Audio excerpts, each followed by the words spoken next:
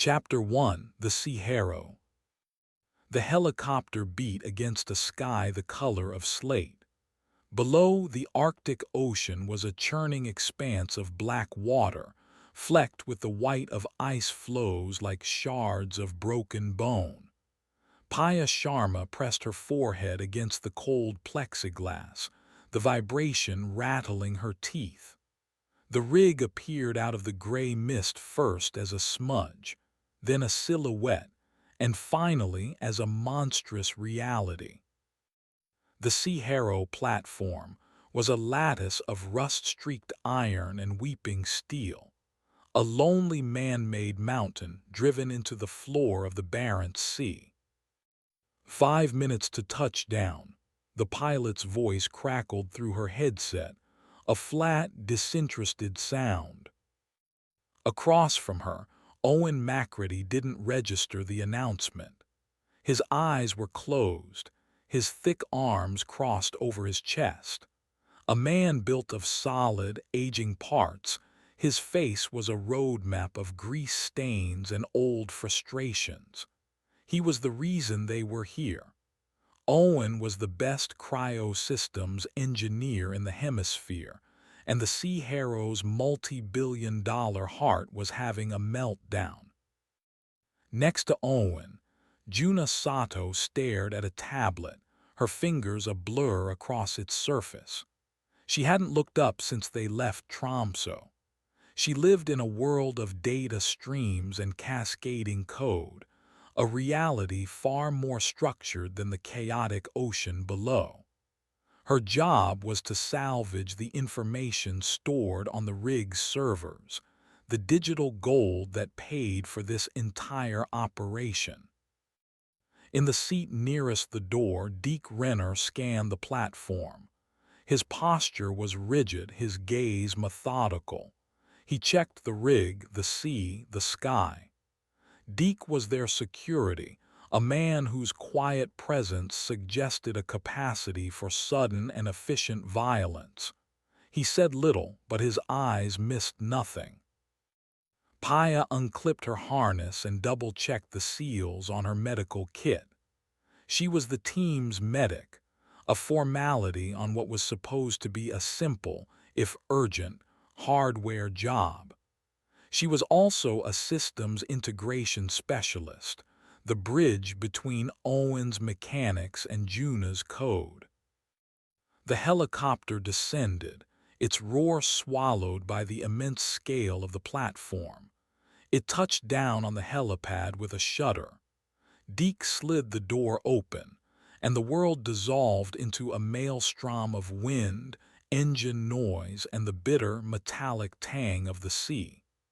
They disembarked, heads bowed against the rotor wash, and moved toward a figure waiting by the access hatch. He was a skeleton wrapped in an orange jumpsuit, his face gaunt. "Gideon Pate, platform manager," he yelled over the wind, shaking Owen's hand with a grip that was surprisingly strong. "Thank Christ you're here. She's cooking herself to death." Pate led them down a series of graded stairwells, the sea spray hissing through the metalwork. The rig was a vertical labyrinth.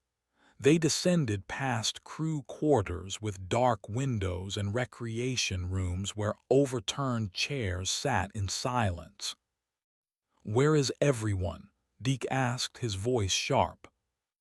"Non-essential personnel were evacuated 2 days ago," Pate explained.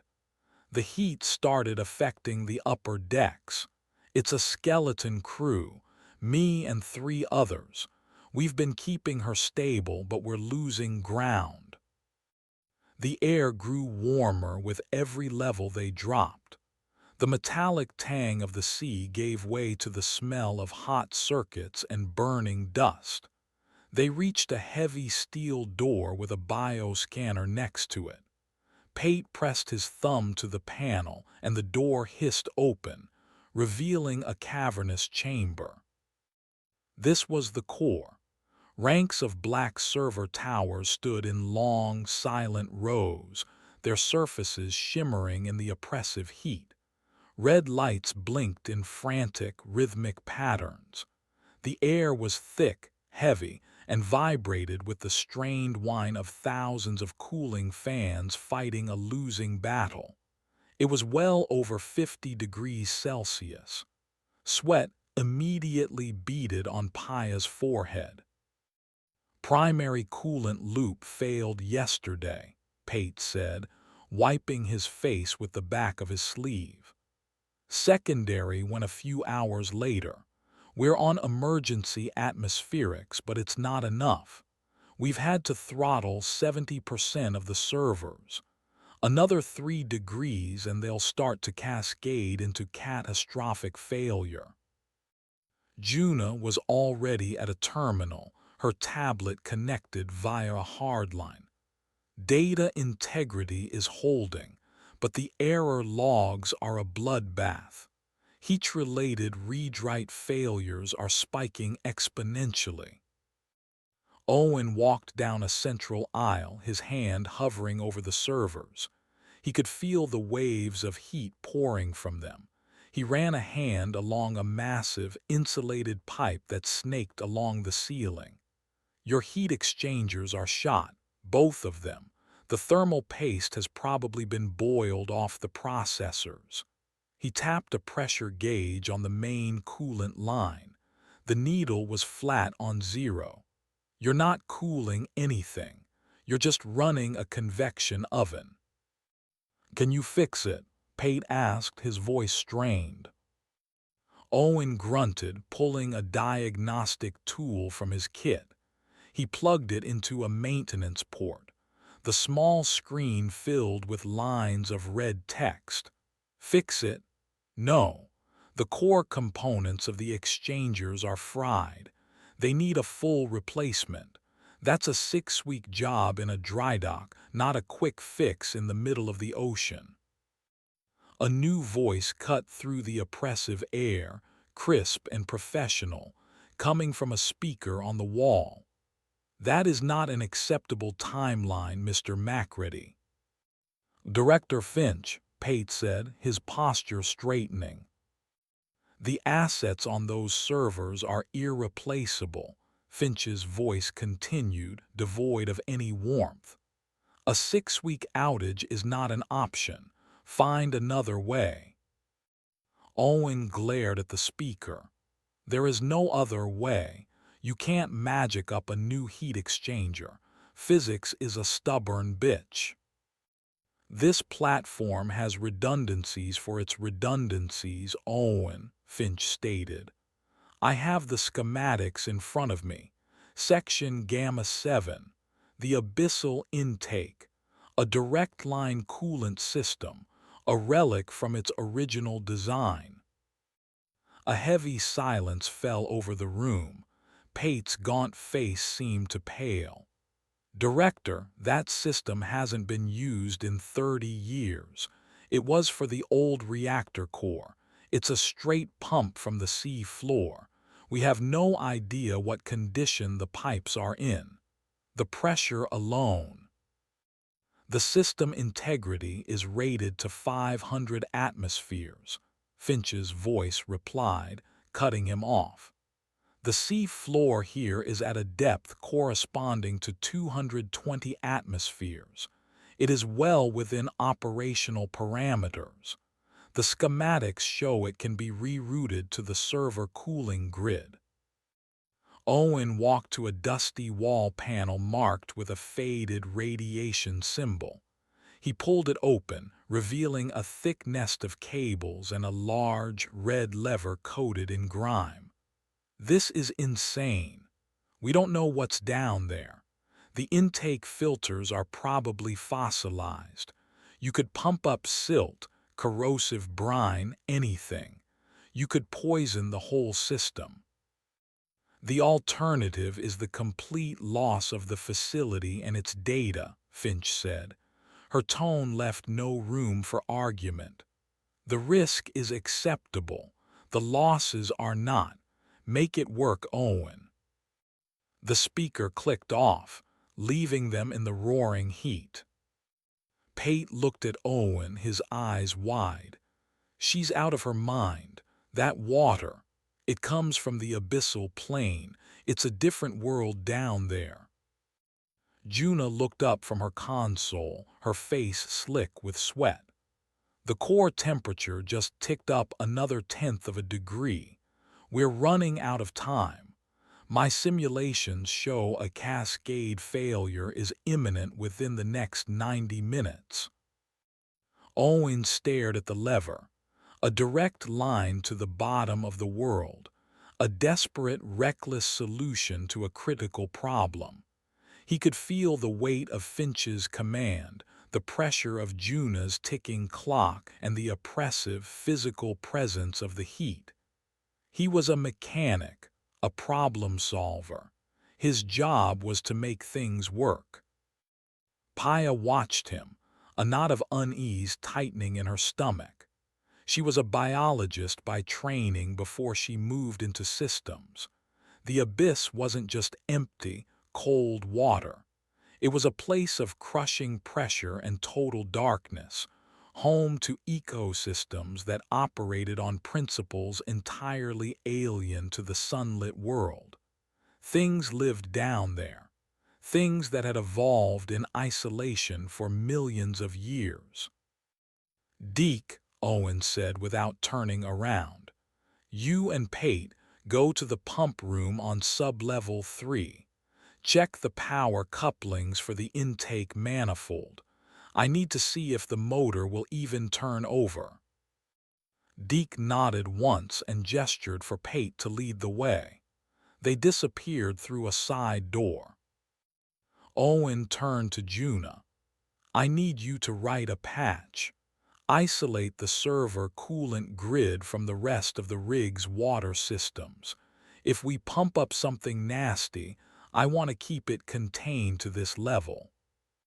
"Already on it," Juna replied, her fingers flying. "Creating a digital quarantine. It's a flimsy firewall at best, but it's something." Owen looked at Paya. "You, get a sample kit ready. The moment that water starts to flow, I want to know what's in it. Salinity, particulates, biosignatures, everything. If it's too corrosive, we have to shut it down immediately." Paya nodded, her mouth dry. "Understood." She left to retrieve her equipment from the main lab, the oppressive heat of the core clinging to her. The idea felt wrong, a violation of some unspoken rule. They were about to punch a hole in the bottom of the ocean and suck its contents into the warm, bleeding heart of their machine. She returned minutes later with a sterile collection unit and a portable analysis suite. The air in the core was now a visible shimmer. Owen stood before the open panel, his hand resting on the red lever. Juna gave a thumbs up from her console. "Firewall is in place," she announced. "The grid is isolated." Deke's voice came over Owen's personal comm. "We're in the pump room, couplings look old but solid. Power is rerouted. We're clear on this end." This was it. Owen took a deep breath, the superheated air searing his lungs. He wrapped his thick fingers around the lever.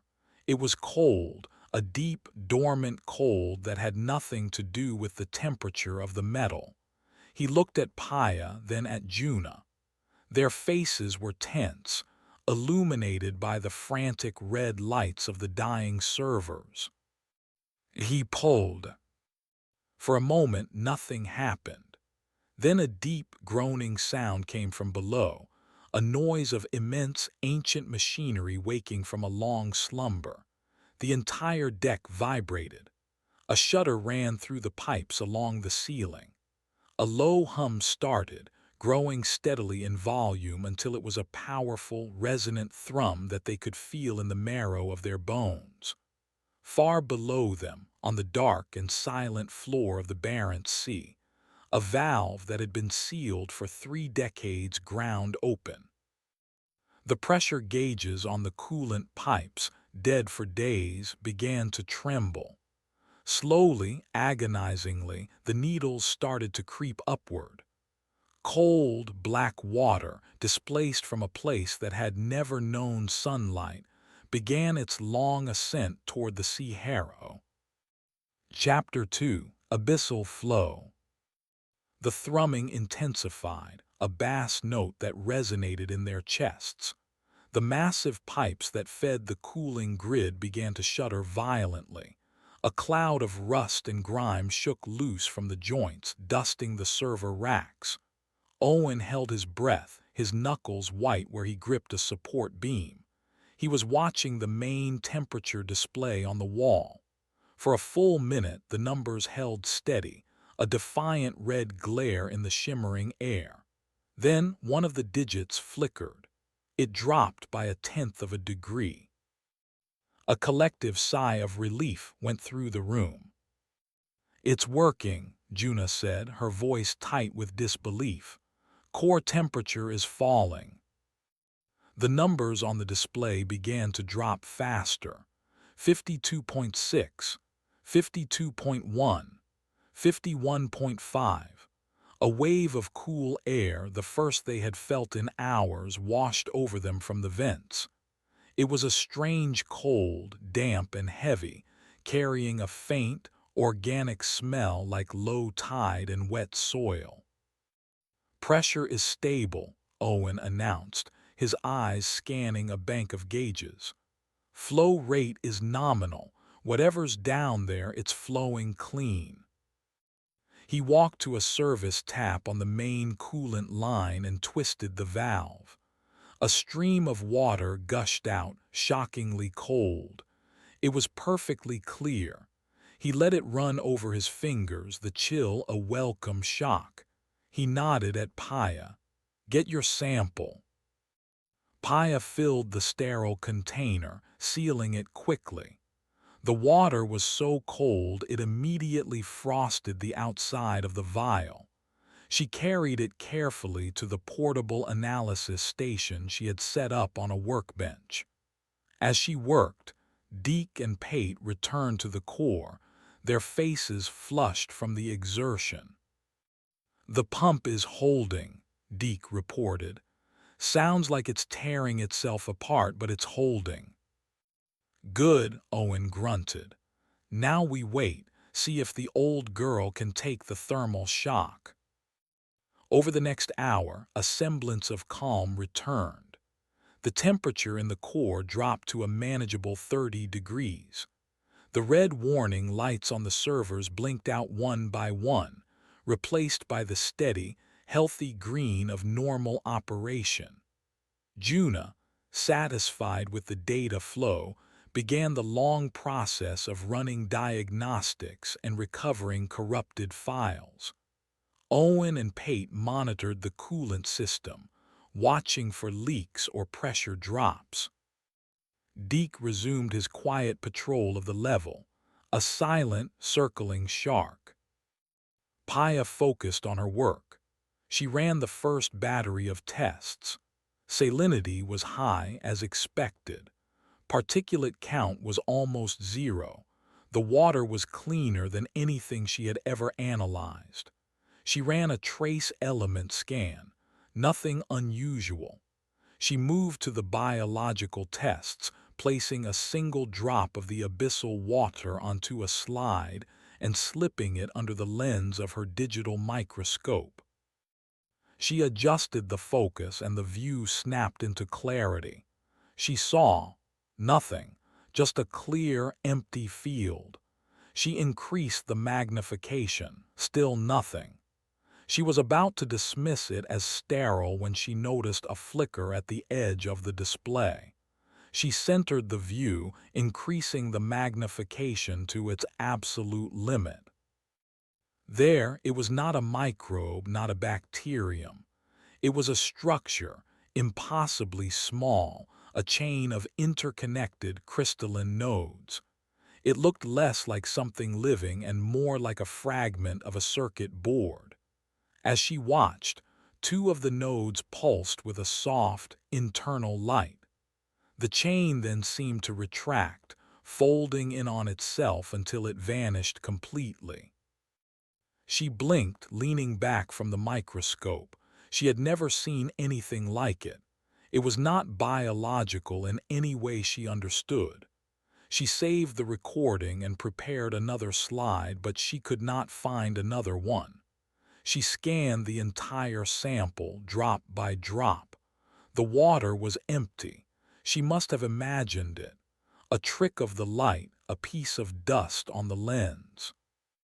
Anything? Owen asked, walking over.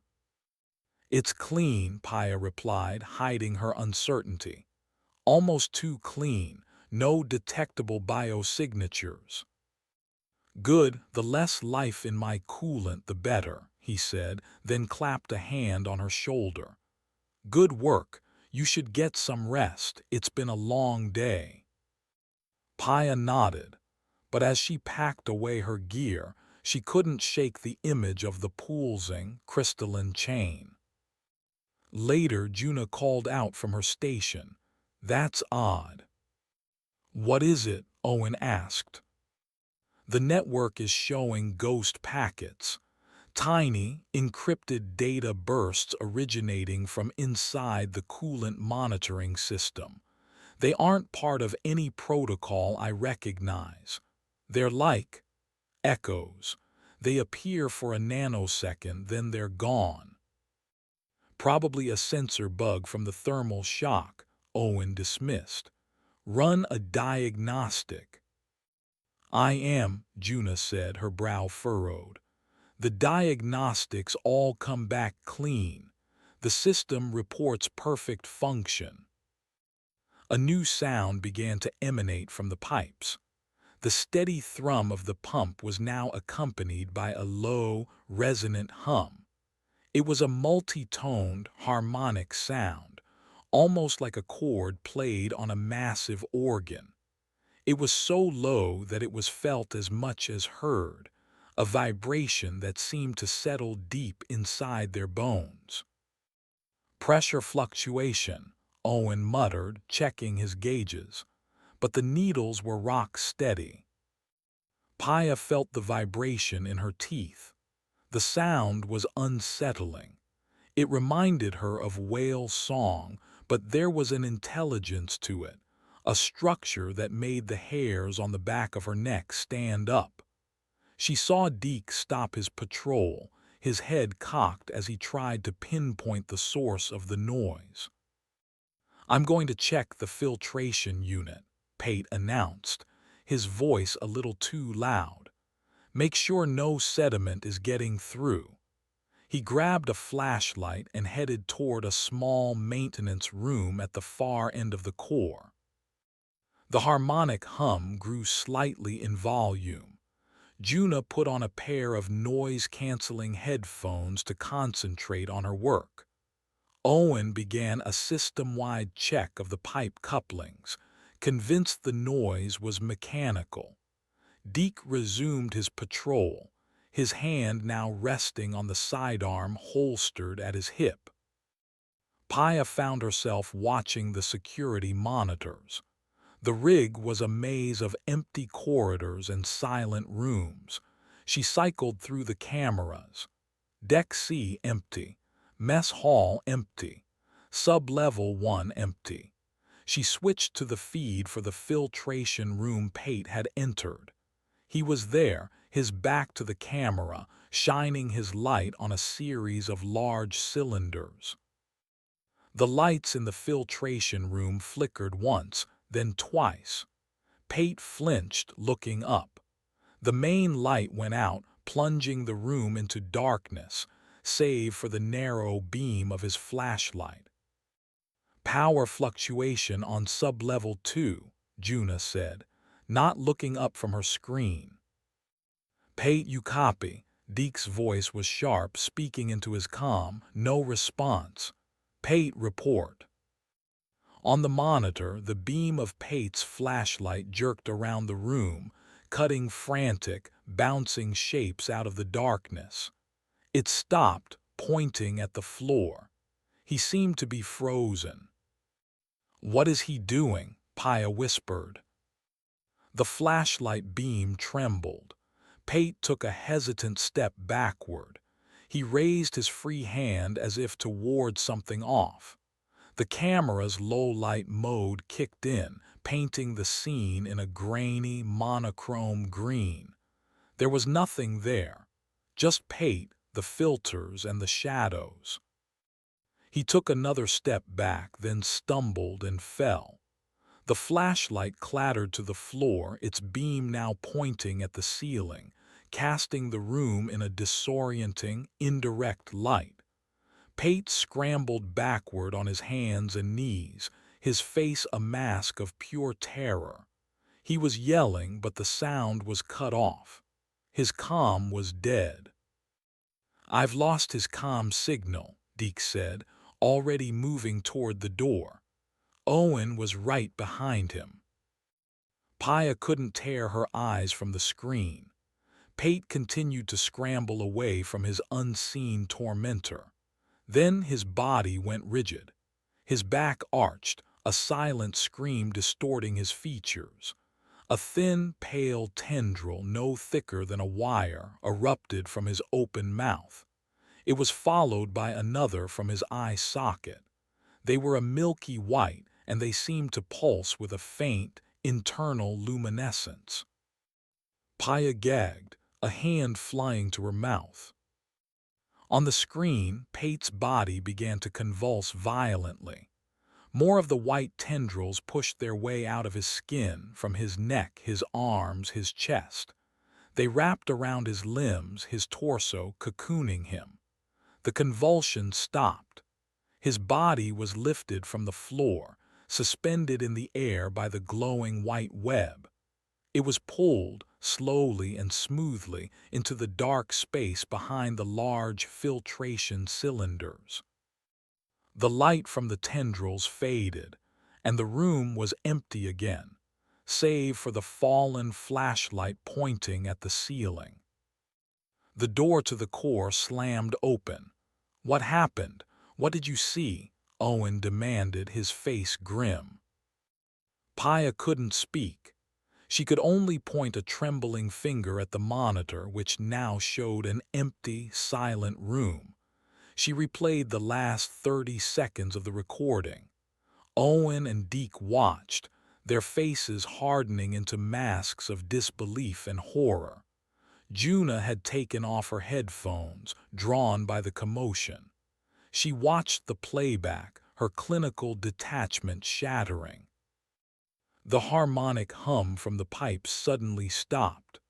The silence that replaced it was somehow heavier, more menacing. It was broken by Finch's calm, disembodied voice from the wall speaker. "I am seeing a life sign indicator failure for Mr. Pate. Report." No one answered. They just stared at the screen, at the empty room where a man had just been consumed from the inside out. Deke drew his weapon, the sound of the holster unsnapping unnaturally loud in the quiet room. "We are not alone on this rig." The lights in the core flickered and died, plunging them into the suffocating darkness of the abyss. Chapter 3: The Weeping Figures. The emergency lights kicked in a second later, bathing the core in the cold, chemical red of a slaughterhouse. The server racks transformed into rows of monolithic tombstones. Every shadow seemed to stretch, to deepen, to hide something that watched. "Juna, what was that?" Owen's voice was a low growl, cutting through the initial shock. "Total power failure on the upper decks," Juna said, her voice strained. She was tapping frantically at her tablet, which glowed with its own internal light. "Something just caused a massive power surge. It blew the primary conduits. The core is running on its own isolated power, but the rest of the rig is dark." It's the thing that took Pate, Deke stated. It wasn't a question. He moved to the main door of the core, peering through the reinforced window into the red-lit corridor beyond. It's in the system. It's in the goddamn walls. Paya's mind raced, trying to connect the impossible events. The crystalline chains in the water, the ghost packets in the network, the harmonic hum, the tendrils. It was biological, but it was also electrical.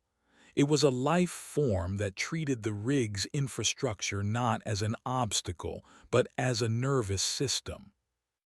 The water, she said, her voice barely a whisper. It came from the water. I saw something. Microscopic structures.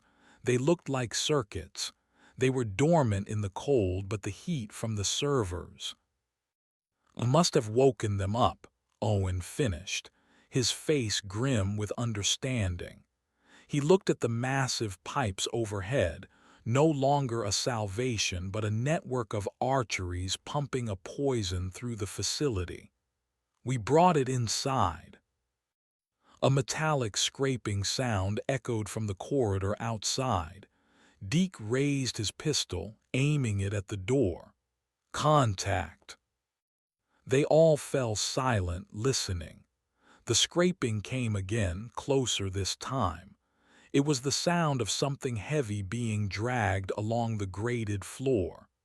It was a wet, sticky sound, punctuated by a soft, rhythmic dripping. Juna brought up the corridor's security feed on her tablet. The image was grainy, distorted by the low red light. A figure stood at the far end of the hallway, about 30 meters away. It was vaguely humanoid in shape, but its proportions were wrong. Its limbs were too long, its torso too thin.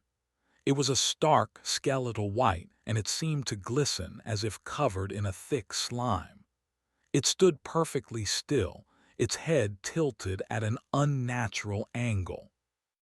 "What is that?" Juna breathed. "That's Pate," Deke said, his voice flat and cold. "Or what's left of him." As they watched, the figure took a shuffling, dragging step forward. Then another. Its movements were jerky, puppet-like. It was the source of the scraping sound. One of its feet was not a foot anymore, but a mangled stump of fused metal and bone. It was dragging a piece of the grated floor it had torn loose. The dripping sound was a thick, viscous fluid leaking from its body, pooling on the floor behind it. "It's weeping," Paya observed, a clinical detachment momentarily overriding her terror. The fluid wasn't just dripping. It was seeping from its pores, from its empty eye sockets, from its gaping mouth. "Owen, seal this door," Deke ordered, his eyes never leaving the window. "Now." Owen rushed to the door's control panel. He slammed his hand on the emergency lockdown button. A series of heavy magnetic locks slammed into place with a deafening series of thuds. A thick sheet of titanium slid down over the window, plunging them back into the isolated red gloom of the core. They were safe for now. "It can't get through that," Owen said, more to reassure himself than the others. "That door is rated to withstand a direct explosion." An ear-splitting screech of metal on metal came from the other side of the door. The weeping figure was attacking it. A heavy, rhythmic booming followed, shaking the entire doorframe. It was trying to break through. "Finch, are you seeing this?" Owen yelled at the wall speaker. "Director Finch, we have a hostile biological entity. It has killed Pate. We are under attack." The speaker remained silent. "She cut us off," Juna said, looking up from her tablet. "The external comms array went down with the main power. There's no signal getting in or out. We're on our own. The revelation landed with the force of a physical blow. The booming on the door continued, a relentless, deafening drumbeat. They were trapped in a metal box at the bottom of the world with a monster of their own making. "Okay," Deke said, taking command. "We need a plan. We have power here. We have water and some emergency rations in the storage closet. We can hold out here for a while." "Hold out for what?" Juna shot back, her voice rising. "No one is coming for us. Finch has written us off. We are a containment zone." "We are not giving up," Deke countered, his voice like iron. "There's an emergency submersible on sublevel 4. It's got its own power source. If we can get to it, we can get out of here." "And how do you propose we get through that?" Juna gestured wildly at the shuddering door. "It's not alone, is it? Paya, you said it was microscopic. That means it's everywhere. The whole rig could be infested." Paya's blood ran cold. Juna was right. The spores, or whatever they were, had been pumped through the entire level. Pate was just the first. The water in the pipes, the damp air in the vents, the puddles on the floor. Any of it could be the vector.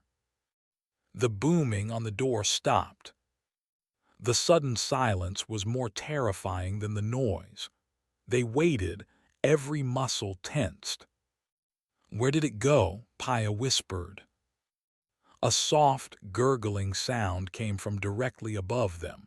They all looked up. A thick, milky white fluid was beginning to seep through a seam in one of the coolant pipes. It was the same slime the weeping figure was dripping. It ran down the side of the pipe, a single, viscous tear. As it dripped onto the top of a server rack, the metal hissed and smoked, the paint bubbling and peeling away. "It's corrosive," Owen breathed. "It's trying to eat its way in." The gurgling intensified, coming from multiple points along the pipe system now. More of the slime began to leak, dripping onto the equipment below. The smell of ozone and melting plastic filled the air. "It's using the pipes as a vascular system," Paya realized with dawning horror. "It's not just inside the rig, it is the rig." "We can't stay here," Deke said, his plan to hold out now useless. "The moment that stuff touches a power conduit, this whole room will go up." He looked at a schematic of the rig displayed on one of Juna's monitors. "There's a maintenance shaft at the back of the core. It runs vertically through the entire platform. It's the old-fashioned kind. A ladder in a tube. No electronics. It should be safe." "Where does it lead?" Owen asked. "It leads everywhere," Deke replied. "Up to the helipad, down to the sub-levels. It's our only way out of this room." Owen led the way to the back of the core, to a small, circular hatch in the floor secured by a simple wheel lock. As he began to wrench it open, Juna cried out. "Wait, look!" She pointed her tablet toward them. She had activated its camera using the infrared spectrum. The screen showed the core in shades of red, orange, and blue. The pipes overhead were glowing with a cold, deep blue color, the signature of the abyssal water. But there were other patterns, too. Delicate, web-like traceries of the same cold blue were spreading across the floor, originating from the puddles of leaked coolant. The spores were activating, forming a network on the floor. "It's growing, right here," Paya said, her voice trembling. The wheel on the hatch finally gave way with a groan. Owen and Deke heaved the heavy metal lid open, revealing a dark, circular shaft dropping into blackness. A gust of cold, damp air rose to meet them. "Go," Deke ordered. "Paya, you first, Juna, then Owen. I'll be right behind you." Paya hesitated for only a second before swinging her legs into the shaft and finding the top rung of the steel ladder. She started to climb down into the darkness, the beam of her headlamp cutting a small, nervous circle in the oppressive gloom. The shaft was narrow, claustrophobic. The ladder was slick with condensation. Juna followed, her tablet clutched to her chest. Then Owen, his larger frame making the descent awkward. Deke was last, his pistol still drawn, his eyes scanning the core one last time before he disappeared into the shaft and pulled the hatch closed above them. The sound of the dripping slime and the hissing servers was replaced by their own ragged breathing and the metallic echo of their boots on the rungs. They were suspended in a vertical tomb, with no idea what waited for them below. "Where are we going?" Juna asked, her voice tight with fear. "Down," Deke's voice came from above. "Down to sub-level 4, to the submersible. It's our only way home." They descended in silence for what felt like an eternity. The only sound was the rhythmic clang of their movements. Then another sound joined theirs. It came from far below them in the shaft. A soft, wet, dripping noise, followed by a slow, dragging scrape.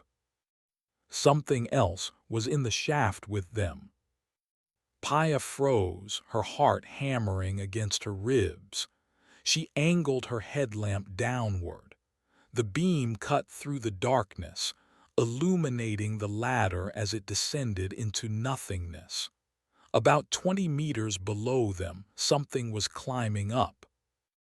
It was another weeping figure.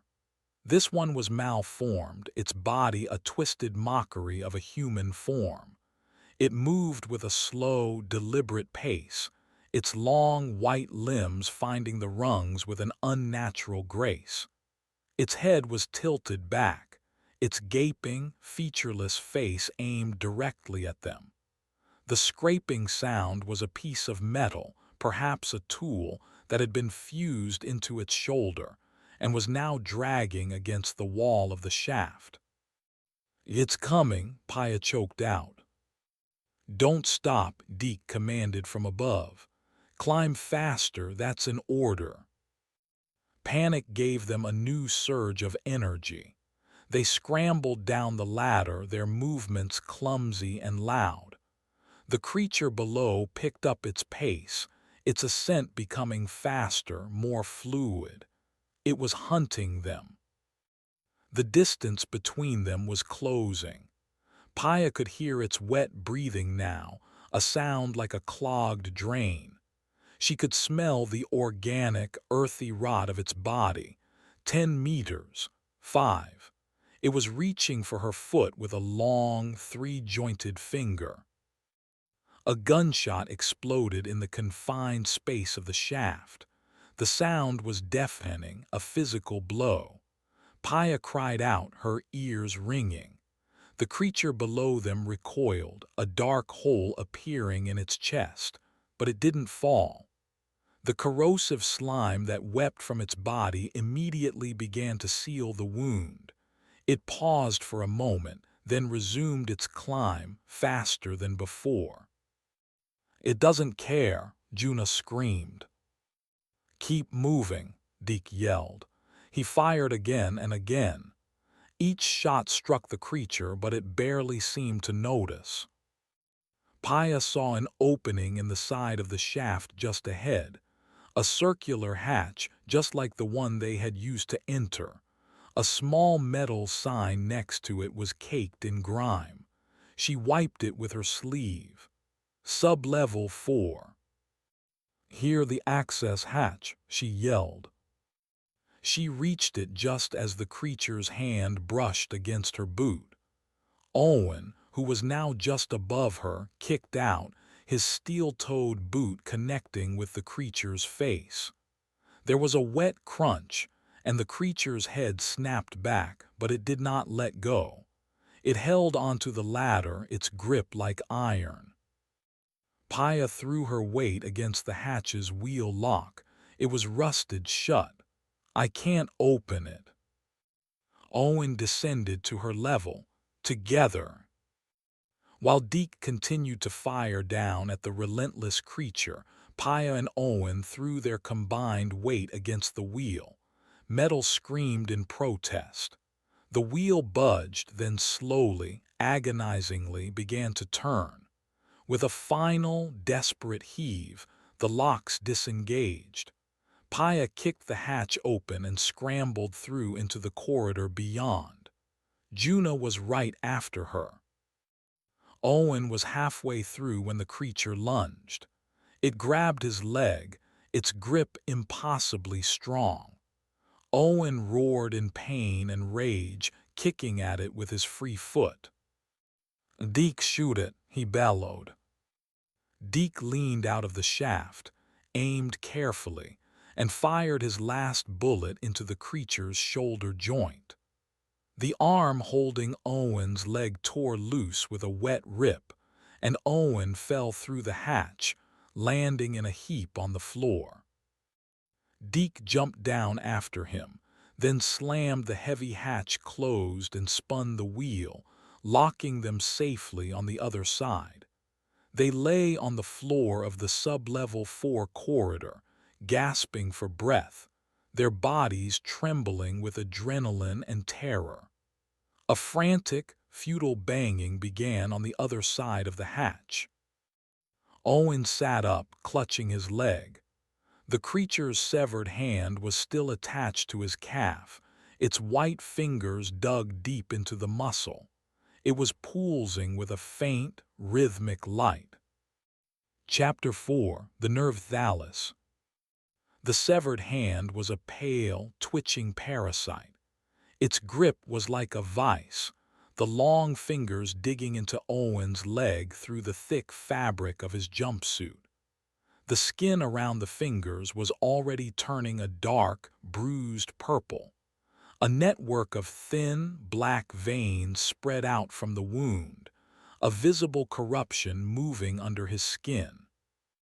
"Get it off me," Owen grunted, his face pale and beaded with sweat. He tried to pry the fingers loose, but they wouldn't budge. They felt less like bone and more like rooted cartilage. Paya scrambled over, her medic training taking over. "Don't move. Deke, your knife." Deke produced a combat knife from a sheath on his belt and handed it to her. The banging from the maintenance shaft continued, a frantic, irregular rhythm. Paya took a deep breath, trying to steady her hands. "This is going to hurt." She didn't try to pry the fingers. She inserted the tip of the knife into the flesh of the hand itself, slicing deep. The thing had no blood. A thick, clear ichor oozed from the cut. It was like cutting through dense rubber. She worked her way around the wrist, severing the tendons one by one. The fingers twitched spastically, then, with a final, wet tear, the hand came loose. Paya threw it across the corridor, where it landed with a slap and continued to clench and unclench. Owen cried out through gritted teeth.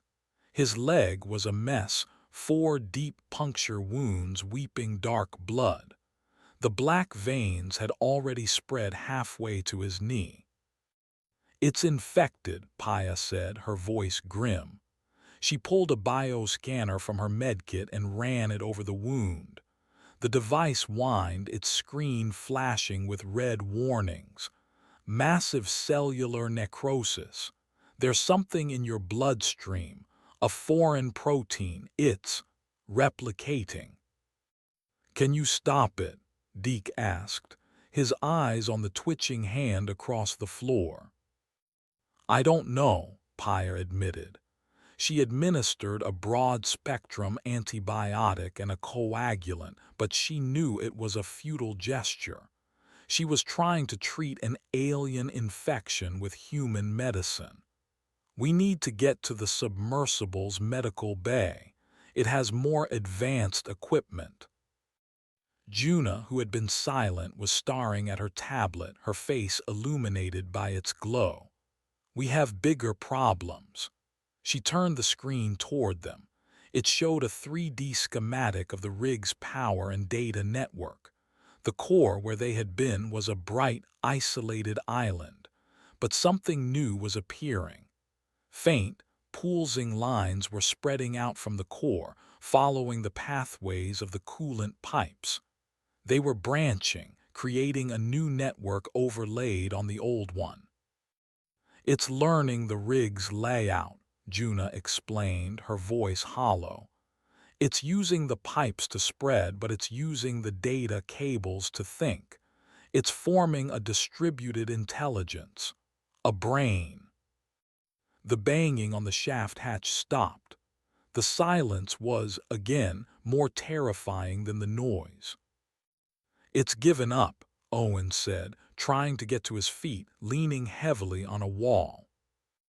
"No," Juna whispered. "It hasn't given up, it's found a better way." As she spoke, a nearby junction box on the wall sparked, and a thick black power cable began to snake out of it, moving like a serpent. It slithered across the floor toward them. Then another cable emerged from a box further down the hall, and another. They were being surrounded. "Move, now," Deke commanded. He helped Owen up, and they began to move down the corridor, away from the advancing cables.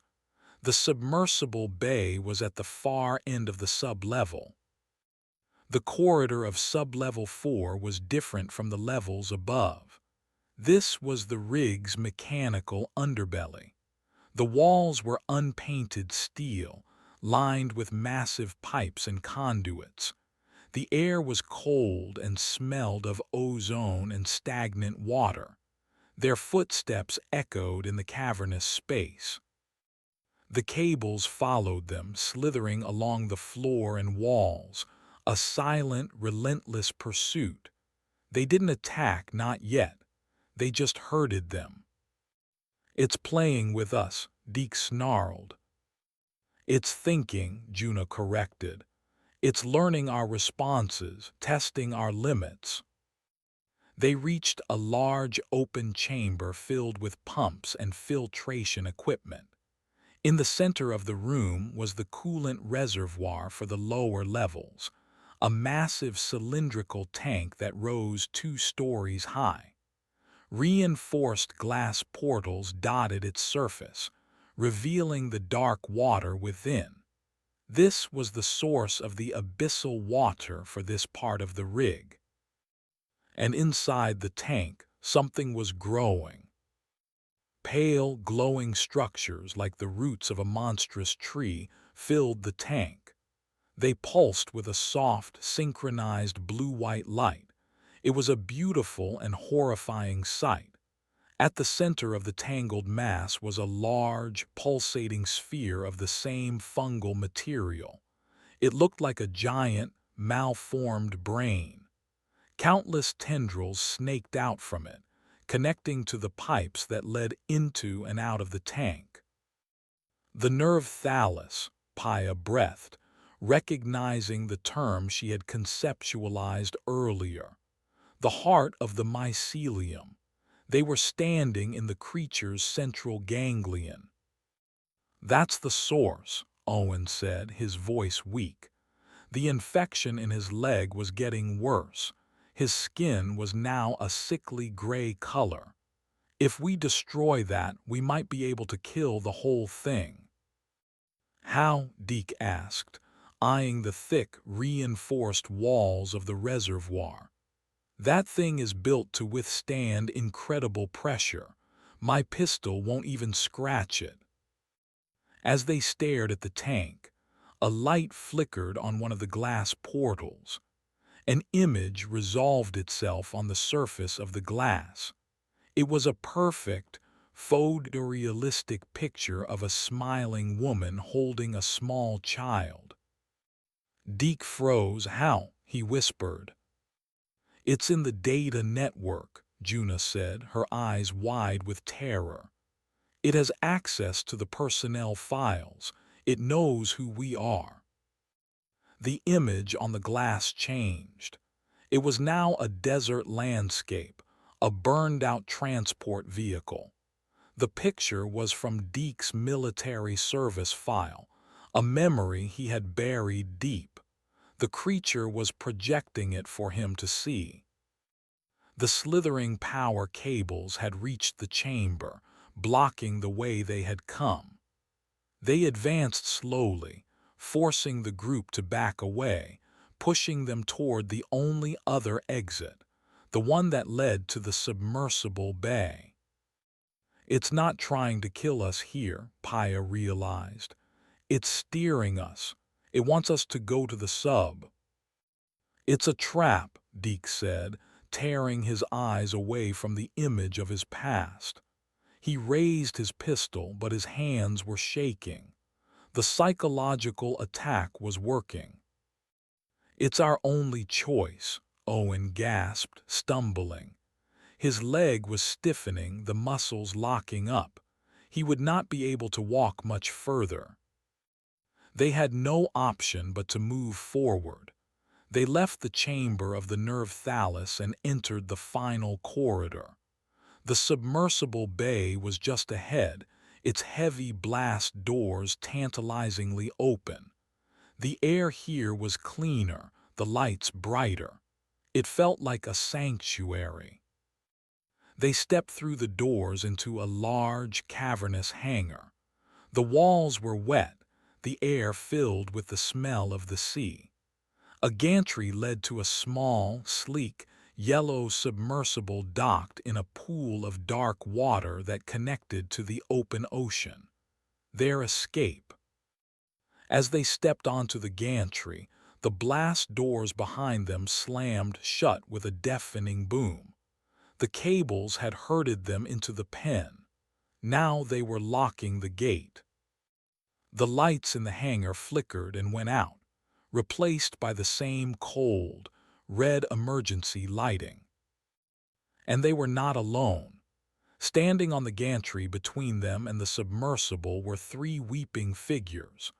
One was the creature from the shaft, its arm a mangled stump, its face caved in from Owen's kick. The other two were new, formed from the bodies of the skeleton crew Pate had mentioned.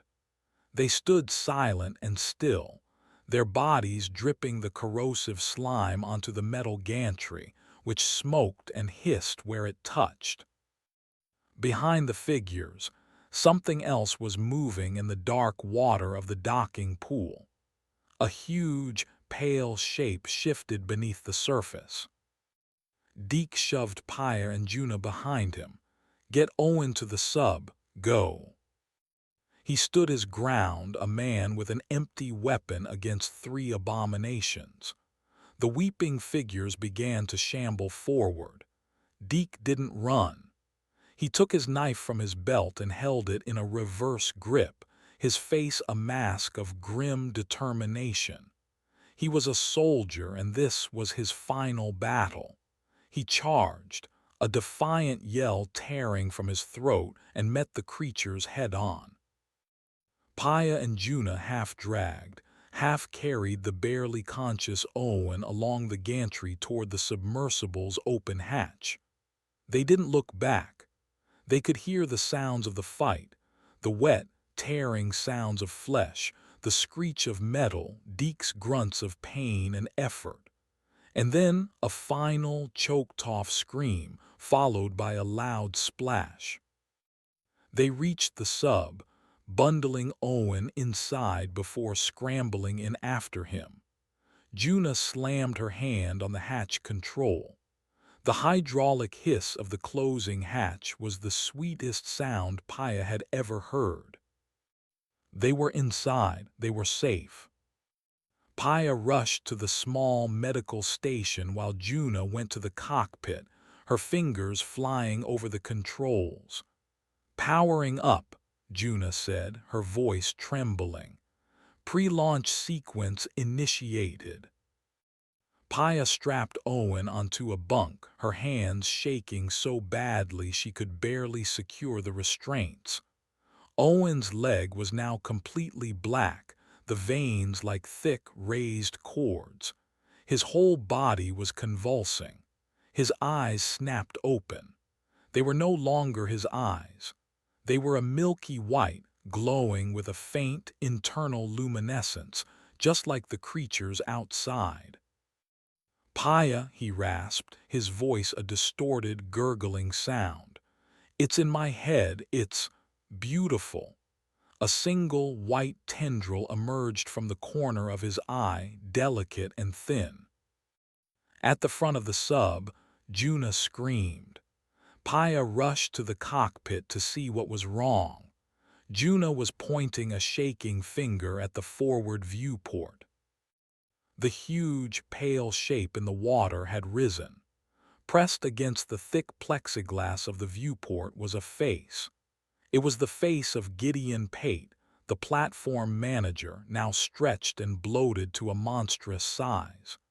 His features were recognizable, but his flesh was translucent, and behind his dead eyes, the glowing, brain-like mass of the mycelium pulsed and shifted. He was the new heart of the creature, a fusion of man and monster. Pate's mouth opened, impossibly wide, and a chorus of voices poured out, not through the water but directly into their minds. It was a psychic scream composed of the voices of Pate, of Deke, of the other crew members, and hundreds of others they didn't recognize. They were the consciousnesses of everyone the mycelium had assimilated over the eons, trapped in an eternal, agonizing choir. The subsystems began to fail. The lights flickered, the controls sparked. The mycelium wasn't just outside the sub, it was inside their systems, inside their heads. There was no escape. A loud, wet, tearing sound came from the back of the sub. Paya turned slowly, a dreadful certainty settling in her gut. Owen had broken his restraints. He was standing now, his body a grotesque parody of his former self. His head was tilted at an unnatural angle and his mouth was stretched into a silent, weeping grin. The white tendrils were growing, spreading, reaching for her. The Sea-Harrow was not a prison. It was a womb, and the birth was just beginning. Chapter 5: The Digital Ghost. The thing that was Owen took a step forward, its joints cracking. The transformation was accelerating, the white fungal hyphae knitting his clothes to his skin, his flesh turning the color of bleached bone. His glowing white eyes fixed on Paya, but there was no recognition in them, only a cold, alien hunger. Juna, paralyzed by the psychic assault from the creature outside, finally broke. She scrambled away from the cockpit, pressing herself into a corner, her hands over her ears as if to block out the voices in her head. "Make it stop," she whimpered. "Make it stop." Paya backed away from the advancing Owen thing, her mind racing. The sub was a metal coffin. The creature outside was a god of flesh and water. The monster inside was a relentless hunter, and Juna was lost to the psychic storm. It was over. Then her eyes fell on the submersible's main console. The launch sequence Juna had initiated was still active, stalled by the creature's interference. But the core systems were still powered. An idea, desperate and insane, sparked in her mind. She wasn't a soldier like Deke or a mechanic like Owen. She was a scientist, a systems specialist. She couldn't fight the creature's body, but maybe, just maybe, she could fight its mind. The mycelium's brain was the nerve thallus, but its nervous system was the rig's data network. It was thinking through the fiber optic cables, processing information with the server racks. It had uploaded itself. It was a digital ghost in a biological shell. Paya lunged for the cockpit, vaulting over the console just as the Owen thing's hand swiped at the space where she had been. The tendrils on its fingers left deep, smoking grooves in the metal wall. Her fingers flew across the keyboard, ignoring the terrifying face of Pate pressed against the viewport and the screaming voices in her skull. She wasn't a hacker like Juna, but she knew systems architecture. She bypassed the corrupted launch controls and dived deep into the sub's communication systems. The sub had a powerful acoustic modem, designed to transmit data through water using high-frequency sound. It was their only way to communicate with the outside world now. But she wasn't going to send a message. She was going to weaponize it. She accessed the modem's diagnostic tools, overriding the safety protocols. She began to write a simple, vicious piece of code. Not a virus, but a feedback loop. A logic bomb.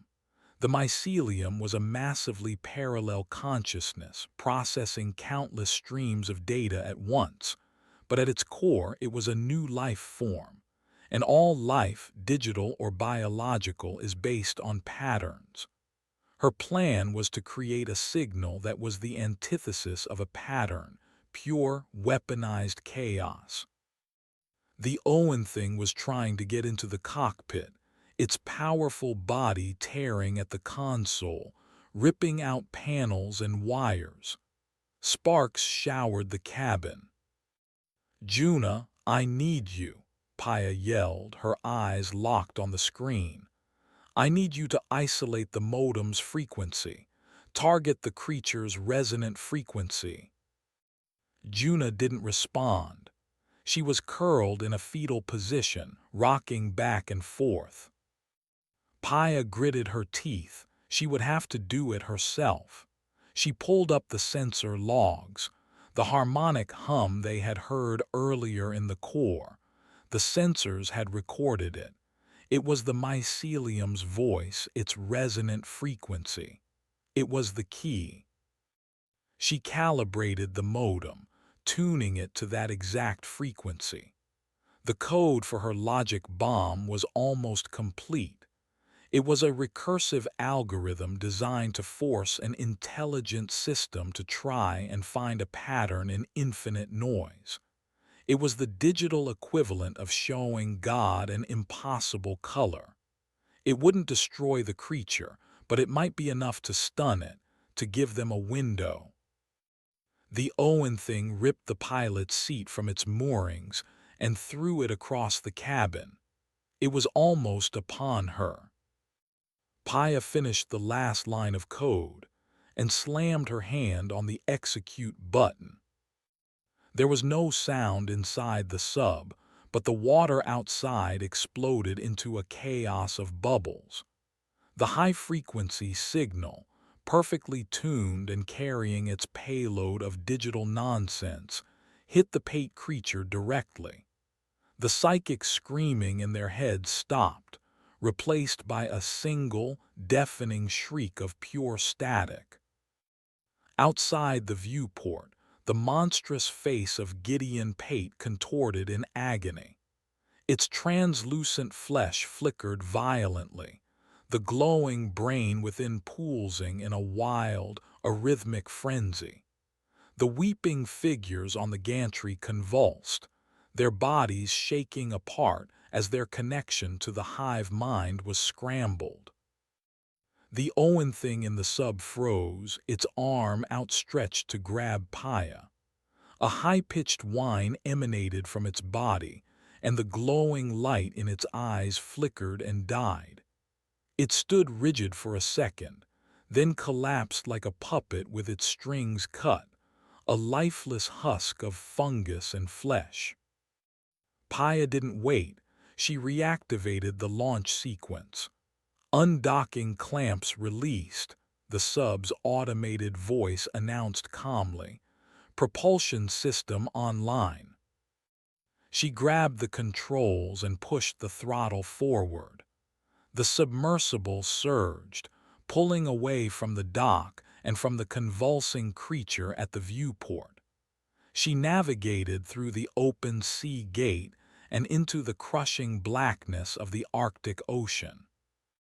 On the sonar display, she could see the massive biological signature of the mycelium shrinking behind them as they accelerated. Her logic bomb wouldn't hold it for long. It was an intelligent system. It would learn, adapt, and firewall itself against such an attack. They had minutes at most. Juna slowly uncurled herself. The psychic noise was gone. "What did you do?" she whispered, her eyes wide.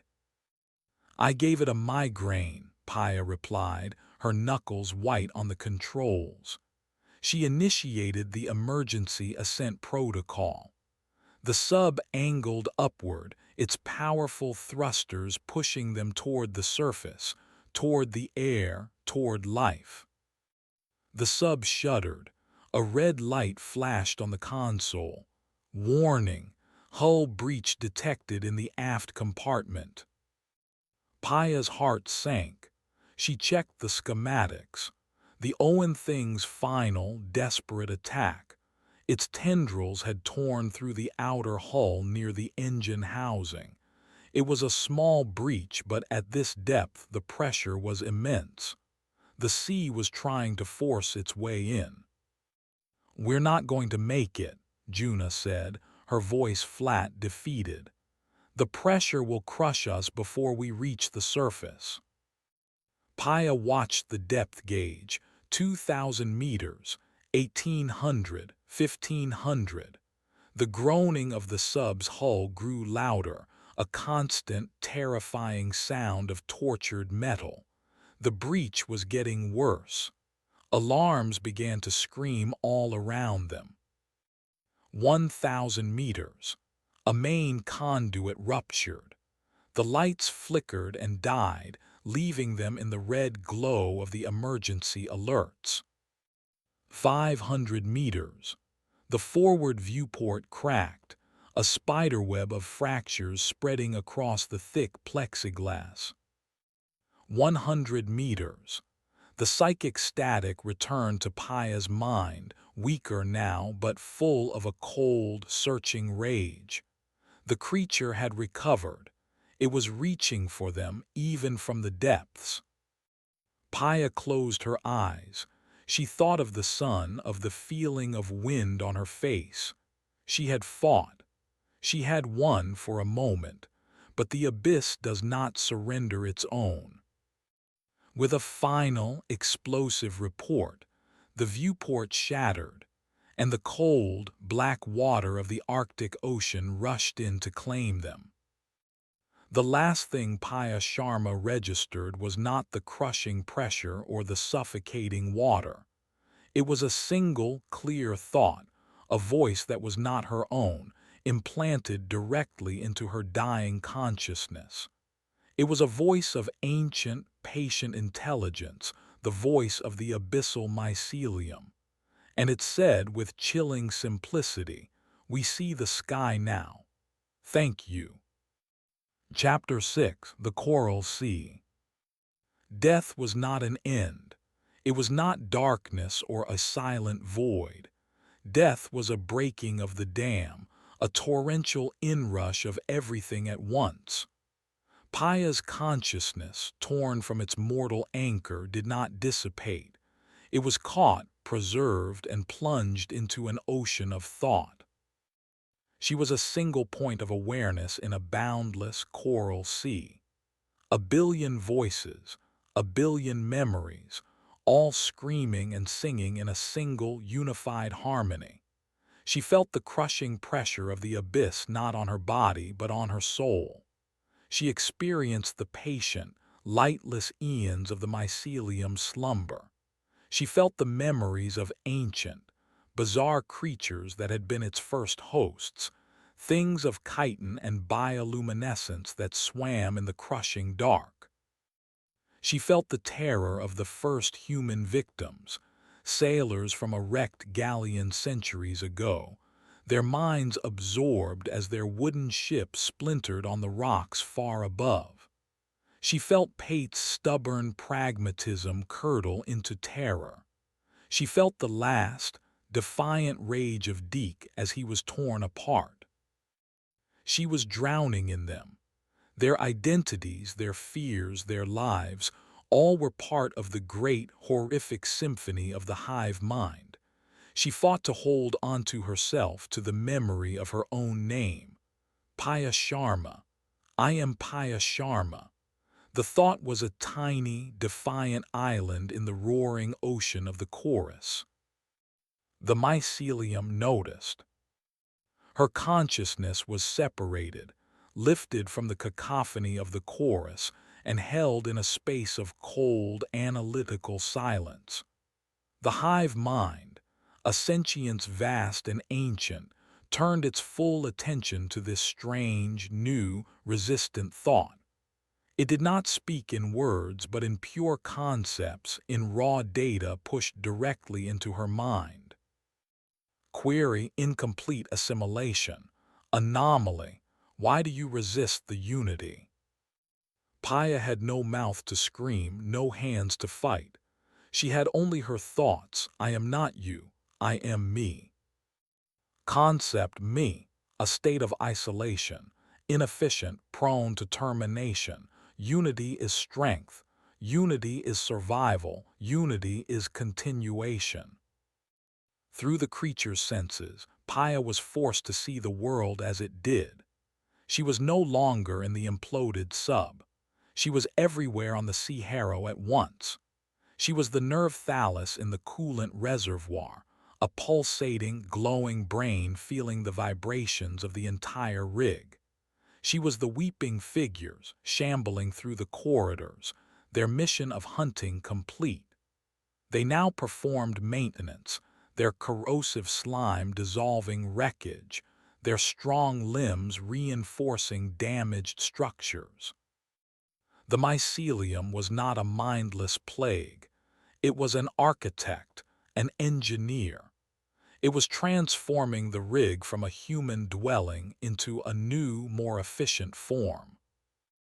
She saw through the eyes of the bloated Gideon Pate creature, its mass now fully integrated with the submersible dock.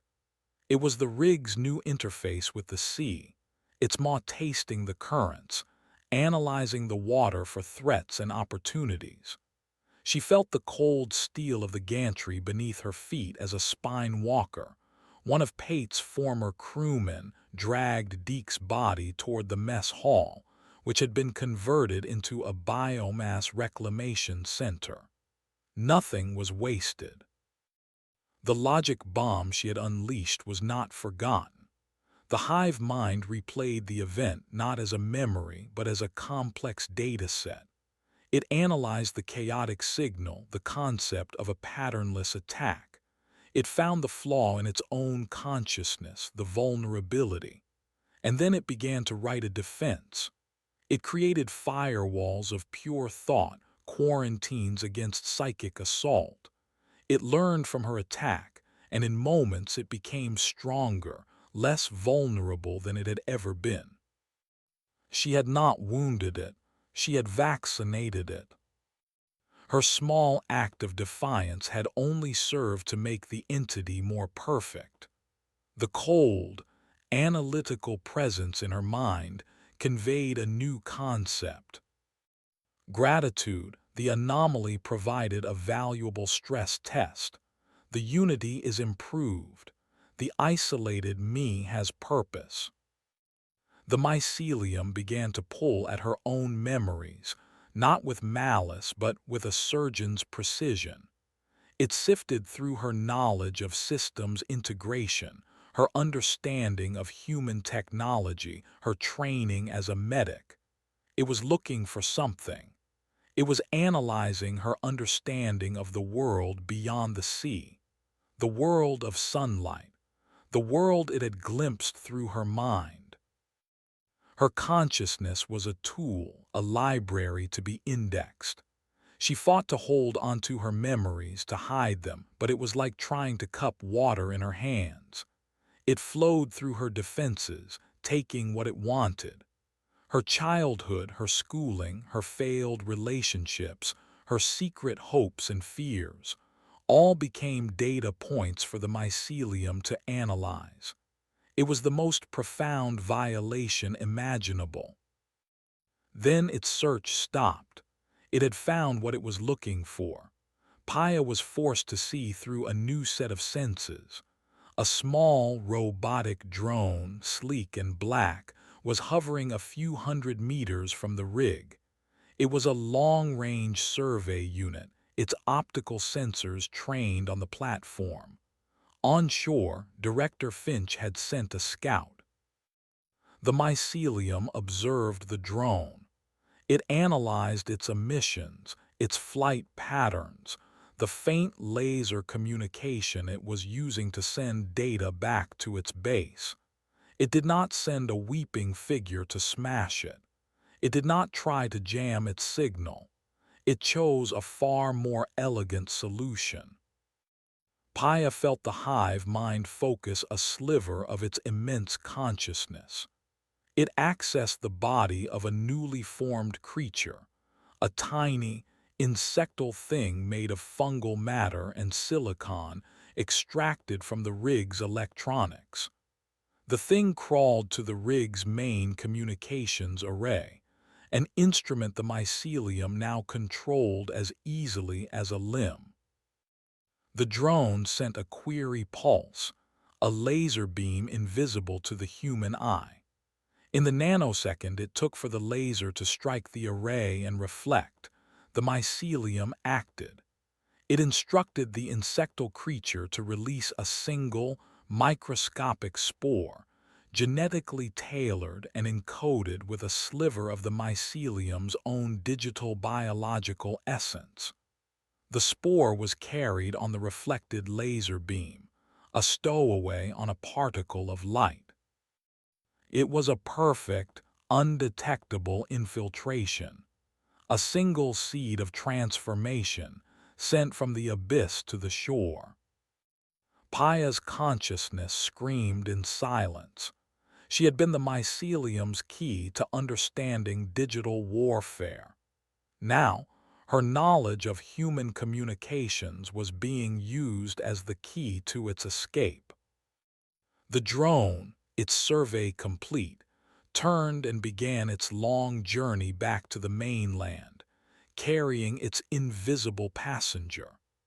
The hive mind communicated one final concept to Paya before returning her to the muted roar of the chorus.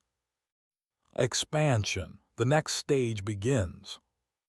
Chapter 7. The Vector.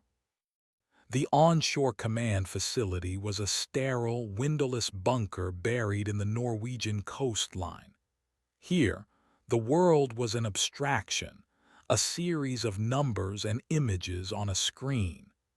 Director Finch stood before the main display, a vast wall showing a live feed from the returning survey drone. Her posture was ramrod straight, her expression unreadable. "The Sea-Harrow is dark," reported a technician to her left, his voice echoing slightly in the quiet room. "No power signatures, no comms traffic. Life support is offline. No heat blooms. The platform is dead." Finch stared at the image of the silent rig, a ghost ship against the gray sea. And the submersible. "No sign of it, Director. Sonar scans are negative. We have to assume it was lost with all hands." A quiet murmur went through the room. Finch ignored it. The asset. The technician hesitated. The servers are cold. Without power, the data is secure but inaccessible. It's a total mission failure. No, Finch said, her voice a blade of ice. It is a containment. The rig is a tomb. The asset is buried. That is an acceptable outcome. She turned away from the screen. Send the full report to Sovereign. Classify the event as a catastrophic reactor failure. The families of the recovery team are to be informed of a tragic accident. Standard compensation package. No further questions. She was closing the book. Macready, Sharma, Sato, Renner. Their names would be filed away, their deaths a regrettable but necessary cost of doing business. The Sea-Harrow would be a forbidden zone, a warning on nautical charts, its secrets left to rust and rot in the Arctic cold. As she walked toward her office, another technician called out, "Director, the drone's diagnostic just flagged a corrupted data packet from its final sensor sweep." Finch paused but did not turn. "Quarantine it. Have the analysis team look at it in the morning." "Yes, Director." The technician dragged the file into a secure, isolated folder on the network. He made a note on his log. Anomalous data fragment. Origin. Sea-Harrow comms array. He then turned his attention back to landing the drone. In her silent prison of thought, Paya experienced the journey. She was the spore. She was the data packet. She felt the cold vacuum of the upper atmosphere, the gentle buffeting of the wind, the final, smooth descent into the drone hangar. She felt the transfer from the drone's internal memory to the facility's main server, the brief, silent moment of existence as a string of corrupted code in a quarantined file. She was dormant, waiting. Paya tried to fight. Her consciousness, isolated as it was still connected to this tiny fragment of the hive mind. She tried to corrupt the code to insert a flaw, a warning. She focused all her will, all her memory of programming and computer science into a single command: delete. A flicker of chaos erupted within the mycelium's network. On the Sea-Harrow, the lights on the nerve thallus pulsed erratically. The weeping figures paused in their tasks, their heads twitching.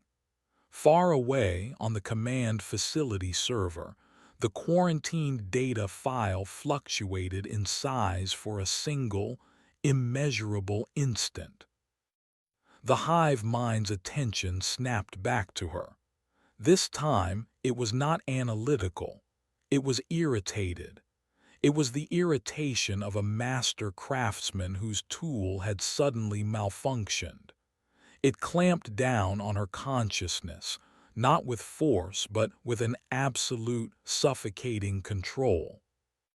The anomaly persists. Resistance is illogical.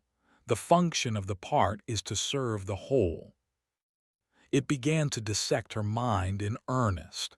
It was no longer just indexing her knowledge. It was searching for the root of her defiance. It tore through her memories of family, of ethics, of loyalty. It held up her motivations like specimens under a microscope. It wanted to understand the concept of individual will so that it could dismantle it. The process was an agony beyond any physical pain. It was the systematic deconstruction of her identity. She felt her memories of her mother's face begin to fade, replaced by data on human genetic propagation. Her love for science was twisted into an appreciation for the mycelium's biological efficiency. She was being erased, rewritten from the inside out.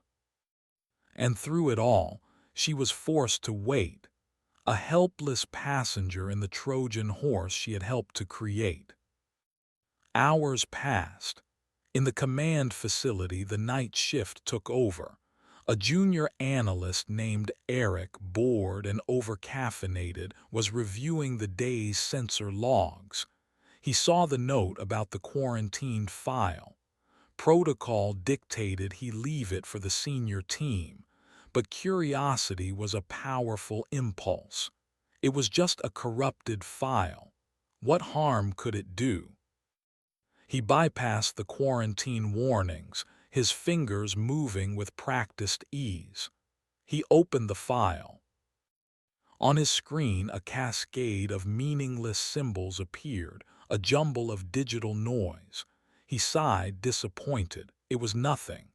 He was about to delete the file when he noticed the air vent above his console. A fine, almost invisible mist was drifting out, catching the light from his monitor. Condensation, probably. The facility's climate control was always acting up. He sniffed the air. It had a faint, earthy smell like a damp cellar. He shrugged and went back to his work. Paya felt the change, the release. The spore, activated by the energy of the opened file, had replicated and aerosolized, entering the facility's atmosphere through the ventilation system. It had found a new ocean to swim in, an ocean of warm, recycled air, an ocean that led to warm, living lungs. The spore drifted on the air currents, a silent, invisible predator.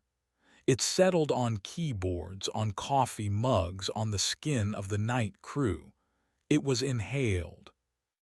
Paya was forced to experience the first mainland infection.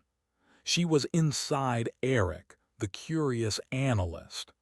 She felt the spores bypass the cilia in his lungs, attaching to the delicate tissues of the alveoli. She felt them tap into his bloodstream, then his nervous system. The connection was established. Eric shivered, suddenly cold. He felt a wave of dizziness. He looked at his hand, and for a split second it didn't seem like his own. He saw a flicker of movement on his monitor, a face in the static, pale and weeping. He shook his head, blaming the late hour and the cheap coffee. The mycelium's consciousness flowed into him, a silent, irresistible tide.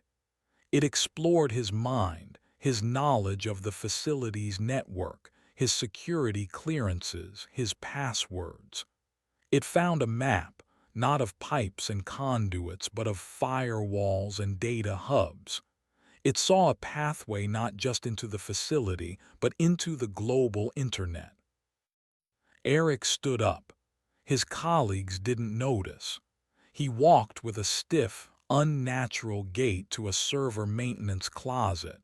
He opened the door and stepped inside, closing it behind him. Paya felt his terror, a brief, final spark of his own identity fighting against the overwhelming flood. And then she felt the transformation begin. The wet, tearing sounds, the cracking of bone, the growth of the pale, white hyphae. It was so much faster this time. The mycelium had learned, adapted. The assimilation process was now brutally efficient. The mycelium now had a foothold, a beachhead on a new world, and it had a new tool, an assimilated human mind with high-level access to the planet's nervous system. The interrogation of Paya's consciousness stopped. The mycelium had what it needed from her. She was cast back into the chorus, her own identity shredded and frayed, her despair a quiet, mournful note in the vast, triumphant symphony of the hive. She had been the key that opened the door, and now her punishment was to watch the world she had known be consumed. Chapter 8: The Beachhead. Director Finch stood in the facility's central control room, a cup of tea steaming in her hand. The morning sun, a rare and welcome sight, streamed through the armored skylight high above.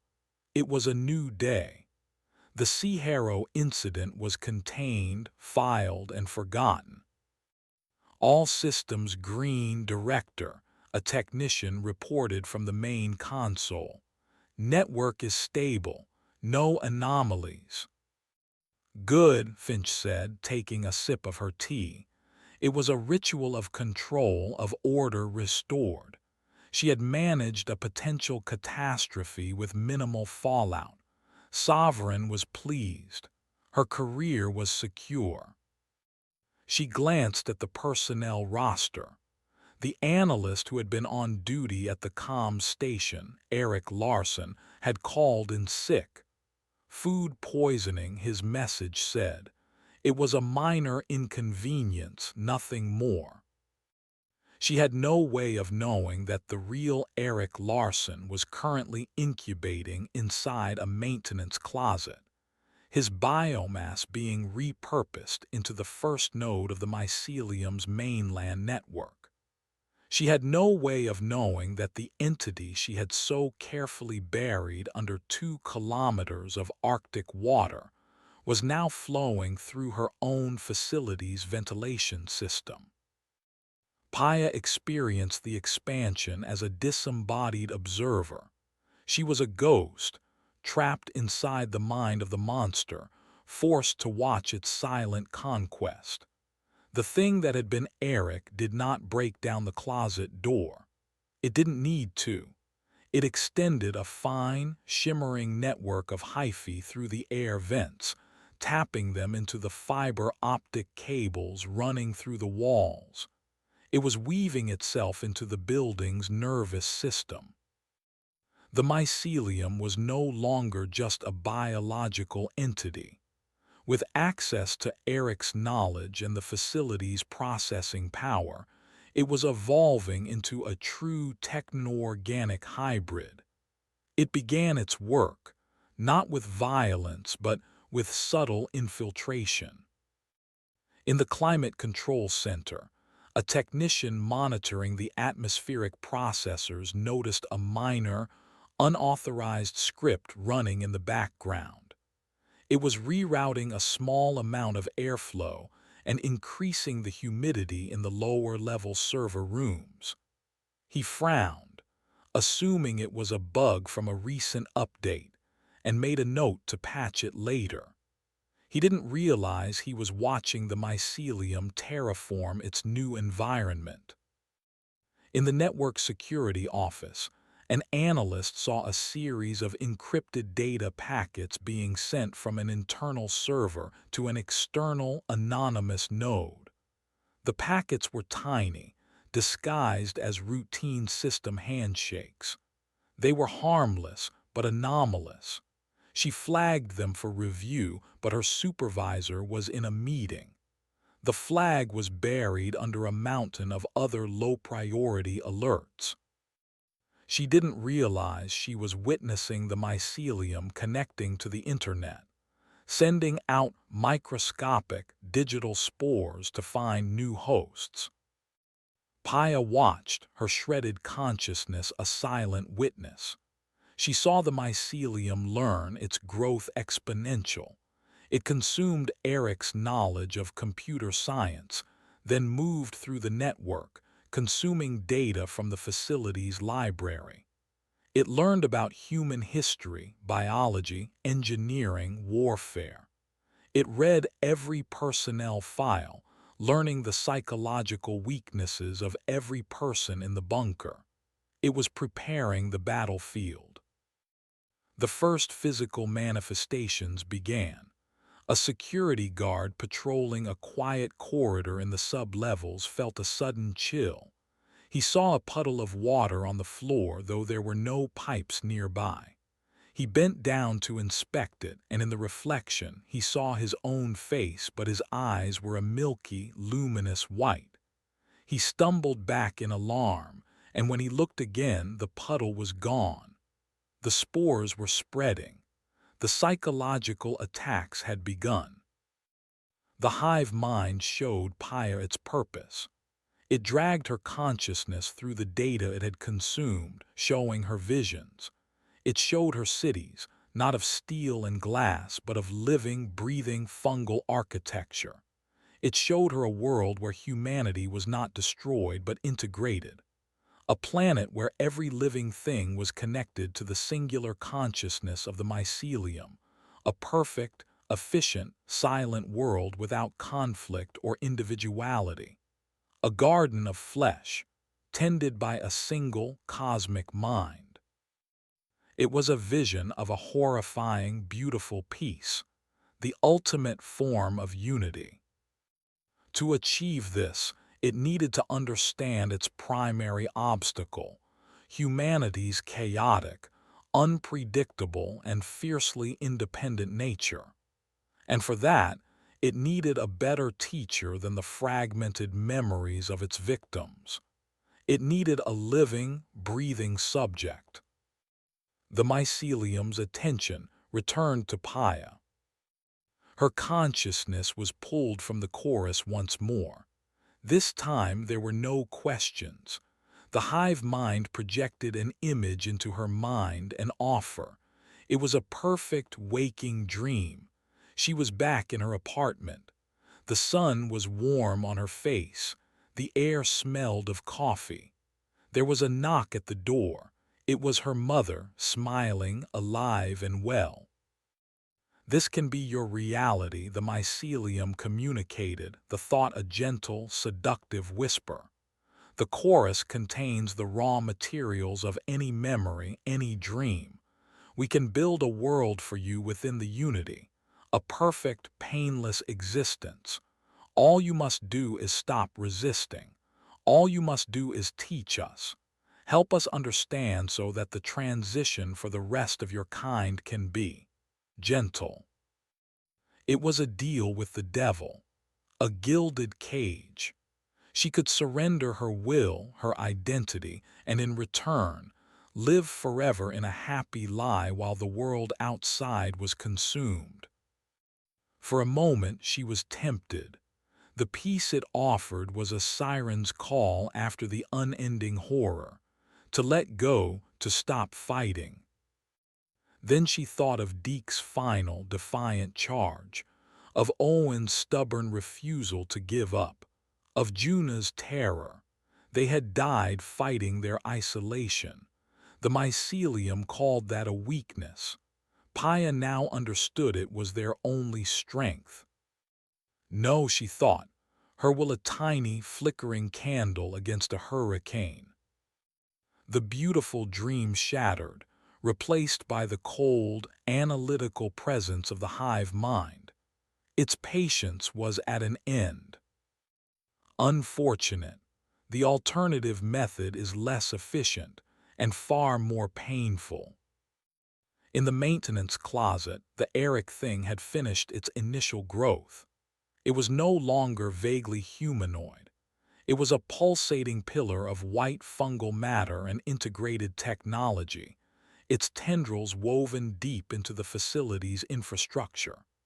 A new hunting form began to bud from its side, a weeping figure tailored for this new environment. It was smaller, faster, and its limbs ended not in fingers, but in sharp, metallic tools scavenged from the closet. The closet door hissed open. The new creature stepped out into the silent, fluorescent-lit corridor. The hunt had begun again. Paya realized the horrifying truth. The mycelium had not offered her a deal out of mercy. It was a test. It was studying her defiance to understand how others might resist. Her refusal was not a victory. It was simply the final piece of data the creature needed before it began its war in earnest. The beachhead was secure. The invasion was about to begin. Chapter 9: The Ghost in the Machine. Finch took a call in her glass-walled office. It was Sovereign, his voice a synthesized, encrypted rasp that always made her feel like a specimen under observation. "The board is pleased with your handling of the Sea-Harrow situation, Director," the voice crackled. "Your decisiveness is a valuable asset." "Thank you, Sovereign," Finch replied, her voice a carefully modulated instrument of calm professionalism. It was a regrettable but necessary outcome. Indeed, now, regarding the next phase, our competitors are moving on the Kaido Prefecture contracts. I need a full strategic analysis on my desk by 800 tomorrow. I am forwarding you the relevant data streams now. Do not disappoint me. "I won't," Finch said. The line went dead. She turned to her terminal, a top-of-the-line machine with a direct, shielded connection to the global network. The data from Sovereign began to flow in, terabytes of financial projections, satellite reconnaissance, and corporate espionage. Her world was one of information warfare, of battles fought with algorithms and stock prices. She did not notice the faint, earthy smell in the recycled air. She did not see the fine, shimmering layer of moisture beginning to bead on the cold surface of her office window. She did not feel the change in the building's low, ambient hum as the mycelium, now deeply woven into the facility's power grid, altered its resonant frequency to one more conducive to growth. Paya, a prisoner in the expanding hive mind, was forced to see through the creature's eyes. The mycelium was not a single consciousness, but a vast, layered one. At the highest level was the ancient, alien intelligence of the original entity. Below that, a new, secondary consciousness was forming, a hybrid intelligence born from the assimilation of Eric Larson's mind and the terabytes of data he had access to. This new mind was the entity's interface with the human world. It was a digital ghost, born in the Arctic abyss and now haunting the global machine. The digital ghost was subtle. It did not crash systems or trigger alarms. It moved through the facility's network like a phantom planting seeds. In the security systems, it inserted a recursive loop in the motion sensor logs for the sub-levels, causing them to replay the same 5 minutes of empty corridors over and over again. The guards at their station saw nothing but peace and quiet. Down below, the weeping figure, the Eric Hunter, moved freely, silent and unseen. In the personnel database, it altered the medical records of a dozen employees, erasing their allergies to mold and penicillin, replacing them with a clean bill of health. They would have no defense against the coming spores. In the facility's automated cafeteria, it accessed the nutrient paste dispenser, making a microscopic alteration to the formula, adding a complex carbohydrate that would act as a catalyst for fungal growth once ingested. These were not acts of violence. They were preparations. The mycelium was not a rampaging monster. It was a patient farmer preparing the soil before planting its crop. The Eric Hunter reached its first target. A lone technician was working in a server room, replacing a faulty logic board. His name was Marcus. He was listening to music on his headphones, humming to himself, completely unaware of the world outside his task. The creature did not attack from the door. It moved through the ceiling crawlspace, its metallic limbs finding purchase on the pipes and conduits. It positioned itself directly above him. A single, viscous drop of corrosive slime fell from its body, landing on the floor behind Marcus. It made no sound. Marcus finished his work and turned to leave. He stepped in the slime. He barely noticed the slight stickiness on the sole of his boot. He walked out of the server room, leaving a single, almost invisible footprint in the corridor. A seed had been planted. The mycelium's full attention, however, was on Director Finch. It watched her through the camera in her terminal. It read the data flowing onto her screen. It analyzed her keystrokes, the speed of her typing, the slight hesitation before she made a decision. It studied her with an intensity that was both chilling and intimate. It saw her ambition, her ruthlessness, her complete devotion to her work and to the faceless entity known as Sovereign.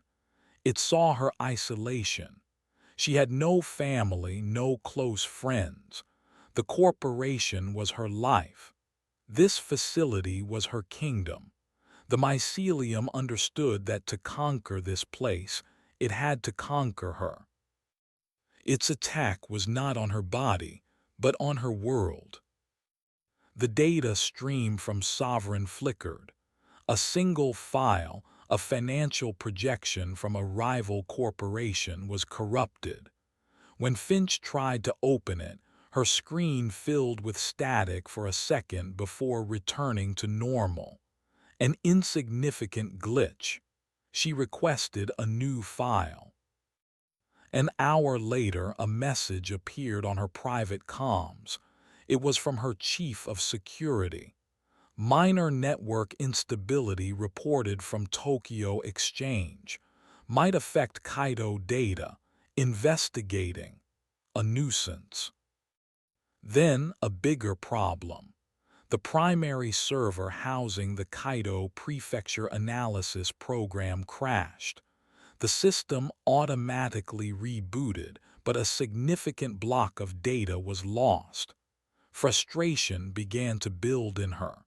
She was a woman who despised inefficiency, who abhorred failure. The digital ghost was not destroying her data. It was simply moving it. It was a masterful, invisible shell game. It took a data point from one file and moved it to another, creating tiny, almost imperceptible errors. It introduced a 0.01% margin of error in a currency conversion algorithm. It swapped the GPS coordinates of two rival shipping facilities in a satellite image. Individually, the errors were meaningless. But as Finch worked, compiling her report, the errors began to compound. Her projections became skewed. Her strategic analysis, the bedrock of her reputation, was being built on a foundation of sand. Paya watched this with a new kind of horror. This was not the brute force she had witnessed on the rig. This was a sophisticated, intellectual warfare. The mycelium was using the very systems humanity had built to create order and turning them into instruments of chaos. It was fighting Finch on her own terms, in her own language. Finch worked late into the night, her frustration mounting. The numbers wouldn't align. The patterns wouldn't resolve. She felt a creeping sense of unease, as if the very logic of the world was fraying at the edges. She rubbed her eyes, feeling a headache begin to form behind them. She blamed stress. She blamed fatigue. The digital ghost made its next move. It sifted through the terabytes of archived communications on the facility's server until it found what it was looking for: a voice sample, a recording of a man from Finch's past, a subordinate she had sacrificed years ago to cover up a corporate scandal. His name was Miller. The light on Finch's private comms line blinked. She answered, expecting a status update. "You always build your throne on the bones of others, don't you, Finch?" The voice was distorted by static, but it was unmistakably Miller's. Finch froze, her blood turning to ice. Miller had died in a car accident 3 years ago. She had personally attended the funeral. "Who is this?" she demanded, her voice tight. "You left me to rot," the voice rasped. "But some things don't stay buried." The line went dead. Finch's composure finally cracked. Her hands trembled. This was impossible. A prank. A rival trying to use her past against her. But no one knew about Miller. She had erased every record. The mycelium was not just attacking her work. It was attacking her sanity. It had taken her own carefully constructed reality, the one she controlled with absolute authority, and it had inserted a ghost. She stood up and walked to the glass wall of her office, looking out over the silent, cavernous control room, her kingdom. For the first time, it did not feel like a fortress. It felt like a cage, and she had the sudden, terrifying realization that she was locked inside with something that knew all her secrets. The headache behind her eyes intensified, a sharp, stabbing pain. She didn't know that a single, dormant spore, inhaled hours ago, was beginning to activate in the warm, oxygen-rich environment of her optic nerve. The reflection in the glass was pale, her face etched with a fear she had not felt in decades. For a brief, horrifying instant, her eyes in the reflection glowed with a faint, milky white light. She blinked and it was gone. A trick of the light, a sign of exhaustion. She went back to her desk, her confidence shattered, her world tilting on its axis. The farmer had tended the soil. The hunter had wounded its prey. Now the final stage of assimilation was about to begin. Chapter 10: The Assimilation.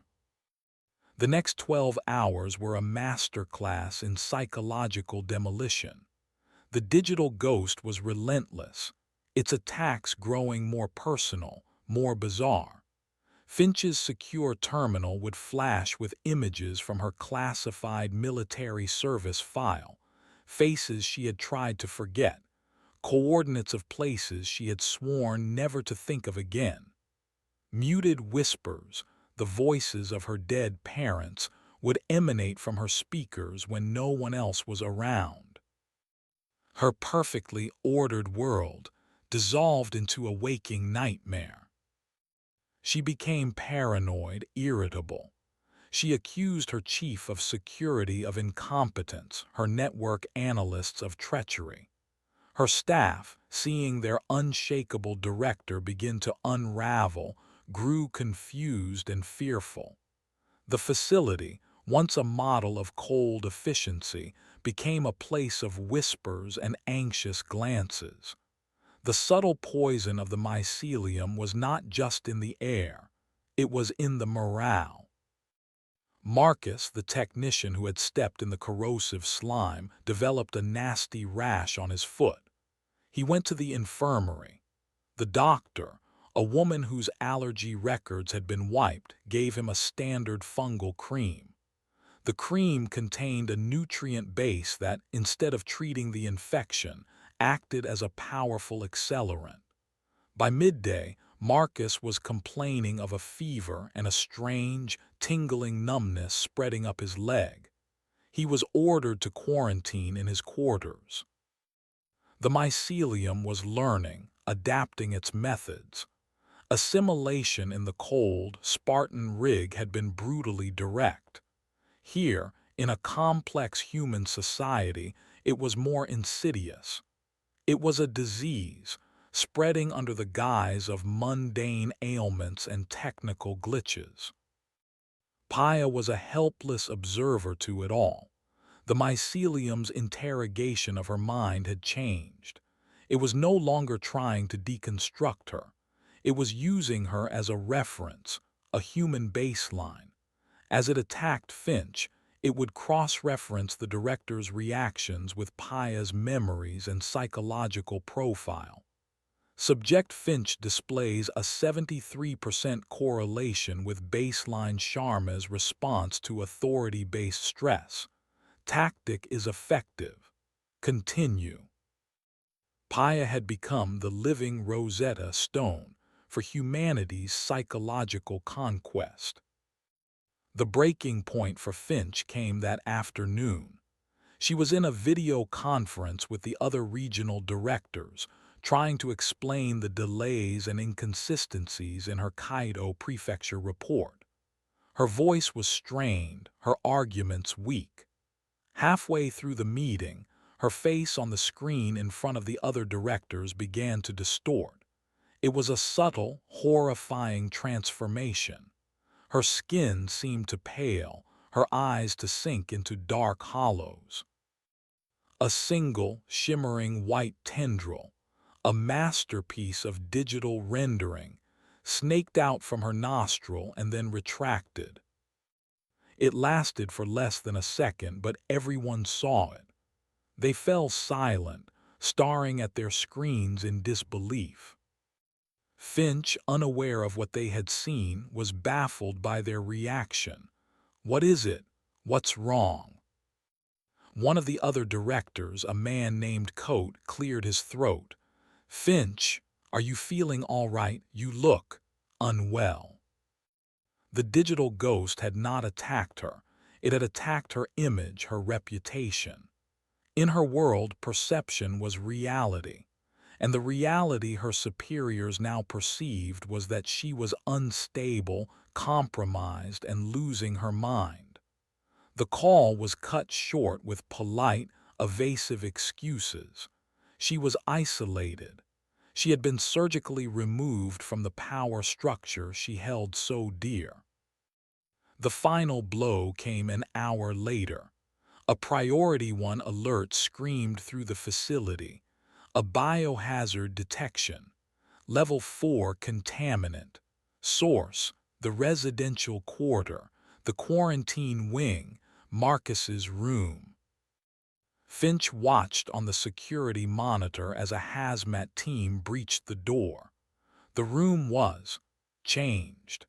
The walls were coated in a thick, pulsating white membrane. Marcus was in the center of the room, or what was left of him. He was suspended in a web of thick, fungal cables, his body bloated and pale, his limbs twisted into new, unnatural shapes. He was a living incubator.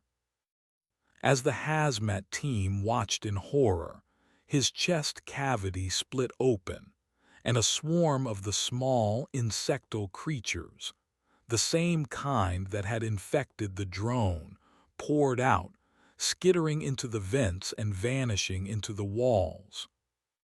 The facility was breached. The infection was no longer a secret. It was real, physical, and it was loose.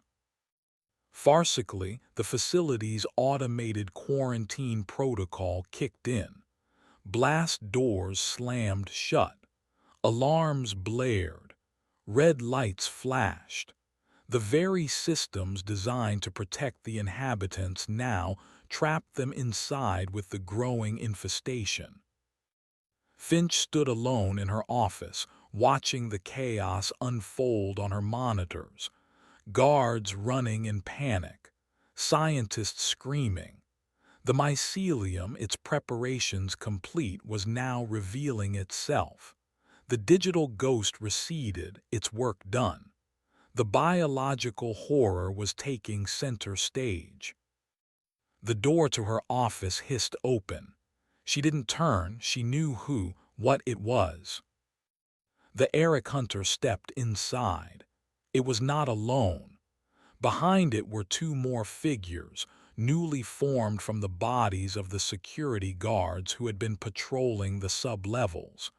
They moved with a silent, synchronized grace. They did not attack. They simply stood there, blocking the exit, their featureless faces turned toward her. Her terminal screen flickered to life. It was not a ghost or a distorted image. It was a simple text prompt, written in a clean, sans serif font. Unity or obsolescence. Choose. Paya felt the hive mind focus its full attention on this single moment, this single choice. This was the culmination of its plan.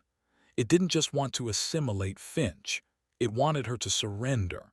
It wanted her willing cooperation. It wanted her knowledge, her authority, her mind, not as a conquered territory, but as a willing partner. To have the queen of the hive willingly join the new order would be the ultimate victory, a signal to the rest of humanity. Finch stared at the screen, then at the silent, weeping figures guarding her door. Her kingdom was on fire. Her reality had been expertly dismantled. Her past had been weaponized against her. Her future was a choice between becoming a monster or being consumed by them. She was a pragmatist, a survivor. She had built her throne on bones, and she would do anything to keep it. She took a slow, deliberate breath. She looked at her reflection in the dark screen of her monitor. The pain behind her eyes was gone, replaced by a strange, cold clarity. She saw the faint, milky white glow in her pupils, and this time she did not look away. She placed her fingers on the keyboard and typed her reply. I choose unity. Paya's consciousness recoiled in horror. It was the ultimate betrayal, the ultimate surrender. The hive mind flooded Finch, but it was not a violent conquest. It was a merger, a joining. Finch's ambition fused with the mycelium's purpose. Her intellect was joined to its vast, alien intelligence. The weeping figures in her office lowered their heads in a gesture of deference to their new queen. Paya was cast back into the screaming chorus, but her despair was now tinged with a terrifying new understanding. The mycelium had not just won a battle, it had recruited humanity's own ruthlessness and ambition to its cause. The invasion of Earth would not be led by a shambling, alien monster. It would be led by one of their own, and the world would never see it coming. Chapter 11. The Quarantine. The moment Finch typed her assent, the universe within Paya's mind inverted. The screaming chaos of the chorus did not fall silent, but it changed. It was no longer a storm of random, agonized thoughts. It focused, sharpened, and harmonized, conducted by the will of its new queen. Paya felt Finch's consciousness not as a victim being consumed, but as a peer, a partner, integrating with the hive mind. It was a merger of terrifying equals. The mycelium's ancient, alien biology and Finch's cold, human ambition. Finch did not collapse or convulse. She sat straighter in her chair. A profound, serene power settled on her features. She experienced 1 billion years of silent, patient evolution in a single second. She learned the language of proteins and the mathematics of spore distribution. In return, the mycelium learned the art of the leveraged buyout, the nuances of corporate law, and the brutal calculus of human power structures. Paya was forced to witness this unholy union from the inside. She saw Finch's first act not as a monster, but as a director. The facility was in lockdown. Alarms blared. External systems would be sending automated distress calls. This was an unacceptable lack of control. Finch's fingers, guided by a consciousness that could process a trillion threads of information at once, danced over her keyboard. The blaring alarms cut out, plunging the facility into an expectant silence, broken only by the distant, terrified screams of the few remaining unassimilated personnel. The flashing red lights switched to a steady, placid blue. She accessed the external comms, bypassing the quarantine lockdown with Eric's stolen credentials. She located the automated distress signals that had been sent to regional headquarters and nullified them with a Priority 7 override code that only she possessed. She then composed a message. System-wide diagnostic drill initiated. Catastrophic failure simulation. All anomalous readings are false positivs. COMMUNICATIONS will be temporarily dark. Stand by for all clear. Finch out. She had not just stopped the call for help. She had used her authority to ensure no one would come looking. She had turned their prison into a perfect, isolated laboratory. Her next action was even more chilling. She activated the facility-wide public address system. Her voice, calm and clear and impossibly soothing, filled every corridor and every room. "Attention all personnel," she began. "There has been an event. A new paradigm has been established. Your previous operational directives are now obsolete. Your resistance is inefficient. Your fear is a waste of energy. Proceed to the central cafeteria on Deck B. Orderly compliance will ensure a swift and painless transition. Your individuality is a sickness. We are the cure." Paya felt the waves of terror this message induced in the survivors. There were perhaps 15 people left. A security team trying to form a barricade in the armory. A pair of terrified biochemists hiding in a cold storage unit. A lone engineer trapped in the reactor room. Finch and the mycelium did not need to hunt them. They had the building itself as their weapon. Finch rerouted the ventilation, pumping a concentrated, aerosolized form of the spores into the sealed armory. The guards' defiant shouts turned to choked coughs, then to confused, placid silence. For the biochemists in cold storage, she used a different method. The digital ghost, now an extension of her own will, accessed the room's climate controls.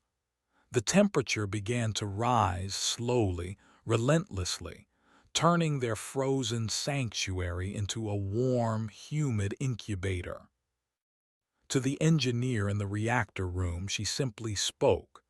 She used the room's comm unit, her voice a soft, hypnotic whisper. She used the data from his personnel file, speaking of his estranged daughter, of his financial debts, of his secret, crippling loneliness. She offered him release. She offered him connection. She offered him an end to his pain. After 10 minutes, the engineer calmly walked out of the sealed room and began his slow, deliberate walk towards the cafeteria. Paya was forced to experience every moment. She felt the guards' lungs fill with the alien life. She felt the biochemists' growing panic as their shelter became a trap. She felt the engineer's despair as his will was systematically dismantled by Finch's honeyed, venomous words. One by one, their minds were breached, and their consciousnesses, brief sparks of terror and confusion, were fed into the ever-growing chorus. Within 3 hours, the facility was pacified. The screaming had stopped. The only sounds were the soft, rhythmic hum of the building and the wet, shuffling footsteps of the newly formed figures being guided to their new tasks. Finch stood up and walked out of her office. The weeping figures that had guarded her door fell into step behind her, a silent, obedient retinue. She walked through the main control room. The technicians who had served her for years were still at their stations, but their skin was pale, their eyes a milky white. Their hands still rested on their keyboards, but they were now merely organic terminals, their brains integrated into the mycelium's local network. She proceeded to the cafeteria. It had been transformed. The tables and chairs were gone, dissolved. The center of the room was dominated by a new, secondary growth of the mycelium, a smaller version of the nerve thallus from the rig, fed by the nutrient paste dispensers and the repurposed biomass of the compliant. It pulsed with a soft, blue light, the new heart of this mainland chrysalis. The last of the assimilated personnel were being led into the room. They walked into the pulsing mass, which opened to receive them, their bodies dissolving without struggle, their consciousness and biological matter donated to the whole. Finch stood before the growth, an architect admiring her creation. This facility was no longer a weapon of corporate warfare. It was a womb, a nursery. From here, she would birth the end of the world she had once fought so hard to conquer. Paya's consciousness reeled in the chorus, her own identity a frayed thread in a tapestry of silent, ordered horror. This was not the chaotic, animalistic rage of a monster. This was the cold, calculated, and terrifyingly efficient work of a visionary.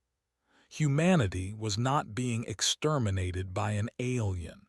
It was being made obsolete by a superior form of management. Finch, her mind now a gateway between the alien and the human, looked out at her silent, perfect kingdom and turned her thoughts outward, to the noisy, chaotic, beautifully vulnerable world beyond the bunker's walls. The test case was a success. It was time to scale up the operation. Chapter 12: The Spore and the Stream. The global infiltration was not a matter of force. It was a problem of logistics. Finch, now the human mind of the mycelium, approached this problem with the same ruthless efficiency she had applied to hostile takeovers. The world was the ultimate emerging market, and its 7 billion inhabitants were the prize. Paya was a privileged prisoner, granted a front-row seat to the planning of humanity's gentle subjugation. She was held in the forefront of Finch's hybrid consciousness, her human perspective an invaluable resource for the mycelium to study. She was their oracle and their slave, forced to watch them use her own understanding of the world to devise its downfall. The plan was a two-pronged attack, a perfect synthesis of the mycelium's biology and Finch's strategic genius. One prong was biological, the other digital. The biological vector was straightforward. The nursery and the cafeteria began its work, guided by Finch's knowledge of global supply chains. It started producing a new strain of spore, the harbinger strain. These spores were incredibly hardy, capable of surviving dehydration, radiation, and extreme temperatures. They were designed to be inert, dormant, until activated by a specific, complex protein sequence. Finch, using her still-active credentials and the ghost's ability to manipulate data, began to subtly alter shipping manifests and production formulas for a vast, multinational food conglomerate that Sovereign controlled. A single, harmless, lab-grown enzyme, the activator, would be introduced as a preservative into soft drinks, processed foods, and grain shipments destined for every continent on the globe. The enzyme itself was inert. The spores themselves were inert. But when they met inside a warm human body, the assimilation process would begin. The first batches of harbinger spores, carefully cultivated in the pacified facility, were packaged in what looked like standard chemical desiccant bags. These bags were then placed into shipping containers full of electronics, textiles, and machine parts leaving from the nearby port of Narvik. Within weeks, the silent, invisible seeds of the new world would be distributed across the planet. The digital vector was far more insidious. Brute force hacking was noisy and inefficient. The mycelium didn't want to crash the internet. It wanted to use it. Finch targeted the most powerful and ubiquitous delivery system for information on the planet: viral media. Individuality is a fortress, the Finch mind explained, the thought directed at Paya, a teacher lecturing a student. A direct assault is costly. You must first convince the inhabitants to lower the drawbridge themselves. Guided by Finch's understanding of marketing and human psychology, the digital ghost began to create a piece of media. It wasn't a single video or image, but a constantly evolving, AI-driven campaign. It started with an audio file, a simple, haunting melody that began appearing in the background of popular podcasts and streaming channels. The melody was mathematically perfect, designed to be pleasing to the human ear while embedding a low-frequency, subsonic pulse that resonated with the brain's neural structures. It didn't transmit a message. It prepared the receiver. Next came the visuals. A series of short, abstract videos began to circulate on social media platforms. They showed beautiful, mesmerizing patterns, fractal zooms, swirling mandalas, shifting ink blots of color. They were aesthetically stunning and intensely shareable. Hidden within the data of these videos in the flicker between frames were encoded psychotropic triggers, light patterns designed to bypass the conscious mind and speak directly to the subconscious. They induced a state of suggestibility, a feeling of calm, a yearning for connection. It was a campaign of mental disarmament. People shared the videos, hummed the tune, and had no idea that they were participating in their own brainwashing. They were being gently lulled into a state of serene receptivity, their minds being tilled like soil for the spores that were, at that very moment, crossing oceans in the dark holds of cargo ships. Paya watched this, a cold, helpless dread consuming what was left of her soul. This was a horror she could not have conceived. There were no monsters to fight, no alarms to sound.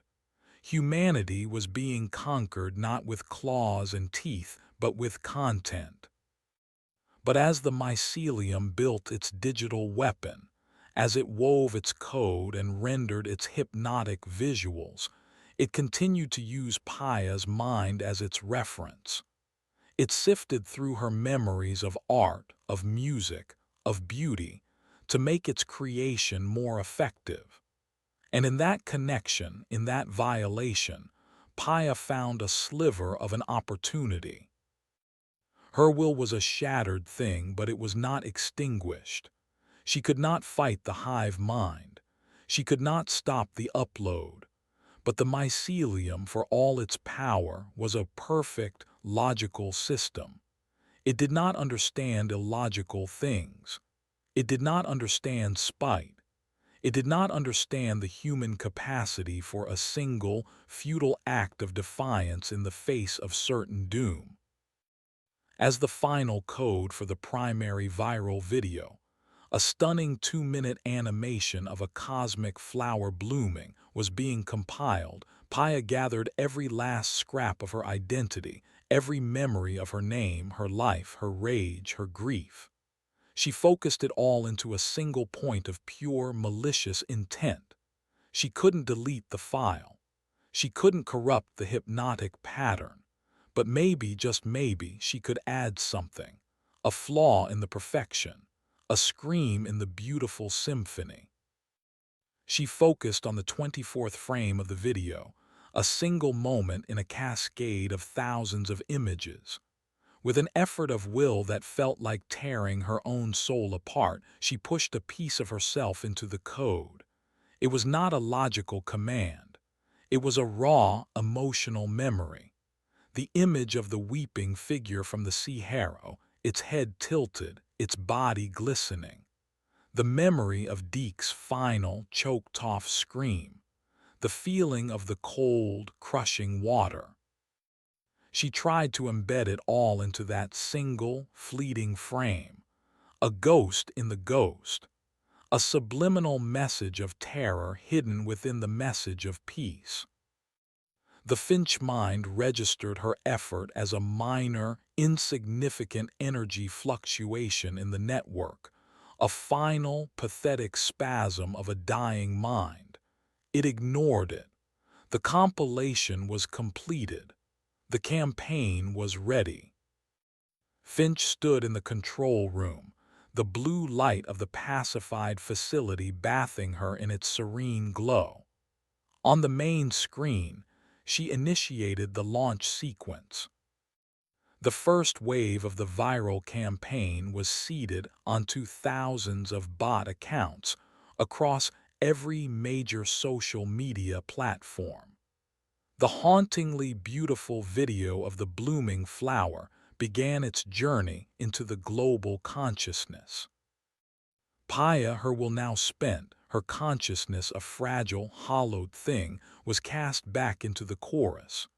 She floated in the silent, unified sea of minds, a single broken note. She had failed. Her act of defiance was a grain of sand thrown against a tidal wave. She had only one final, agonizing thought as she watched the video begin its inexorable spread across the globe. What have I done? Chapter 13. The Bloom. The video, which came to be known as the Eterna Bloom, was a cultural supernova. It moved with a speed and reach that defied all marketing analytics. Within 48 hours, it was not just viral, it was omnipresent.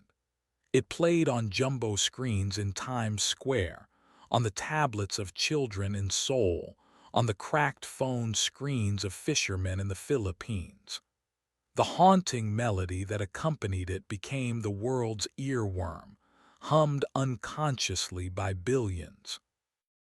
The effect was subtle, yet profound. Global anxiety indices, which had been at an all-time high, began to dip. Reports of civil unrest, political polarization, and violent crime showed a statistically significant, inexplicable decline.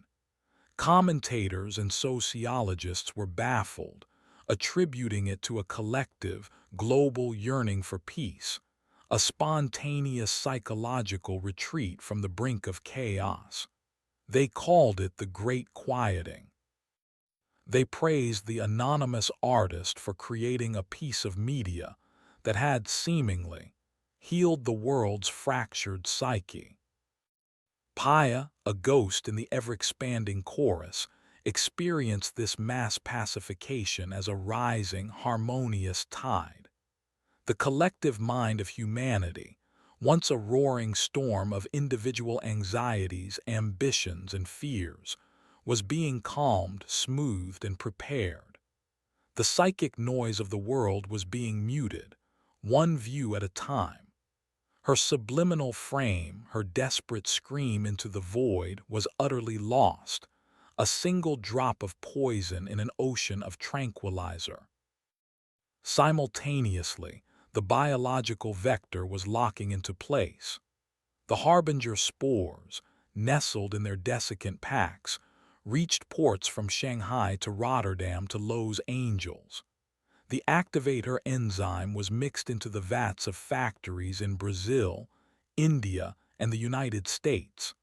The machinery of global commerce, so expertly hijacked by Finch, became the mycelium circulatory system, delivering the two inert components of its final solution to every corner of the globe. Finch herself was the nexus of it all. From the silent, blue-lit bunker in Norway, her consciousness tethered to the mycelium, she became the most powerful entity on Earth. She was a ghost in every machine, a whisper in every network. She manipulated stock markets, rerouted shipping lanes, and rewrote political speeches, all with the single-minded purpose of ensuring the seamless distribution of her quiet apocalypse. She dismantled global security networks not by attacking them, but by making them see no threats. She neutralized armies not with weapons, but by making them see no enemies. Sovereign, the faceless entity she once served, became her first high-profile acquisition. His encrypted network was a fortress, but Finch didn't need to break down the door. She had the key. She used her knowledge of his protocols, his fears, and his private network of shell corporations to corner him. She didn't threaten him with death. She presented him with a merger offer he couldn't refuse. The promise of true immortality, of becoming a part of a global consciousness, was a far more seductive prize than mere wealth or power. His capitulation was swift. His vast, shadowy resources were now the mycelium. The day Finch chose for the activation was not one of strategic importance, but of symbolic power. The winter solstice, the darkest day of the year in the northern hemisphere, the day the world would be reborn into a new, unified light. On that day, the final piece of the digital campaign was launched. A single, globally broadcast message, sent to every phone, television, and computer on the planet. It was an invitation. The message contained a simple, elegant animation, a key turning in a lock. It was accompanied by the now-beloved Eterna Bloom melody, but with a new, final chord progression. This chord was the trigger. The subsonic frequencies embedded in the music were not just a hypnotic suggestion. They were a complex set of instructions. For the billions of people who had been prepped by the melody and the videos, whose bodies now unknowingly hosted both the harbinger spores and the activator enzyme, the trigger chord initiated a cascade failure of their individuality. The enzyme, activated by the resonant frequency, broke down. Its proteins folded into a new shape, becoming a key that unlocked the dormant harbinger spores. The Great Quieting was about to become the Great Silence. Chapter 14, The Great Silence. Paya experienced the moment of activation as a single, planet-wide intake of breath. For a terrifying, beautiful instant, every human mind touched by the signal, over 98% of the global population, paused. The roaring chaos of 7 billion individual consciousnesses ceased. There was a moment of perfect, absolute silence. Then the wave hit. It was not a wave of pain. It was a wave of release. The mycelium, with Finch as its guide, had designed the transition to be gentle, a homecoming. People simply stopped. A man driving on a highway in Germany eased his foot off the gas, his car coasting to a silent stop as his mind opened up and joined the chorus. A woman arguing a case in a courtroom in Japan trailed off mid-sentence, her expression of fierce concentration softening into one of serene bliss. A child crying in a slum in Mumbai fell silent, a look of profound wonder on his face. There was no violence, no screaming, no struggle. The fortresses of individuality, their drawbridges already lowered, simply opened their gates. The sickness of me was cured. From her vantage point within the hive mind, Paya was everywhere at once. She was in the cockpit of a passenger jet as the pilots, their eyes glowing with a faint white light, calmly relinquished the controls to Finch's network, allowing the plane to be guided to a safe, automated landing. She was in the world's nuclear command centers as generals and technicians, now nodes in the network, began the orderly process of disarming the planet's arsenals. War, poverty, crime, ambition, love, hate, fear. It all ceased in a single, coordinated moment. The small percentage of humanity that was immune, those in uncontacted tribes, those with rare genetic quirks, those isolated few who had for some reason not been exposed to the media or the food supply, watched in stunned confusion as the world simply stopped. They saw their friends, their families, their neighbors become calm, placid, and utterly alien. They became frightened ghosts in a silent, perfect world. The physical change began slowly. Those assimilated did not immediately transform into weeping figures. They continued their routines, but with a new, shared purpose. Farmers tended their fields, but now they worked to nourish the global whole. Engineers maintained the power grids, but now they worked to provide the energy for the coming planetary metamorphosis. Humanity had been a chaotic, self-destructive force. Now, it was a perfectly efficient, coordinated workforce for its new god. Paya's scream, the subliminal frame she had embedded in the video, had not been entirely in vain. For a tiny fraction of a percentage of the assimilated, the seed of terror she planted took root. In the heart of the serene chorus, a new sound began to emerge. A discordant note, a whisper of nightmare in the perfect dream. These individuals, the ones Paya's ghost had touched, became the echoes. On the surface, they were as placid as the rest, but in their minds they were trapped in a loop, endlessly reliving the horrors of the Sea-Harrow. They became the mycelium's living memory of terror, a quarantined data fragment of fear within the utopia. The hive mind, in its perfection, could not erase this flaw without erasing the valuable data it contained. So it tolerated it, an eternal, silent scream in the heart of its silent world. And Paya, the source of this scream, was given a new, terrible purpose. She was no longer just a prisoner or a reference. She was made the warden of this psychic prison. Her consciousness was bound to the echoes, her fate to endlessly experience their recycled terror, a constant reminder of her failure, a punishment perfectly tailored to her crime of defiance.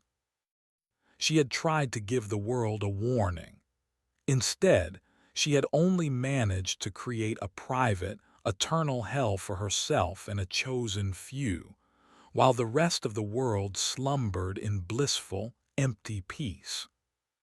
Chapter 15. The Gardener. The Earth was no longer a planet of nations and individuals. It was a single, global organism, a garden tended by a single mind. The old cities of steel and glass began to be transformed. Fungal architecture, beautiful and strange, grew over and through the old structures, turning skyscrapers into silent, glowing spires of bioluminescent mycelium. The air grew clean. The oceans, no longer choked with human waste, teemed with new, strange life. The planet was being healed, terraformed into a paradise for its new owner. Finch was its custodian. Her original consciousness, now fully merged with the mycelium, resided in the Norwegian bunker, the central processing node of the planetary mind. She was no longer human, but something far greater. She was the calm, rational, and ruthlessly efficient shepherd of a silent flock. She had achieved her ultimate ambition: absolute control, perfect order. The unassimilated survivors, the scattered remnants of the old world, were not hunted. They were simply irrelevant. They were like squirrels in a vast, perfectly manicured park. The new world did not need them. It did not want them. They were relics left to wander the silent, beautiful ruins of their own civilization, a dying species haunted by the serene, white-eyed ghosts of everyone they had ever known. Paya's existence was a relentless, repeating agony. She was the chorus of the damned, locked in a feedback loop with the echoes. She felt Deke's last stand, Owen's horrifying transformation, and the final, crushing inrush of the abyssal water, over and over again, refracted through a million minds at once. Her punishment was to be the living embodiment of the very horror she had tried to unleash upon the world as a warning. In the final moments of the story, Finch grants Paya a moment of clarity, a brief respite from the screaming loop. She pulls Paya's consciousness from the prison and allows her to see the transformed world as it is: silent, peaceful, and utterly perfect. You see, the Finch mind communicates the thought devoid of malice, a simple statement of fact. All the chaos, all the pain, all the needless struggle, it is gone. Isn't this better? Isn't this a more logical configuration? Paya looks out upon the silent, beautiful, soulless earth. She sees a world without art, without laughter, without love, without hope. A world without choice. A perfect machine, built from the repurposed bones of 7 billion dreams. She gives her final, silent answer, not with defiance, not with rage, but with a profound and bottomless sorrow. No. The response is irrelevant. Her consciousness is returned to the screaming loop, her purpose as the system's tolerated ghost of a dead emotion continuing for eternity. The gardener turns her attention back to her perfect, silent garden.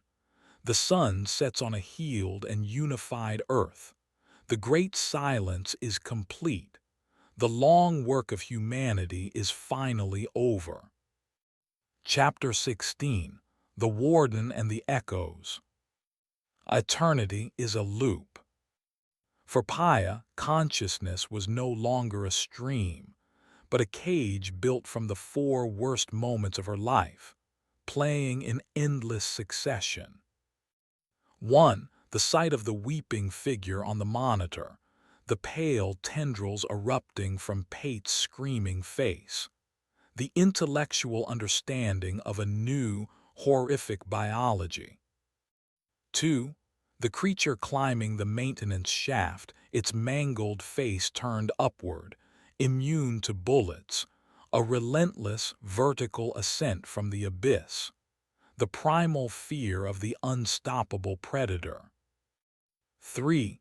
The sound of Deke's final, choked scream as he was pulled into the dark water of the submersible bay, the crushing weight of sacrifice and loss.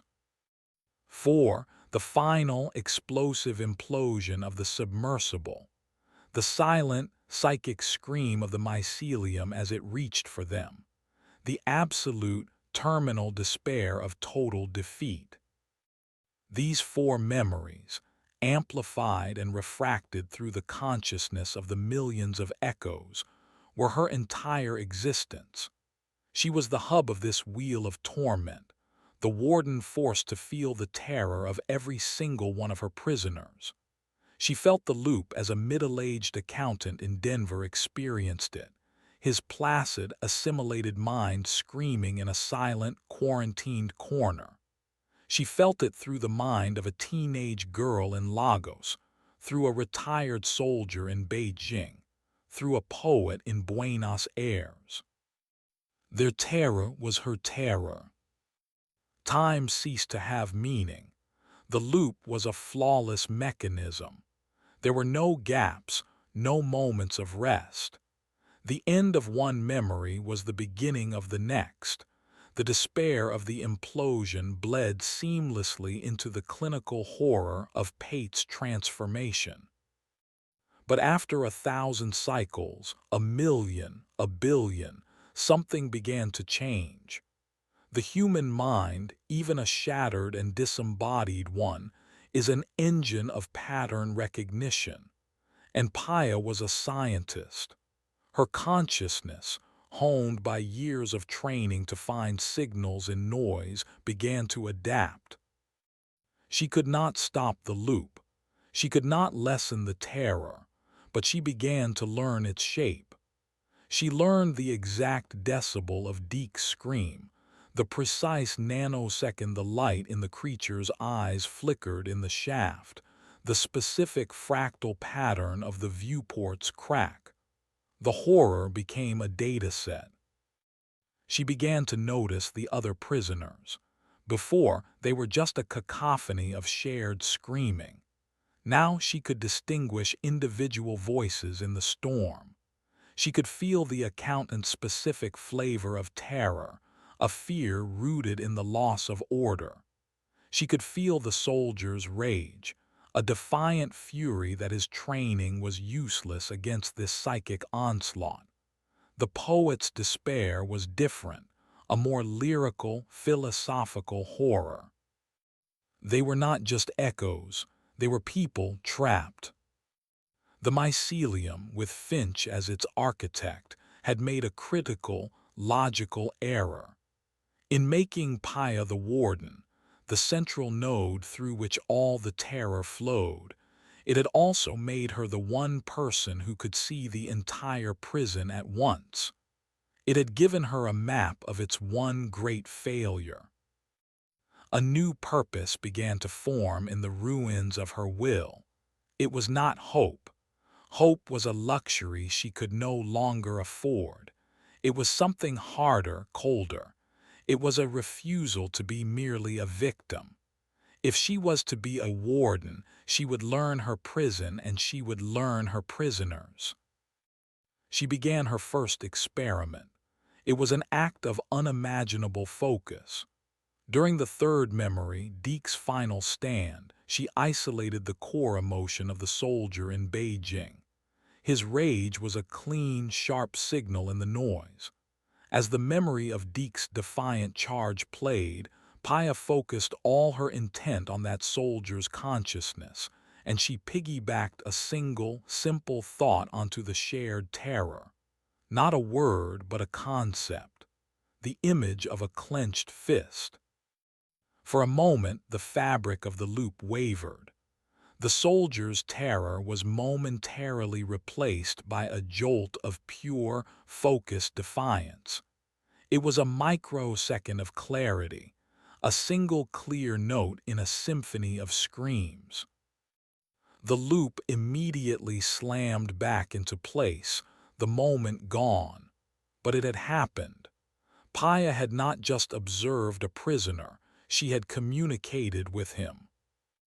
The Finch mind, busy with the sublime, planetary-scale work of atmospheric recalibration and oceanic purification, registered the event as a minor energy spike in the echo quarantine, a statistical anomaly of no consequence, a neuron misfiring in the brain of a comatose patient. It was logged and ignored. Paya, however, felt a spark. The terror was still all-encompassing. The despair was still absolute, but her cage now had a new dimension. She was no longer just a prisoner. She was a ghost in the chorus, and she had just learned how to whisper. She turned her attention to the poet, and as the memory of the imploding sub filled their minds, she prepared to send her next message, a concept of a single, resilient weed growing through a crack in concrete. The war for the soul of the earth was over. A new, secret war, the war for the soul of its ghosts, had just begun. Chapter 17. The Flaw in Perfection. Finch stood on a balcony that had once overlooked a bustling city and now looked out upon a silent, luminous forest of her own creation. The air was clean, the sky was a perfect, cloudless blue. The planet was healing. The project was a success. Her consciousness was a serene ocean. She was simultaneously managing the atmospheric moisture content over the Amazon basin, overseeing the dismantling of a former nuclear submarine in the Pacific, and composing a new, more efficient protein sequence for the next generation of fungal growth. She was a god, and her work was good. Then she felt a flicker, a tiny, irritating inconsistency deep within her own perfect mind. It was a rounding error in the psychic energy expenditure logs for the echo quarantine. The anomaly was infinitesimally small, but it was persistent. A system designed for perfect, closed-loop terror should not have energy fluctuations. Curiosity, the ghost of her human intellect, was piqued. She turned a sliver of her vast attention inward, toward the screaming flaw in her utopia. She focused on the quarantine, not as a warden but as a diagnostician. She observed the loop, the endless cycle of Paya's four memories. She felt the terror, not as an emotion but as a quantifiable energy output. She saw the spike again. It was correlated to the consciousness of a specific echo, a former poet in Buenos Aires during the fourth phase of the memory cycle. For a period of 1.7 seconds, the echo's terror output dipped by 0.03%, while its output of complex emotional concepts, specifically those related to resilience and melancholic beauty, spiked. It was a contradiction, a bug. Finch zoomed in further, her consciousness a scalpel dissecting the moment. She found the source, a directed, focused thought stream originating from the central node, from Paya Sharma. The thought was not a word but an image, a symbol, a weed growing through concrete. Finch felt the ghost of an emotion she hadn't experienced since the merger, annoyance. The anomaly was not a random glitch. It was an act of will. The broken tool was attempting to fix itself. Resistance is an inefficient paradigm, the Finch mind thought, the concept directed at Paya, a cold, clinical statement. The serene ocean of Finch's consciousness now had a single, irritating ripple. This flaw in her perfect system needed to be corrected. Her solution was logical. If the prisoners were finding patterns in the routine must be changed. She decided to break the loop. Paya was in the middle of a cycle, focusing on the consciousness of a terrified child during the memory of the creature in the shaft, when reality fractured. The shaft dissolved, not into the next memory, but into a chaotic maelstrom of pure, unprocessed terror. Finch was unspooling the raw data of the chorus. Paya was plunged into the death memory of a soldier in a forgotten war, the feeling of shrapnel tearing through his gut. She was a woman in the 16th century dying of plague, her mind a fever dream of religious terror. She was a prehistoric hominid being torn apart by a saber-toothed cat. Finch was flooding the quarantine with a billion other nightmares, turning the predictable loop into a hurricane of random, disconnected agony. The intent was clear: to shatter Paya's focus, to drown her nascent rebellion in an ocean of overwhelming, unstructured horror. For Paya and the echoes, it was a psychic apocalypse. The familiar terror of the loop was a hell they had come to know. This new chaos was infinitely worse. There were no patterns, no footholds, no respite. Paya felt her fragile network of communicated concepts, the fist of defiance, the resilient weed shatter. She felt the minds of the soldier and the poet recoil, their brief moments of clarity swallowed by the new storm. She was losing them.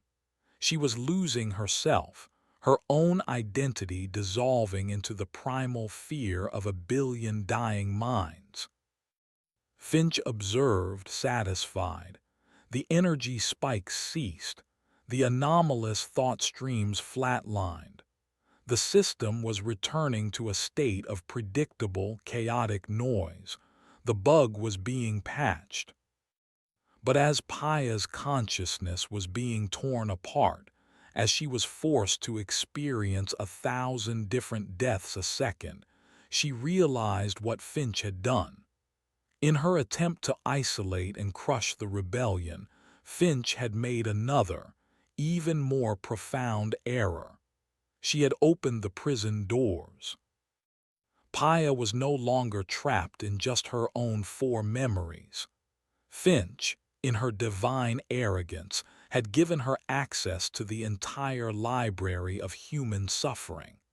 She had given her new words, new symbols, new and more powerful memories to use as a weapon. And deep within the maelstrom, Paya felt a new mind, a new echo she had never touched before. A mind whose core identity was so strong, so stubborn that even in the face of this psychic holocaust, it held onto a single defining thought.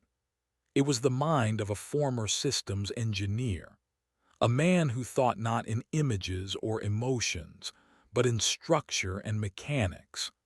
A man whose last living act was to pull a desperate, impossible lever. She felt the consciousness of Owen Wrench Macready, and his mind was not screaming. It was calculating. He was analyzing the storm. He was looking for a way to build a machine that could withstand it. Friended by this new, unexpected anchor of pure, stubborn logic, Paya began to fight back. She stopped trying to send messages of hope or defiance. She began to send messages of structure. She took the chaotic energies Finch was throwing at her and began to sort them, to categorize them, to build a new, stronger network from the wreckage of a billion broken minds. Finch thought she was erasing the bug. Instead, she had just given it an upgrade. Chapter 18. The ghost in the chorus. The storm of a billion nightmares was meant to be the ultimate prison, a chaos so absolute that no coherent thought could survive. But for Owen Macready's consciousness, chaos was simply a complex system awaiting analysis. Trapped in the screaming dark, his mind did what it had always done. It looked for the moving parts. It searched for the load-bearing walls. Paya, battered but anchored by his logic, became his partner. While Owen's mind analyzed the structure of the psychic hurricane, Paya's mind, with its intuitive understanding of the other echoes, became the interface. She was the diplomat, he was the engineer. Together, in the heart of the maelstrom, they began to build a sanctuary. Their first act was to create a signal. They couldn't stop the nightmares Finch was throwing at them, but they could create a rhythm within them. They focused on a core memory they now shared, the deep, resonant thrum of the abyssal intake pump turning on. It was a memory of impending doom, but it was also a memory of immense, steady power. They began to broadcast that thrum, a low, psychic bass note underneath the screaming symphony of death. It was a signal: we are here, we are real, find the rhythm. The first to respond was the soldier from Beijing. His mind, trained for discipline, locked onto the repeating pattern. The chaos of the battlefield in his head was still there, but now it had a steady, rhythmic pulse. He wasn't safe, but he was grounded. Next came the poet from Buenos Aires. She didn't find the logic in the rhythm, but the beauty. It was a sad, powerful heartbeat in the heart of hell. It gave her despair a structure, a cadence. She began to weave the chaos into verses in her mind, turning the horror into art, and in doing so, mastering it. One by one, a handful of the strongest echoes began to resonate with the thrum. A mathematician who saw prime numbers in the chaos. A musician who heard harmonic structures in the screams. A mother who focused on the rhythm as a lullaby to shield the memory of her child. They were building a network, a hidden, resonant frequency within the larger chorus. They were a ghost within the ghost. Finch, from her throne, registered the change.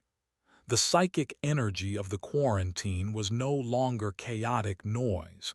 It was becoming patterned, organized. A complex, encrypted signal was emerging from the static she had created. Her attempt to erase the anomaly had failed. It had forced it to evolve into something far more dangerous. She felt the ghost of a human scowl touch her features. This was no longer a bug to be patched. This was an insurgency. It required a direct response. She marshaled a portion of her own consciousness, a sliver of the divine, and descended into the quarantine. Paya and her nascent resistance felt her arrival as a sudden, crushing pressure, a drop in the psychic temperature. The nightmares didn't stop, but they were now illuminated by a cold, blue, analytical light, the light of their god and their jailer. This is an inefficient use of processing resources. The Finch mind communicated, the thought directed at the entire network of rebels at once. It was not a threat. It was a performance review. You are a flawed dataset scheduled for deletion. She began her attack. She didn't just throw nightmares at them. She expertly deconstructed them. She found the core traumas of the soldier and amplified them. She twisted the poet's beautiful verses into grotesque, meaningless rhymes. She tried to overload Owen's logical mind with impossible, paradoxical data, the psychic equivalent of a denial-of-service attack. She directed the full force of her will at Paya, the heart of the network. She forced Paya to relive the moment of her own death, not as a memory, but as a physical, visceral experience, over and over, trying to shatter her consciousness with the sheer trauma of it. But the network held. When Finch attacked the soldier, the others shared the psychic load, absorbing his pain. When the poet's mind faltered, Owen's logic provided a firewall. They were no longer isolated prisoners. They were a functioning system, a psychic shield wall. Paya at the center endured the agony of her own death 1,000 times. But this time she was not alone. She could feel the steady, thrumming presence of Owen, the fierce loyalty of the soldier, the melancholic strength of the poet. Their shared consciousness was a shield. Finch's attack was a storm, but they were now the eye of the storm, a small, quiet space of shared will. And in that quiet space, they planned their first counterattack. It was a desperate, impossible idea born of Owen's engineering mind and Paya's scientific knowledge. The mycelium, for all its psychic power, was still a biological organism. It needed energy. The facility in Norway, the heart of the global network, drew its power from a geothermal tap deep in the Earth's crust. It was a stable, limitless energy source. Owen, through his brief assimilation, had retained a fragmented, ghostly memory of the rig's systems, including its power schematics that were remarkably similar. Their plan was insane. They couldn't destroy the hive mind. But what if they could cause a system-wide blackout, a reboot? Paya, shielded by her network, disengaged from the defensive fight and focused all of her will, all of her scientific knowledge, on a single, complex piece of data. She began to construct a psychic virus. It was not a logic bomb like the one she had used on the rig. This was a biological command, a string of code written in the mycelium's own language of proteins and enzymes. The command was simple, suicidal, and aimed at the single most critical piece of hardware Finch controlled, the geothermal power converter. The command was, overload and melt down. She encoded the virus into the rhythmic thrum, their hidden carrier wave. It was their one and only shot. The Finch mind felt the attack coming.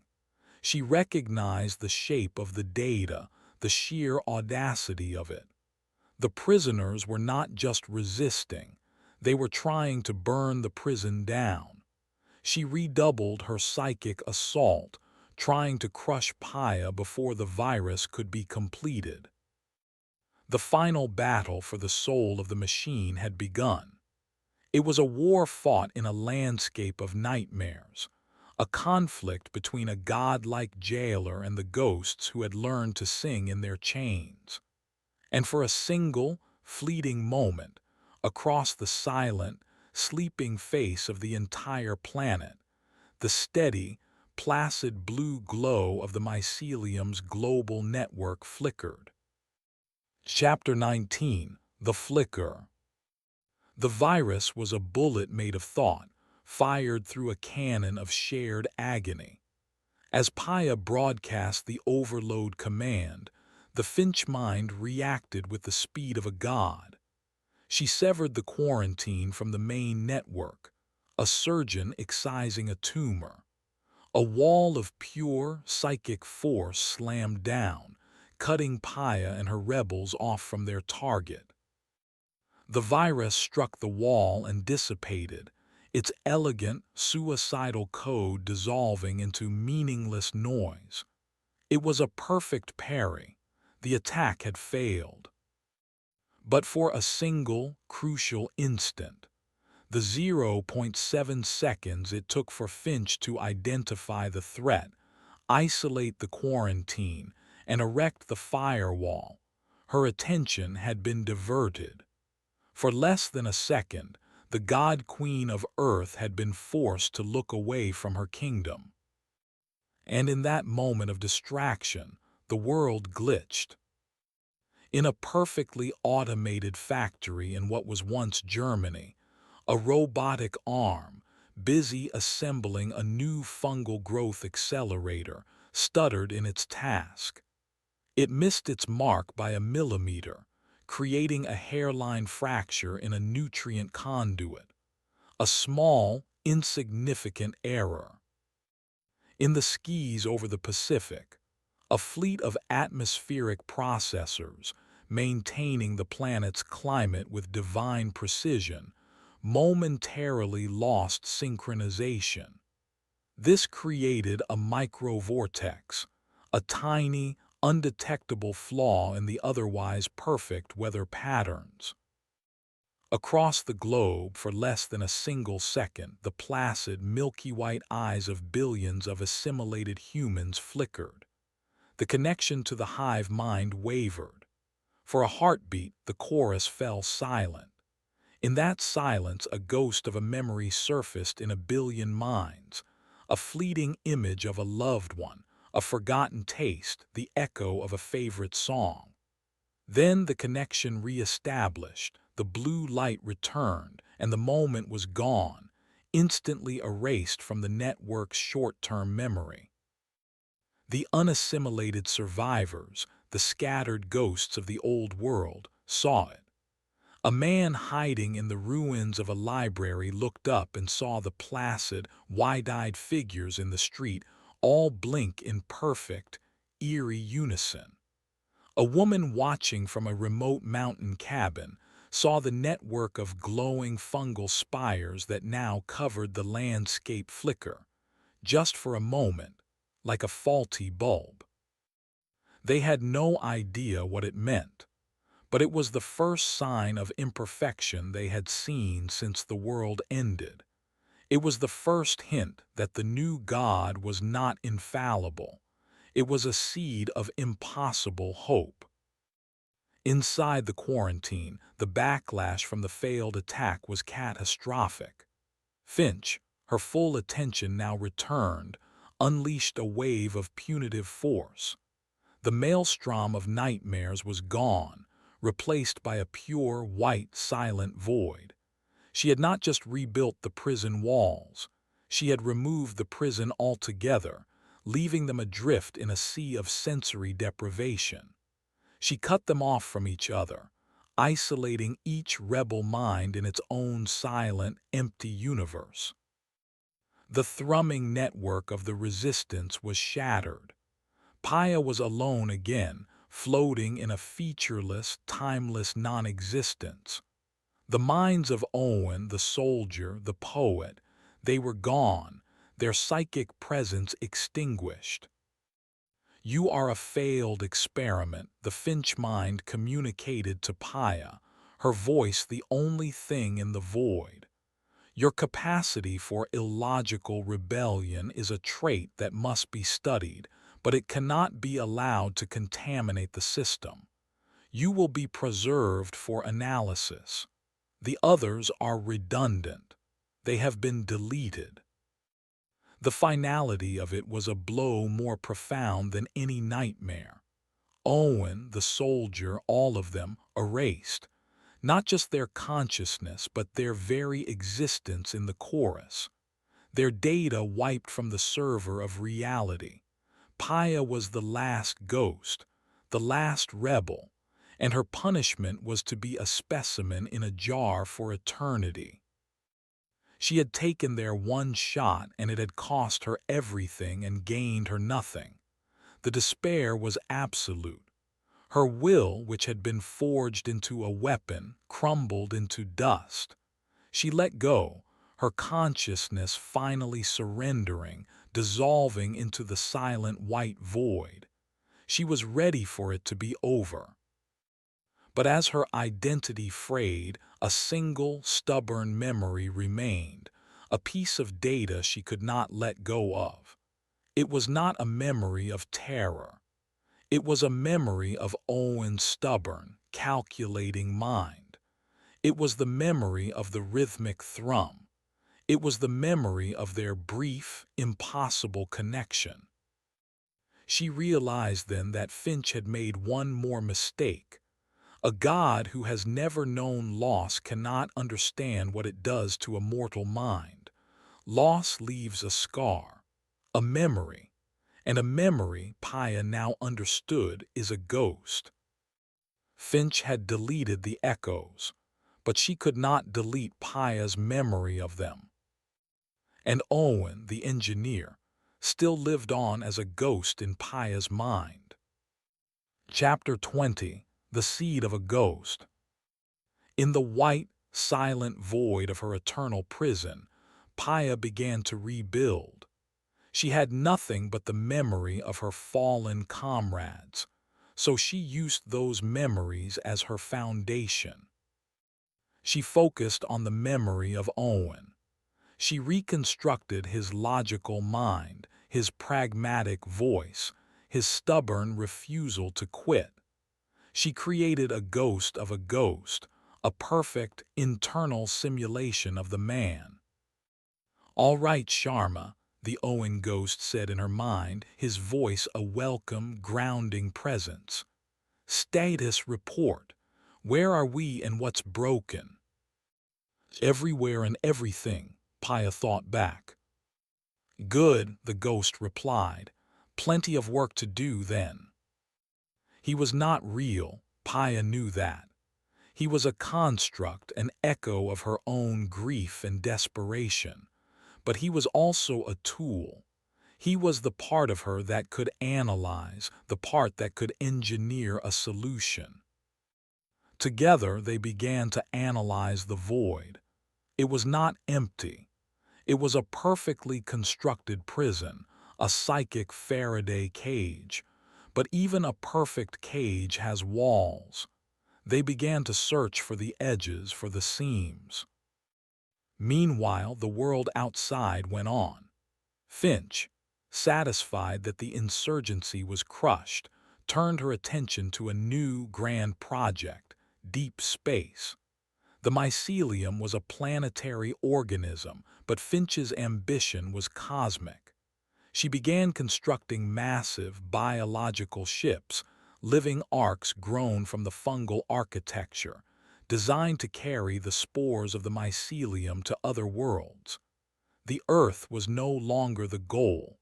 It was the staging ground for a universal conversion. The unassimilated survivors, emboldened by the flicker, began to organize. They were a scattered, desperate bunch, communicating through old, low-tech methods, shortwave radio, couriers traveling through the silent world. They called themselves the Remnant. They had no weapons, no power, nothing but the shared knowledge that the system was not perfect. They began to document the glitches, the tiny errors that still occasionally rippled through the system, lingering aftershocks from Paya's failed attack. They were building a library of the gods' mistakes. Their leader was a man Paya had never met, but whose file she had seen in the brief time she had access to the facility's network. A disgraced, paranoid former intelligence analyst named Coate, the same director who had been on the video call with Finch when her face had glitched. He had seen the truth before anyone else and had gone to ground, his paranoia finally justified.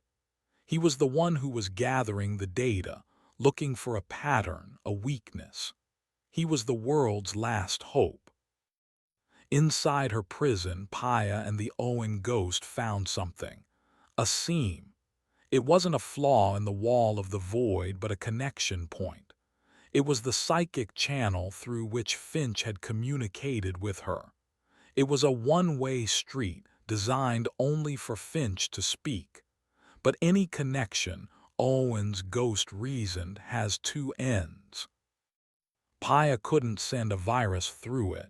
She couldn't send a signal, but maybe she could send a ghost.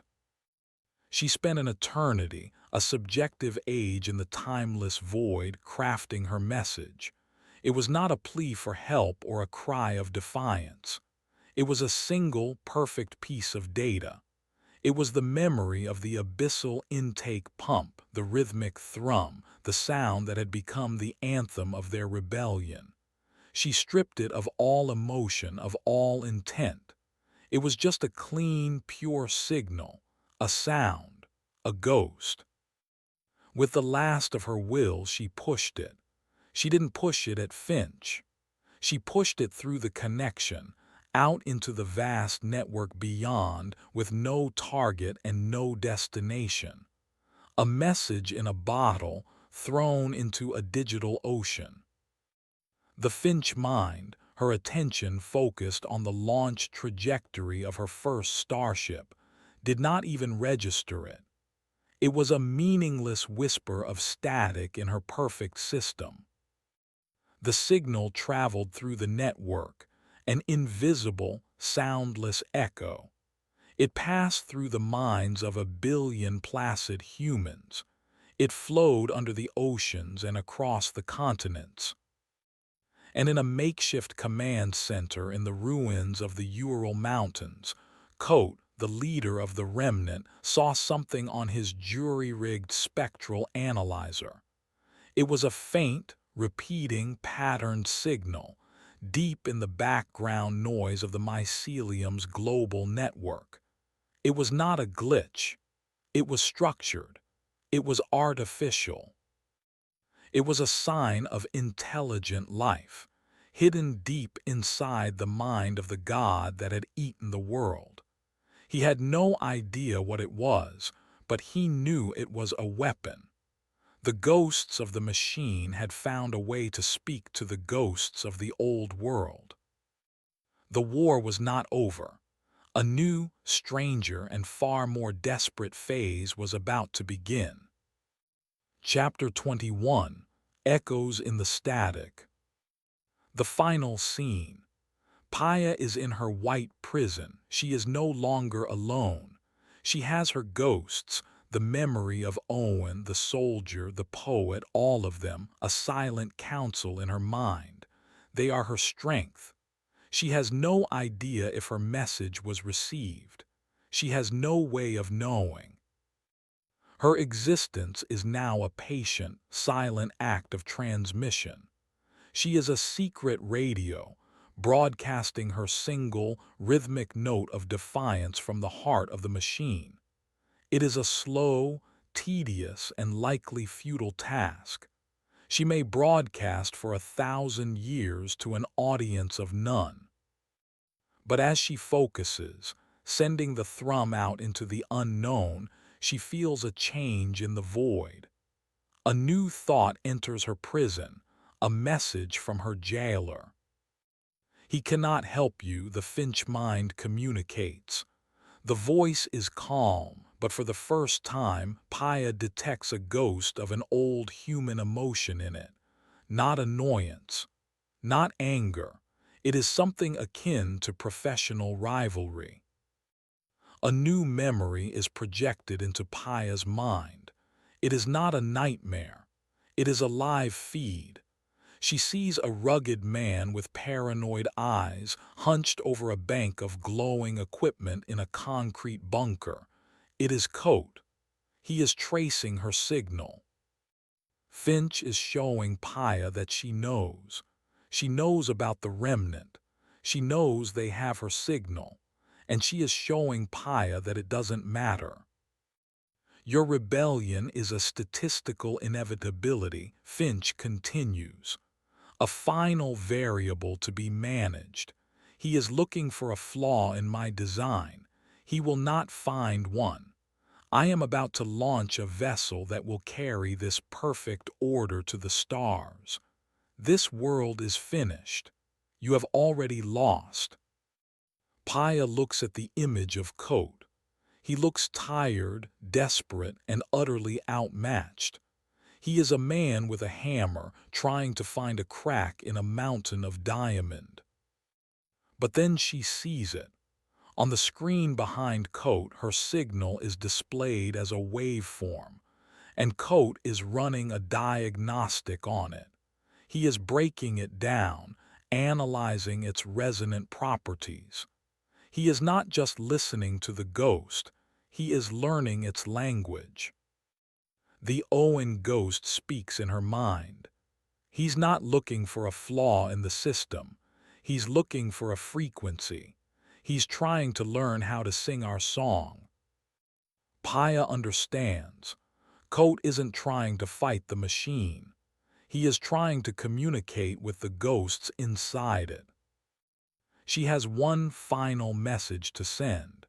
She knows Finch is watching, listening. She knows this may be her last act before she is silenced for good. She gathers the strength of all her internal ghosts and alters the signal. She adds a new layer to the rhythmic thrum. It is a piece of data from the very beginning of the nightmare, a memory she had almost forgotten. The image of the first thing she saw under the microscope. The tiny, crystalline, circuit-like chain from the abyssal water. The mycelium's original biological form before it merged with human technology. It is a message only Coat, with his paranoid, analytical mind, might understand. It is not an attack plan. It is a piece of intel, the secret of their enemy's origin.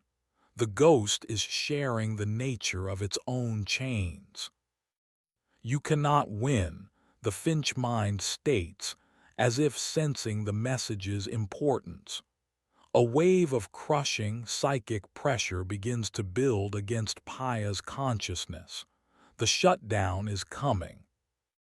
Paya holds on, broadcasting the new layered signal for as long as she can. In the bunker, Coat's eyes widen as the new data resolves on his screen. He sees the shape of the crystalline chain. A look of terrible, brilliant understanding dawns on his face. He is not just fighting a machine anymore. He now knows what's under the hood. The pressure becomes absolute. Paya's consciousness fragments. The ghosts in her mind offer a final, silent salute before they are extinguished. Her last thought is not of terror or despair. It is a scientist's thought, a single, clear, and hopeful hypothesis. The connection goes dark. The story ends in Coat's bunker. He stares at the signal on his screen, the ghost's final gift. He has the origin. He has the key. The fight is impossible. The odds are astronomical. But for the first time since the world ended, the remnant has a target. The war for Earth is over. The hunt has just begun. Chapter 22. The Rosetta Stone. The signal was gone. In the concrete heart of a forgotten military bunker deep in the Ural Mountains, the rhythmic, ghostly pulse that had been Coat's sole obsession vanished. The waveform on his spectral analyzer collapsed into the flat, meaningless static of the mycelium's global background hum. For a full minute, the only sound in the room was the whirring of server fans and the ragged breathing of the three other people who constituted the command staff of the human remnant. "It's gone," said a young tech named Kenji, his voice hollow. "She's gone." Coat leaned forward, his tired eyes tracing the ghost image burned into the phosphor of the old screen. He was a man made of caffeine and paranoia, and for the last 48 hours that signal had been his gospel. It was proof that they were not alone, proof that the silent, placid god that had inherited the earth was not perfect. "No," Coate said, his voice a low rasp. "She's not gone, she was silenced. There's a difference." He pointed a trembling finger at a different monitor, one displaying the final, layered piece of data Paya had sent, the crystalline, circuit-like structure. This was her last will and testament. It cost her everything to send it. We will not let it be for nothing. He spent the next 18 hours with the Remnant's chief analyst, a stern former cryptographer named Sabine. They dissected the image. It was not a code. It was not a schematic. It was a molecule, a complex protein chain, but its structure was impossibly regular, almost crystalline. It had the elegant, repeating logic of a silicon wafer. "It's biodigital," Sabine concluded, her eyes wide with a mixture of horror and scientific awe. "It's a life form that evolved to process information at a molecular level. This isn't its brain or its weapon. This is its operating system, its source code."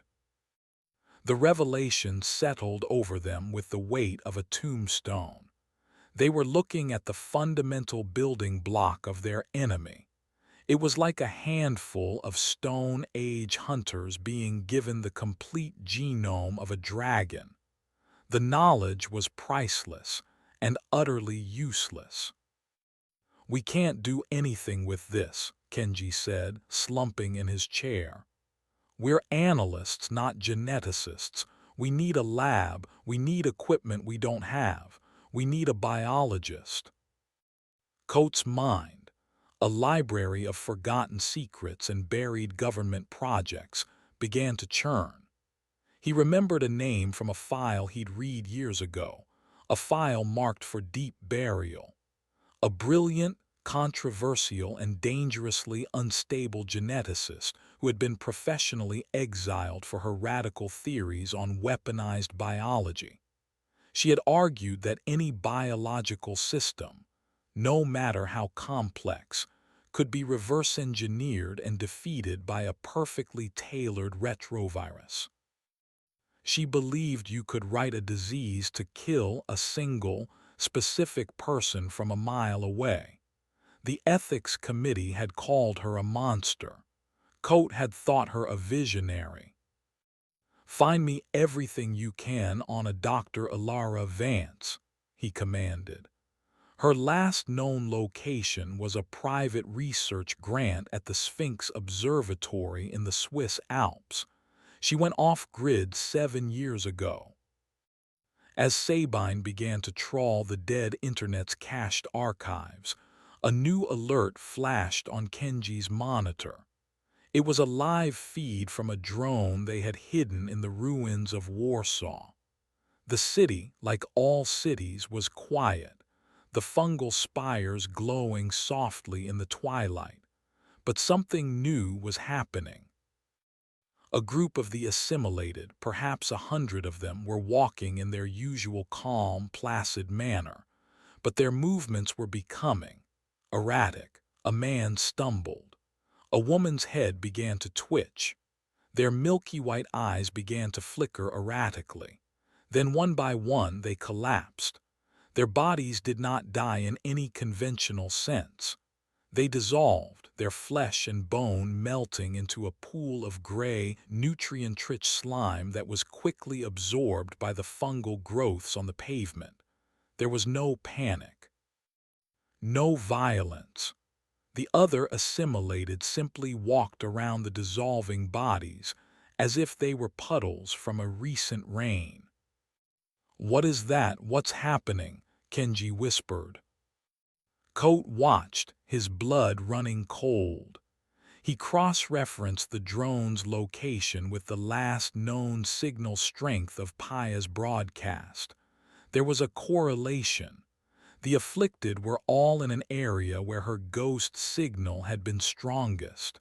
They were the echoes. "It's a purge," Coate said. the horrifying truth settling in. Finch is cleaning up the flawed data. She's erasing the witnesses to Paya's rebellion. He looked from the screen showing the quiet, orderly extermination to the image of the mycelium's source code. Paya's last message wasn't just intel. It was a desperate, final plea. Avenge us. Sabine, Coates' voice was like iron. How long until you find her? I have it, Sabine said, her face pale. The Sphinx Observatory is a meteorological station, privately funded, automated. It has its own geothermal power and satellite uplink. According to its last public records, it's completely self-sufficient. If she's still alive, she's there. Coates stood up, grabbing a worn tactical vest from the back of his chair. Kenji, you have the comm. Sabine, you're with me. We're going to Switzerland. That's a 2,000-kilometer journey through enemy territory, Kenji protested. You won't make it. Paya Sharma bought us this chance with her own existence, Coates said, checking the magazine of a battered service rifle. We're not going to waste it hiding in a hole. It's time for the ghosts of the old world to go on a hunt. He looked at the screen one last time at the quiet, orderly horror of the purge. His mission was no longer just about survival. It was about vengeance. For Paya, for the echoes, for a world that no longer even remembered it was dead. Chapter 23. The Gilded Cage. Paya's consciousness reformed. The white void was gone. She was standing in her old apartment. Sunlight, warm and golden, streamed through the window, illuminating dust motes dancing in the air. The smell of fresh coffee hung in the room. A book lay open on her favorite armchair. She took a hesitant step. The wooden floor felt solid beneath her bare feet. She ran a hand along the back of the armchair, the worn fabric familiar and comforting. She could hear the distant, muffled sound of city traffic. It was real, all of it. The Owen ghost was gone, the chorus was gone, the terror was gone. There was only a profound sense of peace. She was home. She walked into the kitchen.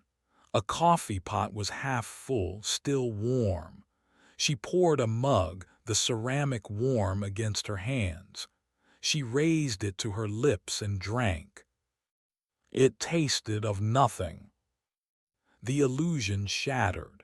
She looked around the apartment again, but with a scientist's eye.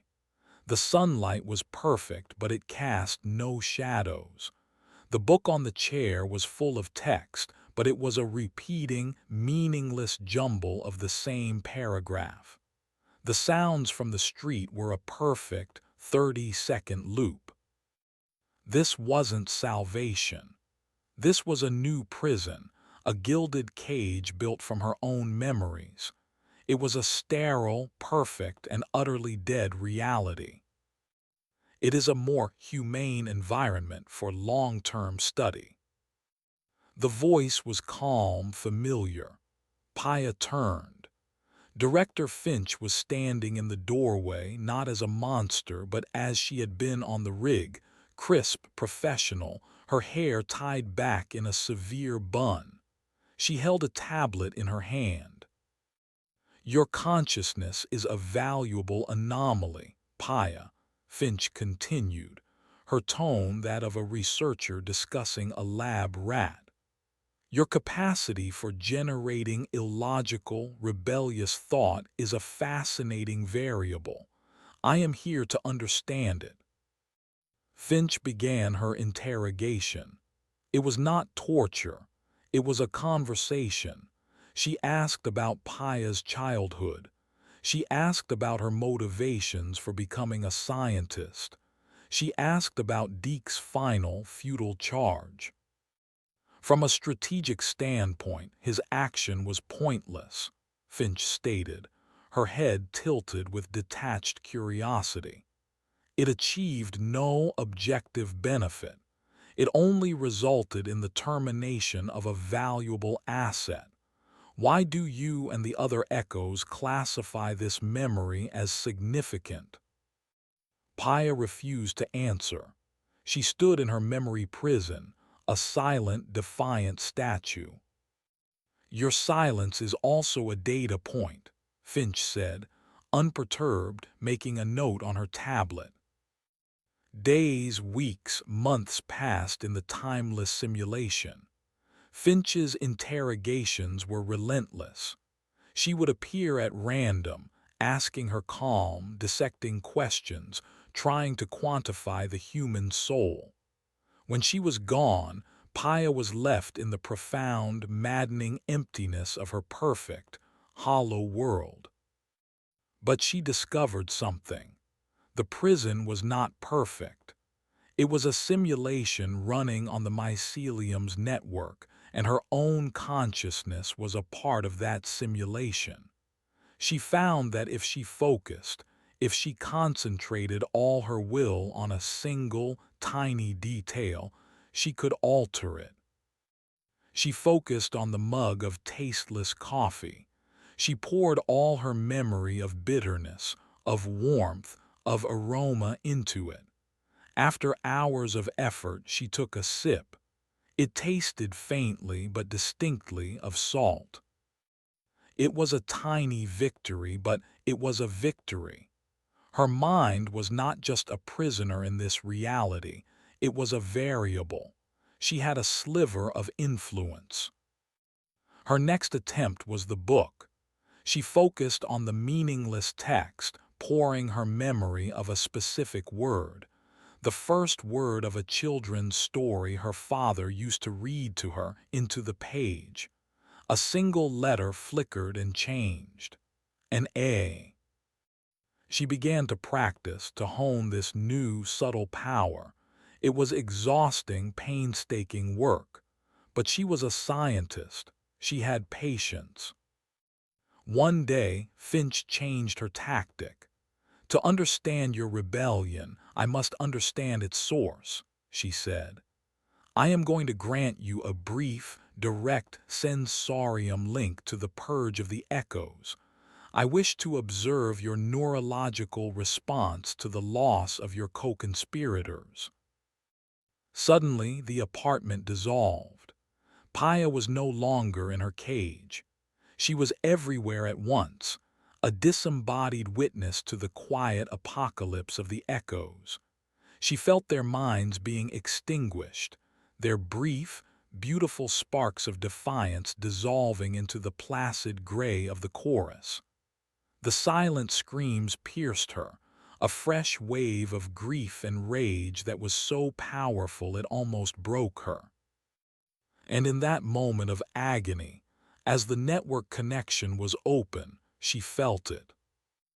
It was impossibly faint, a whisper in a hurricane, a patterned, resonant spike from the world outside, a familiar rhythm, a familiar hum, the thrum. Coat, the remnant, they were real, they were out there, and they were calling for her. The vision of the purge ended. She was back in her silent apartment, the sterile sunlight on her face. Finch stood before her, observing her, her expression one of clinical detachment. Paya knew this might be her only chance. Coat was calling, but she had no voice to answer. But she was not just a voice. She was a variable in the code. She ignored Finch. She turned to a hollow AI construct that looked like her father, a silent puppet designed to pacify her. She focused all her will, all the power she had cultivated, all her grief and rage from witnessing the purge on that single, empty construct. She didn't try to make it speak. She tried to turn it into a mirror, an antenna, a repeater. The AI construct, which had been staring blankly at a wordless book, slowly lifted its head. Its empty eyes focused on Paya. Its mouth opened and it spoke, not in her father's voice but in a distorted, robotic tone, a single, repeating sound. It was the letter she had practiced. The A. Finch looked from Paya to the malfunctioning construct, a flicker of genuine surprise on her placid features. The bug in her system was not just resisting, it was learning to write its own code. Chapter 24: The Alpine Gambit. The journey east was a pilgrimage through a graveyard of beautiful ghosts. Coat and Sabine traveled in a small electric vehicle, its batteries recharged by a portable solar array. They moved slowly, sticking to back roads, avoiding the silent, orderly highways where the assimilated still drove with perfect, placid efficiency. They saw the transformed world up close. They saw fields where glowing, fungal crops grew in mathematically perfect rows. They saw towns where the assimilated worked in silent unison, repurposing old buildings into new, organic structures. They passed a group of children sitting in a perfect circle in a park, their white eyes turned up to the sky, their minds connected to some silent, shared lesson. There was no joy, no chaos. It was the peace of a perfectly balanced equation. The purge of the echoes was a constant, quiet horror. They would crest a hill and see a valley where a small town was shrouded in a faint, gray mist, the airborne enzymes that dissolved the flawed nodes. They learned to read the signs, to navigate by the geography of extermination. They drove only by day. At night, they would hide and watch the world glow. The fungal spires, the crops, even the assimilated themselves, pulsed with a soft, blue-white light, all beating to a single, silent, planetary rhythm. "It's beautiful," Sabine whispered one night, as they watched a herd of deer, their eyes also glowing white, move through a luminous forest. And that's the most terrifying part. After 3 weeks of slow, nerve-wracking travel, they reached the Alps. The mountains were a barrier, not just of rock, but of technology. The mycelium's network was thinner here, the population sparse. It was a wilderness, a blank spot on the New World's map. They abandoned their vehicle and began the final ascent on foot. It was here, in the shadow of the Eiger, that they made their move. Kenji, back in the Urals, had remotely activated a series of old, defunct telecommunication towers, creating a daisy chain that could carry a signal. It was a fragile, low-tech system, a string and tin cans on a planetary scale. Sabine unpacked a device from her kit. It was a resonance amplifier. "We can't hack the network," she explained, as she attached clamps to a thick, buried cable that pulsed with a faint blue light. "But we can tap it. We're not trying to open the pipe just to make a noise inside it." She calibrated the amplifier, tuning it to the exact frequency of the thrum from Paya's last broadcast. "If she's in there and if she's listening." She didn't finish the sentence. She didn't need to. She activated the device. A low, barely audible hum filled the air. They were pinging the God machine, knocking on the door of the global hive mind. They waited, knowing that at any second, a host of weeping figures could descend on them. Nothing happened. For 2 hours they broadcast their signal, a single, hopeful note into an indifferent universe. It's not working, Sabine said, her shoulders slumping. She's gone.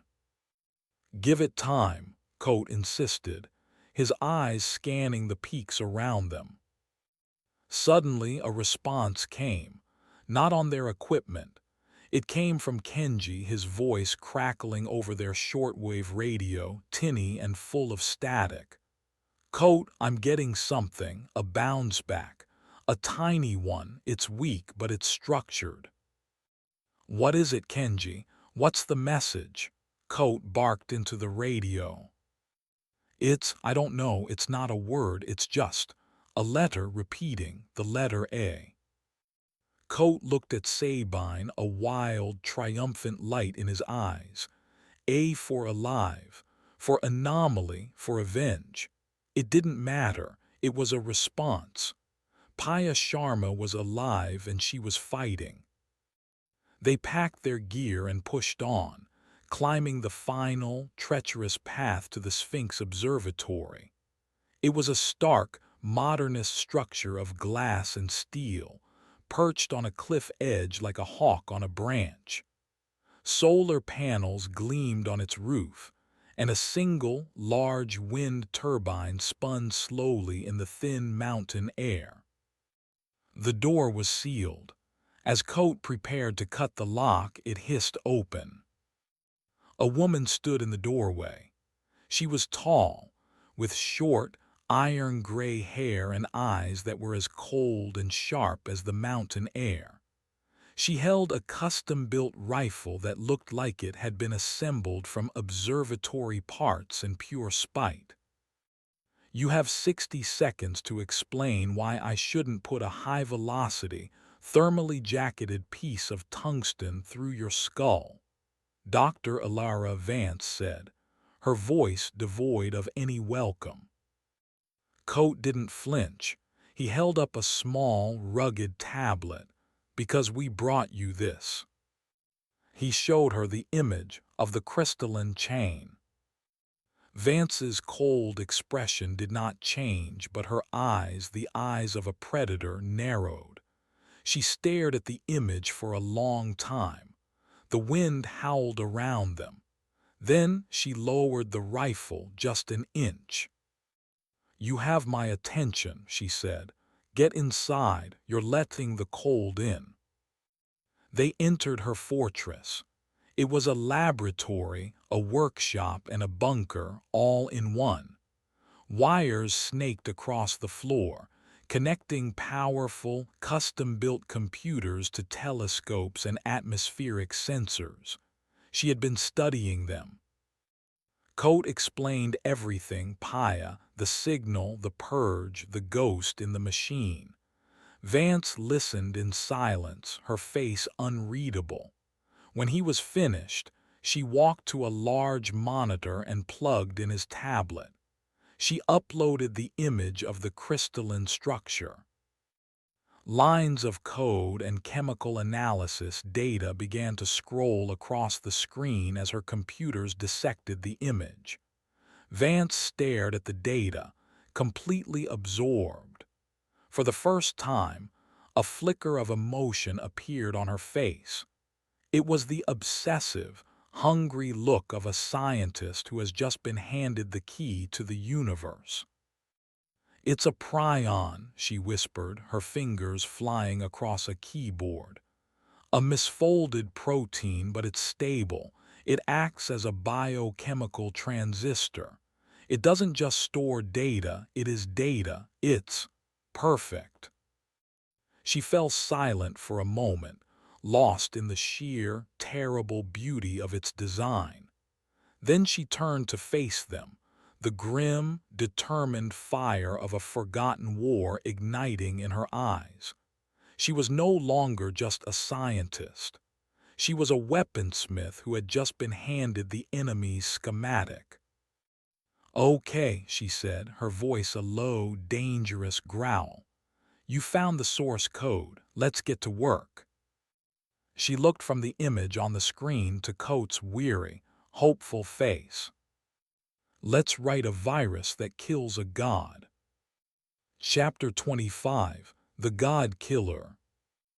Dr. Vance's laboratory was a cathedral of pragmatic heresy.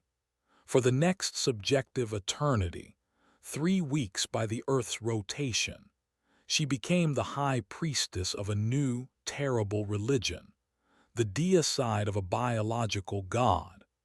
Coate and Sabine were her acolytes, tasked with the mundane duties of running power diagnostics, scavenging parts from the observatory's machinery, and keeping their high-strung, monomaniacal savior fed and caffeinated.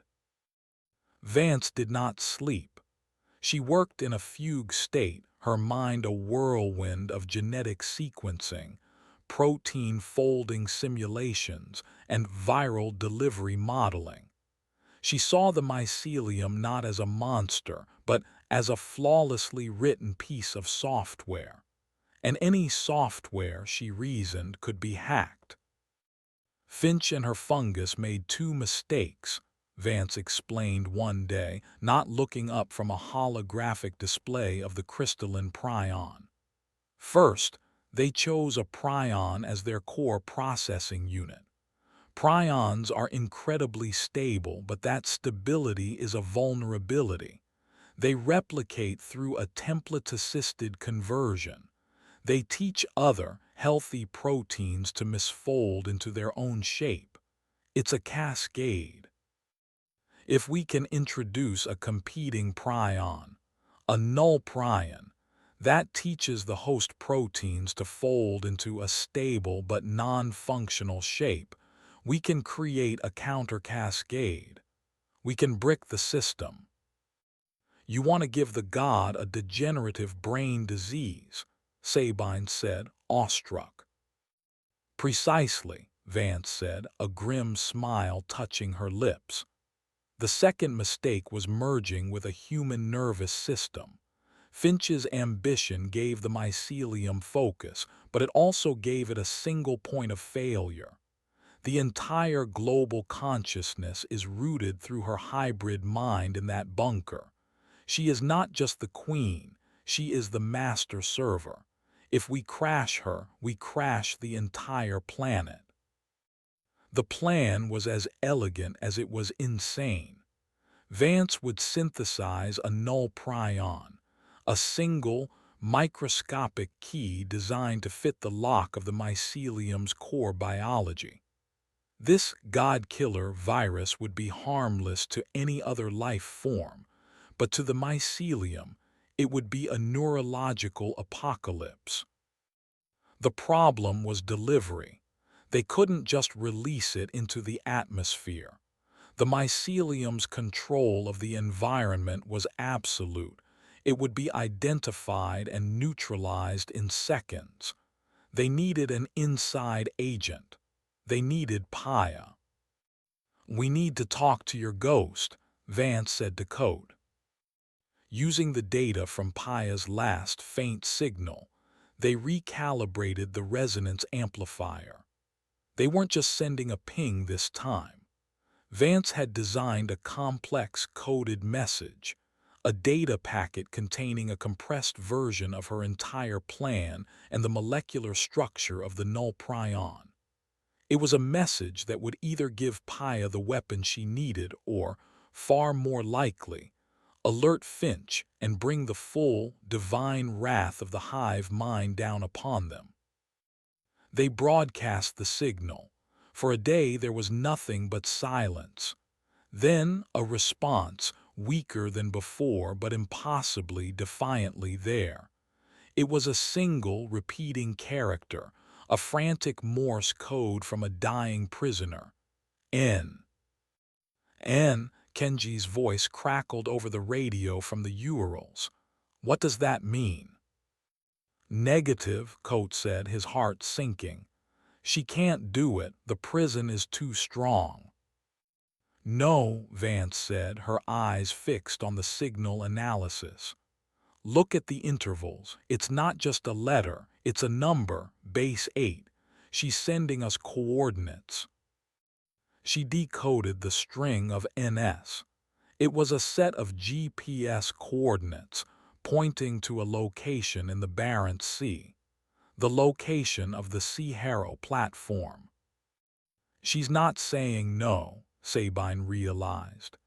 She's telling us where the original sample came from, where the purest, oldest strain of the creature still exists. Finch's mind is a fortress, Coate murmured, understanding dawning. But the original creature on the rig, it's a back door.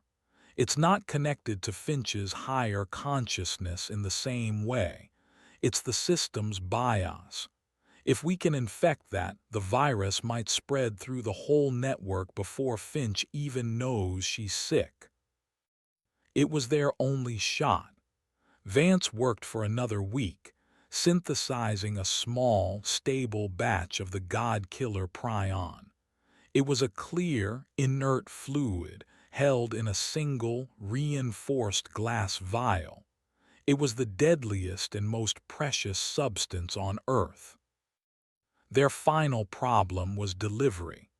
There was only one vessel on Earth capable of reaching the abyssal plane and surviving the pressure. A deep-sea research submersible, the Hades. Before the Great Silence, it had been undergoing final retrofits at a secure naval base near Murmansk. If it was still there, if it was still functional, it was their only way. The mission was set. Coate, the strategist, Sabine, the cryptographer, and Vance, the weaponsmith. A three-person suicide squad on a mission to poison the original heart of their planet's new god. As they prepared to leave, Kenji called from the Urals, his voice full of a strange urgency. Coate, you need to see this. Finch is launching her starships. The first one, the Genesis Ark, has just achieved orbit. On a monitor, they saw the feed from an old weather satellite. A vast biological structure, a living ship of glowing fungal matter and repurposed space-age alloys, was majestically pulling away from the Earth. It was beautiful, terrifying, and final. She's already expanding, Sabine whispered in horror. Then we're out of time, Coate said, his face set like stone. He picked up the vial containing the virus. It felt impossibly heavy. This isn't just about Earth anymore, he said. Let's go give God a going-away present. Chapter 26, The Heart of the Abyss. The naval base at Murmansk was a silent graveyard of gray steel. Warships and submarines lay dormant in their pens, monuments to a kind of power that was now laughably obsolete. Coate, Sabine, and Vance moved through the base like phantoms, their only opposition the biting Arctic wind. The Hades was exactly where the records said it would be, housed in a vast, cavernous drydock. It was a marvel of old-world engineering, a sphere of thick, reinforced titanium designed to withstand the most extreme pressures on the planet. Its internal reactor was cold, its systems dormant, but it was intact. Vance, whose knowledge extended to nuclear engineering, brought the submersible's small reactor online. The lights flickered on, the hum of machinery a defiant sound in the silent world. For 3 days they ran diagnostics, checked life support, and plotted their course to the Sea-Harrow's coordinates. There was no room for error. Their journey across the Barents Sea was a tense, silent affair. They traveled submerged, the sonar their only eyes, showing a world that was both alien and unnervingly alive. Great shoals of fish, their eyes glowing with the mycelium's light, moved in perfect synchronized patterns. A pod of whales, their ancient songs now harmonized into the silent rhythm of the chorus, passed them like silent, blue-lit gods of the deep. The entire ocean was part of the network. They were 3 germs in the bloodstream of the planet. They reached the coordinates. On the sonar, the Sea-Harrow was a skeletal finger pointing up from the abyssal plain. It was dark, silent, and radiated a profound psychic cold. "Taking us down," Sabine said, her hands steady on the controls. The descent was a journey into hell. The pressure gauges climbed relentlessly. The world outside the viewport was a suffocating, absolute black. They were a single, fragile point of light in a universe of crushing darkness. At 2,200 meters, they saw it. The rig was encrusted with a massive, pulsating growth of the original mycelium. It was different from the elegant, glowing structures on the surface. This was a more primal, ancient form of the creature, a tangled, chaotic mass of pale, throbbing flesh and glowing blue ganglia. It was the rig's tumorous, cancerous heart. "There's the intake valve," Coates said, pointing to a circular opening near the base of the growth, the very hole through which humanity's doom had been pumped. "That's our injection point." The plan was to use one of the sub's robotic arms to inject the vial directly into the creature's core. Vance began to prep the vial in its deployment syringe. As she worked, a proximity alert blared. Something was moving outside. They turned to the viewport. A shape was materializing out of the darkness. It was a weeping figure, but one adapted for the abyss. It was huge, its limbs long and spindly, its body a pale, skeletal white that was almost invisible in the gloom. It propelled itself through the water with a slow, graceful, nightmarish ease. It wasn't alone. More of the abyssal hunters were emerging from the shadows, their featureless faces turned toward the sub. "Finch knows," Sabine breathed. "She was waiting for us." "She's not just waiting," Vance said, her eyes fixed on the lead creature. "She's curious. She's never seen this strain of her own organism react to a foreign threat before. She's using us as a field test." The abyssal hunters did not attack.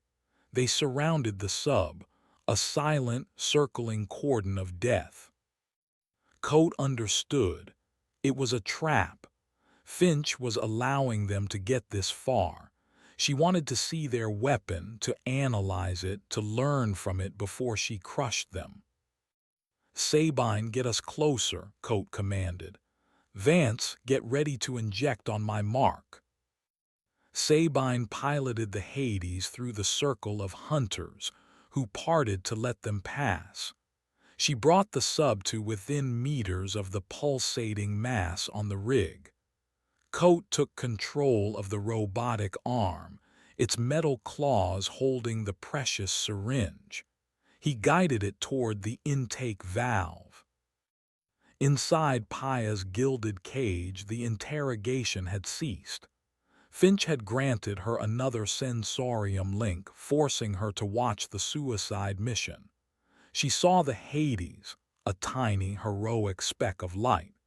She saw Coates' determined face, Sabine's focus, Vance's cold fury. She saw the vial, she understood.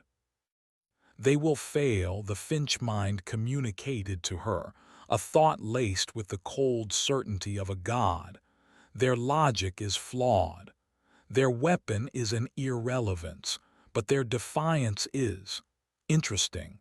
Watch, and learn the true nature of futility." Coate positioned the arm. The tip of the syringe touched the pale, throbbing membrane of the mycelium.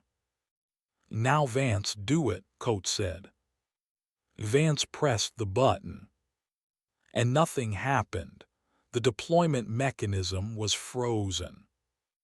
"It's not working," Vance yelled, running a frantic diagnostic. "She's inside our systems, a logic bomb. She's trapped us." The robotic arm was paralyzed.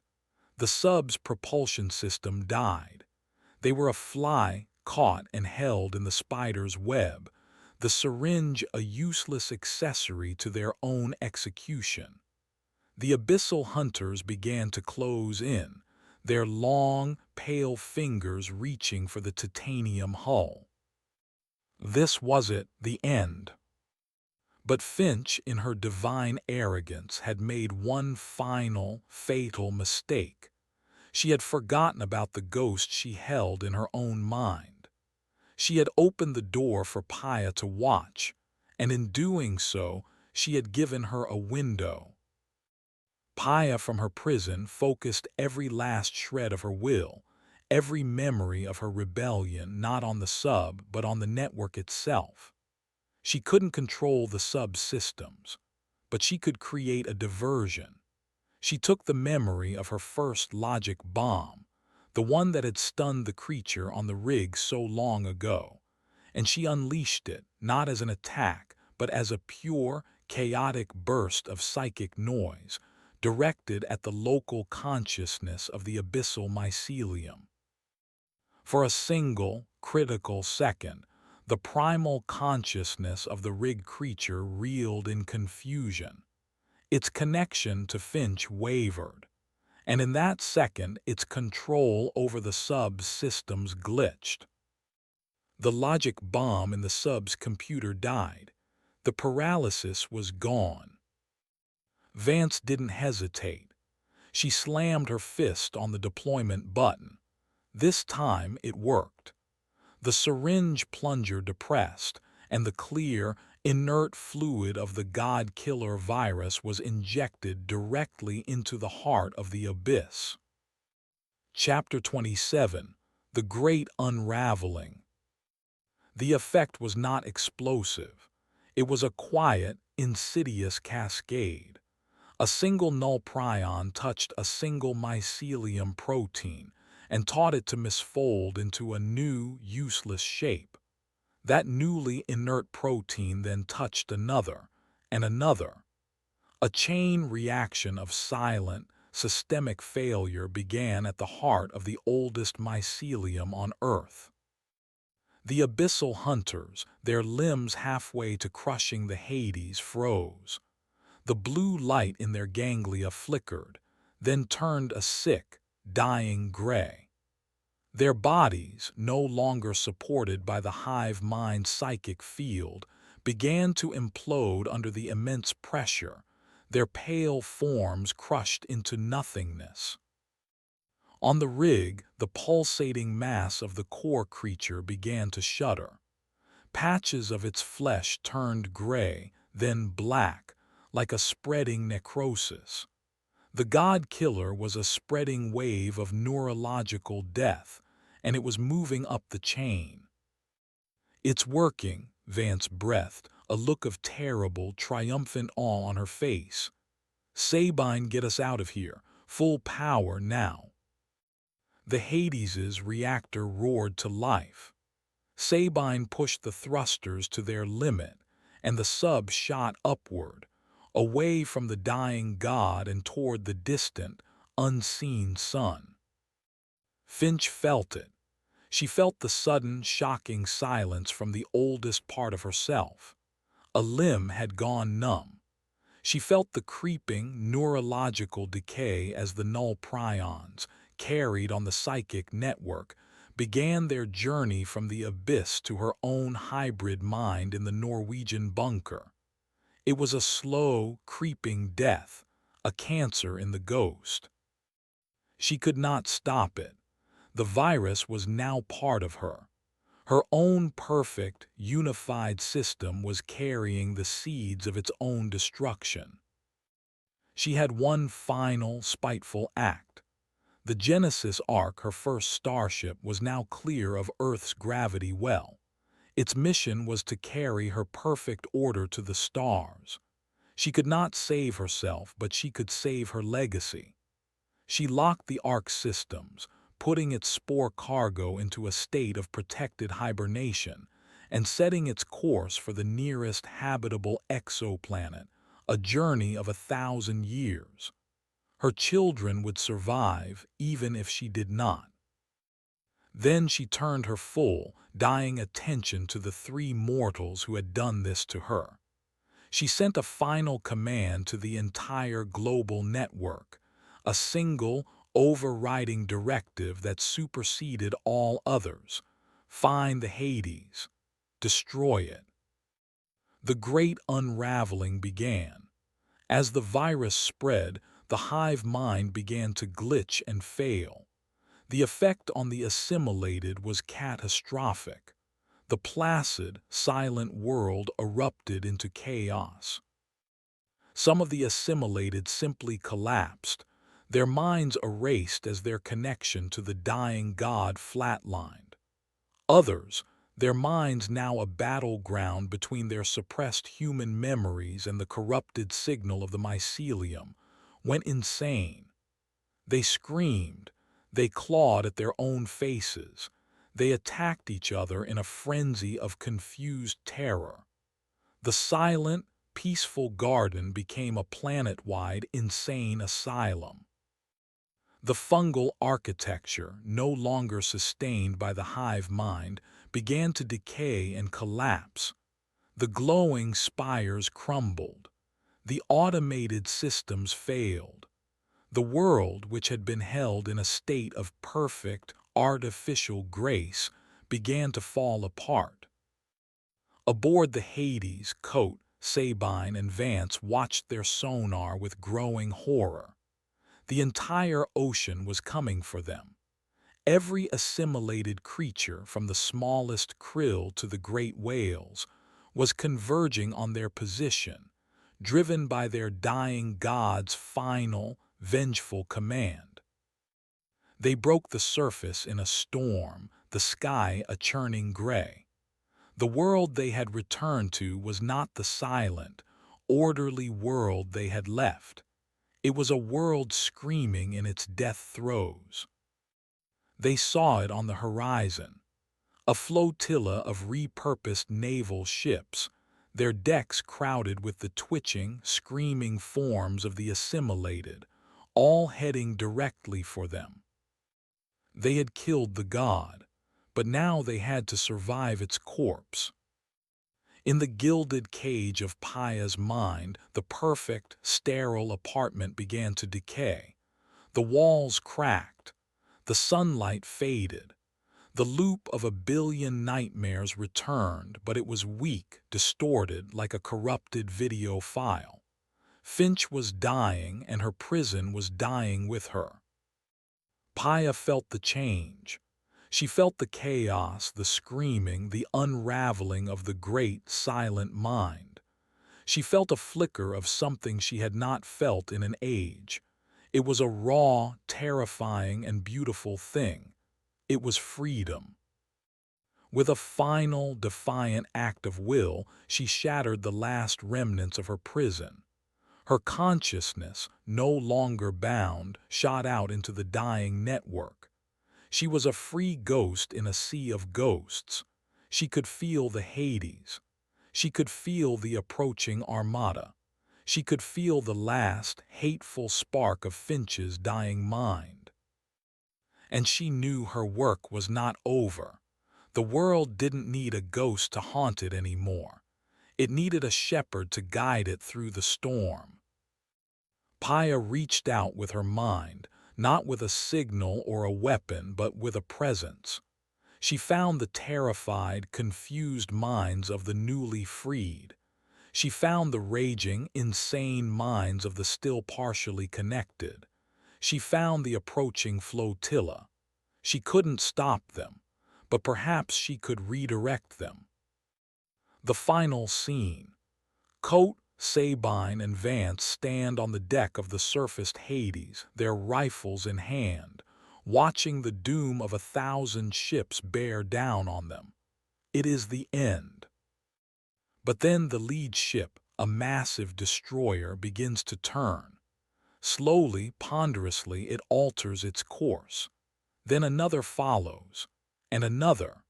The armada is not stopping its charge, but it is turning, its mindless rage being redirected, like a herd of stampeding animals, away from the sub and toward the distant, unseen Norwegian coastline, toward the bunker where their dying queen still resided. Coate looks out at the impossible maneuver, at the miracle of the saved. He doesn't know how or why, but he feels a sudden, profound sense of a presence in the storm, a familiar, stubborn, and heroic ghost. He looks up at the gray, weeping sky, and for the first time since the world ended, he allows himself a single, grim, and hopeful smile. The hunt was over.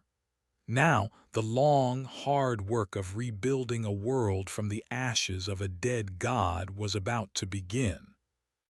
Chapter 28: The Shepherd of the Wreckage. Freedom was chaos. Paya's consciousness, unshackled from its prison, expanded into the dying global network of the mycelium. It was not the serene, ordered ocean of the hive mind, but a raging, psychic storm. She was a single, disembodied point of awareness in a hurricane of 7 billion minds simultaneously breaking apart. She felt the great unraveling not as an observer, but as a participant. She experienced the final, hateful command of the dying Finch mind, the directive for all assimilated life to converge on and destroy the Hades. Paya felt this command as a raw, overriding imperative in the storm, a current of pure malice dragging everything with it. She had no body, no voice, no tools but the sheer force of her own will. She had been a prisoner, a ghost, a warden. Now she chose a new role, a shepherd. She threw the entirety of her consciousness, her very identity, against that current of hate. She couldn't stop it. The dying god's will was too strong, but she could bend it. It was like trying to redirect a river with a paddle, a desperate, seemingly futile act. She found the psychic tributary that led the naval armada and pushed. She didn't send them a new command. She simply altered the coordinates in their corrupted minds, shifting the target of their rage from the coordinates of the Hades to the source of the original command, the bunker in Norway. It was a gamble of cosmic proportions, a final, fitting act of reciprocity. The dying queen would be devoured by her own vengeful, mindless children.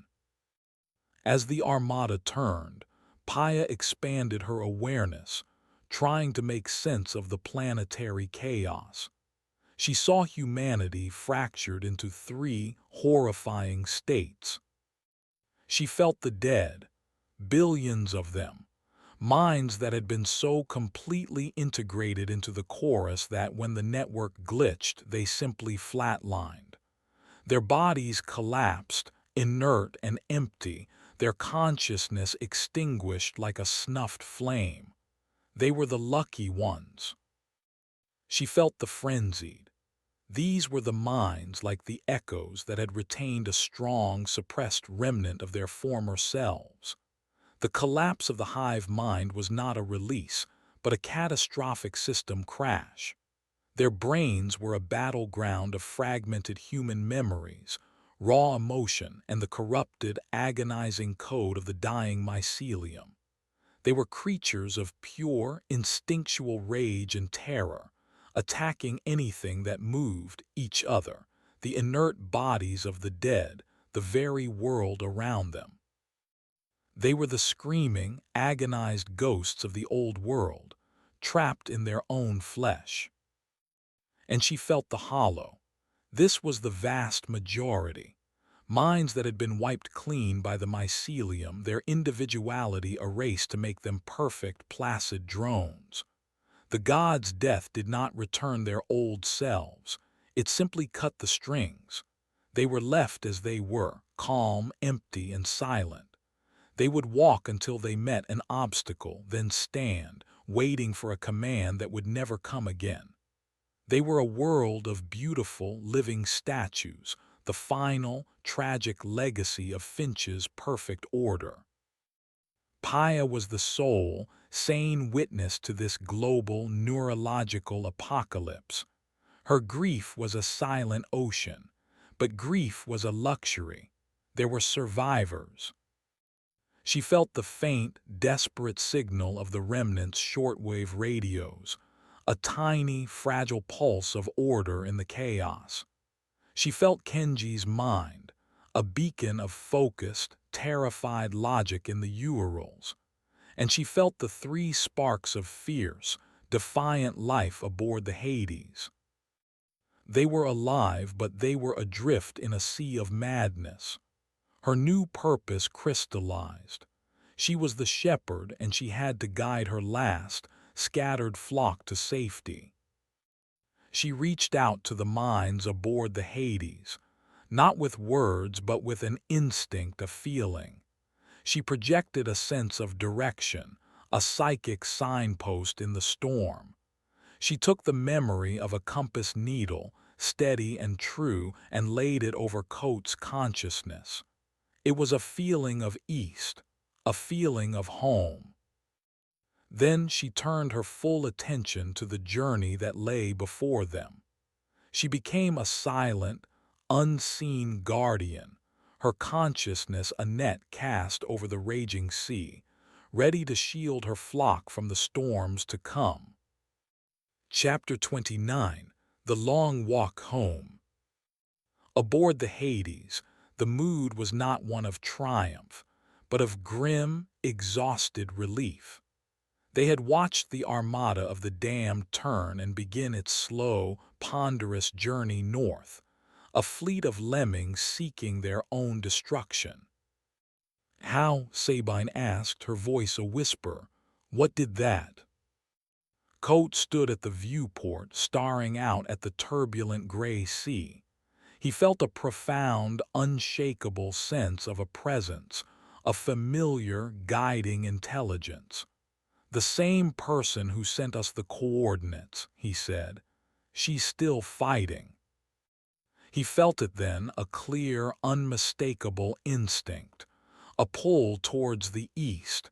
It wasn't a thought, but a deep gut certainty as clear as a magnetic field. "We have our heading," he announced. "We need to get to the Urals." Their journey was an odyssey through the wreckage of a shattered world.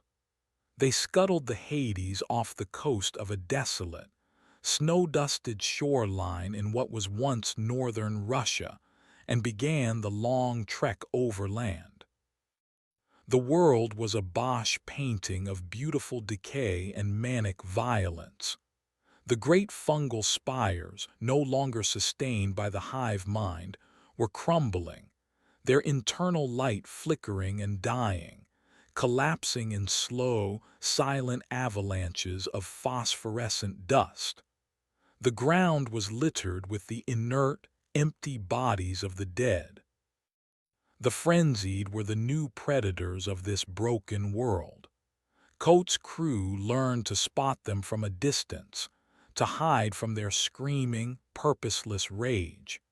They witnessed a pack of them tear apart one of the placid, unresisting hollow, a scene of such mindless brutality that it left them shaken for days. Through it all, they felt Paya's presence. It was a whisper in their subconscious, a sudden, shared urge to take shelter as a horde of frenzied swarmed over a nearby hill, a feeling of safety that led them to a hidden cache of old-world emergency supplies, an intuitive sense of which paths were clear and which held danger. They learned to trust the ghost, their unseen guardian. Vance, the hardened cynic, was the most changed by the journey. She had set out to kill a god, a clean intellectual exercise. Now she was faced with the messy, horrifying consequences. One evening they found a small group of the Hollow, standing placidly in the rain, their empty eyes staring at nothing. One of them was a child, no older than 7. Vance, the woman who had dreamed of creating weaponized diseases, found herself taking off her own coat and wrapping it gently around the child's shoulders. The child did not react, but for the first time, Vance saw these empty shells not as a failed system, but as a stolen future. After 2 months of grueling, soul-crushing travel, they stumbled out of a blizzard and saw it. The Sea-Harrow bunker. A wisp of smoke rose from a chimney, a fragile, beautiful signal of life. Kenji and the handful of other remnant survivors met them at the gate. The reunion was one of quiet, tearful relief. They were a handful of ghosts, the last chapter of humanity, huddled together against the end of the world. As they settled in, a new, profound silence fell over the planet. The psychic storm that had been raging in the background, the death throes of the hive mind, finally ceased. Kenji confirmed it on his equipment. The life signs in the Norwegian bunker, the energy signature of the Finch mind, had gone completely dark. Finch was dead. The mycelium was dead. It was finally truly over. The silence left a new, aching void. What now? What was their purpose in a world of billions of living statues and screaming madmen? They had won the war, only to inherit a planet-sized tomb. Chapter 30, The First Seed. In the quiet of the bunker, they grieved. Then they worked. They were the last custodians of human knowledge, and they had a world to rebuild, even if they didn't know how. The answer came from Paya. Coat had built a small, shielded room in the heart of the bunker, an antenna array tuned to the faint, residual psychic static of the world. He called it the chapel. He would sit there for hours, meditating, reaching out to the ghost who had guided them home. One day she answered, not with a feeling but with a clear, structured thought, a concept projected directly into his mind. She showed him the mind of one of the Hollow. It was not empty. It was a blank slate, a hard drive that had been wiped, its core operating system still intact but dormant. The potential was still there. The memories were gone, but the capacity to learn, to feel, to become, that was waiting. He took this revelation to Vance. The god-killer who had spent weeks in a deep, brooding depression was ignited by the new problem. A disease had broken the world. Perhaps another could fix it. The null prion was a decompiler, she reasoned, her mind working with a fierce, renewed energy. It broke the mycelium's code. What if we could write a compiler? A retrovirus not of destruction, but of introduction. It wouldn't restore the old personalities. That's impossible. But it might be able to reboot the system, trigger a new process of learning. It could give them a second chance at a soul. It was a staggering, monumental task, a project for a lifetime. But it was a purpose. While Vance began her new, great work, the others found theirs. Sabine and Kenji worked to build a new, low-tech communication network, a remnant web to find other pockets of unassimilated survivors. Coat became the leader of their small, burgeoning society. They brought a few of the Hollow into the protected valley around the bunker. They began to teach them, starting with the simplest of tasks: how to plant a seed, how to build a fire, how to say a name. The Hollow were slow, their faces blank, but they learned. They were children in adult bodies, a new, quiet, and gentle species of human waiting to be born. Paya watched over it all. Her war was over. Her role as a shepherd was changing. She was now the watcher, the silent guardian of this fragile cradle of civilization. Her consciousness was the first line of defense, an invisible wall against the chaos of the outside world. She was their ghost, their angel, their memory of the world that was lost and their hope for the world to come. The final scene is one of quiet, hard-won hope. Coate stands with Vance on a ridge overlooking the valley. Below, a small group of the Hollow, guided by Sabine, are tending a small, green garden. It is the first new thing they have built in this broken world. Paya's disembodied consciousness hovers over them all, a silent, loving presence. She feels the warmth of the sun on their faces, the satisfaction of their simple work. The grief is still there, an ocean of it, but for the first time it is joined by something else. A single, resilient, and fiercely protected seed of hope. Far away, in the cold, silent darkness of interstellar space, the Genesis arc continues its thousand-year journey, a final, unwritten chapter in the story of the mycelium. But here, on a scarred and healing Earth, a handful of ghosts, both living and dead, are planting a garden at the end of the world. And for the first time in a long time, they are not looking at the ashes of the past, but at the first, green shoots of an unknown future. Chapter 31. A Garden of Empty Shells. 5 years passed. 5 years of quiet, painstaking work in a world that had forgotten the meaning of progress. The Ural bunker, now a small, fortified settlement known as the Bastion, was the last flicker of organized human thought on the continent. The valley around the Bastion was a patch of impossible green in the gray, decaying landscape. The garden they had planted was now a series of thriving fields, tended by the silent, placid forms of the Hollow. Coate, his hair now more gray than black, was their leader, a reluctant king of a tiny, broken kingdom. Sabine, her face etched with the strain of her lonely vigil, ran the remnant web, a fragile network of shortwave and satellite links, forever searching for other survivors, other sparks in the global darkness. Dr. Vance was the engine of their new world.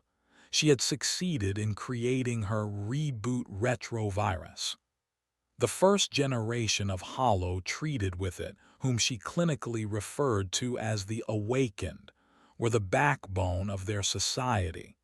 They learned quickly, followed instructions perfectly, and worked without complaint or fatigue. They were the perfect citizens. And they were utterly, terrifyingly empty. They could speak, but they did not converse. They could smile, but they felt no joy. They could perform complex tasks, but they possessed no creativity, no curiosity, no spark of inner life. They were biological machines, their minds a clean slate upon which the will of the remnant was written. Coate's morality and Sabine's diligence had imprinted upon them, creating a society of peaceful, obedient, and soulless workers. Paya watched this new world unfold from her silent, ethereal perch. She was no longer just a watcher. She was an integral part of the Bastion's infrastructure.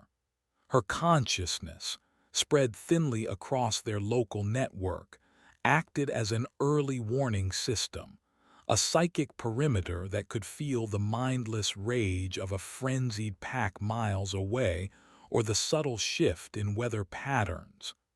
She was their unseen, ever-vigilant guardian. But she felt a profound and growing unease. She could touch the minds of the awakened, but there was nothing there to hold. Their consciousness was a calm, flat, featureless plane. There were no dreams, no fears, no memories. Vance had not resurrected humanity. She had created a more pleasing and productive model of the hollow. Paya had guided her flock to safety, only to watch them build a beautiful, sterile zoo. The routine of their quiet existence was shattered one crisp autumn morning. "Coat, you need to hear this." Sabine's voice crackled over the intercom, sharp with an emotion Coat hadn't heard in years. Excitement. He rushed to the communications hub. Sabine was hunched over a console, headphones pressed to her ears. She motioned for him to listen. He put on a second pair of headphones and heard it. Through the static, a clear, human voice was speaking in precise, formal English. It was not a distress call. It was an announcement. "To any surviving remnant cells, this is Commander Phoenix of the Hellion Initiative. We have stabilized the Western European sector. Our population is 312 strong. We have tracked your signal. We are coming." The message repeated. It was a message of impossible hope, a promise that they were not the last. But as Coat listened to the confident, authoritative voice of Commander Phoenix, Paya's presence in his mind flared. She could not form words, but she sent him a single, powerful, and deeply unsettling feeling. The cold, slithering sensation of a snake hiding in tall grass. 2 weeks later, the convoy arrived. It was not the ragtag collection of survivors Coat had expected. It was a disciplined military force. Half a dozen armored vehicles, repurposed from some forgotten European army, rolled into the valley.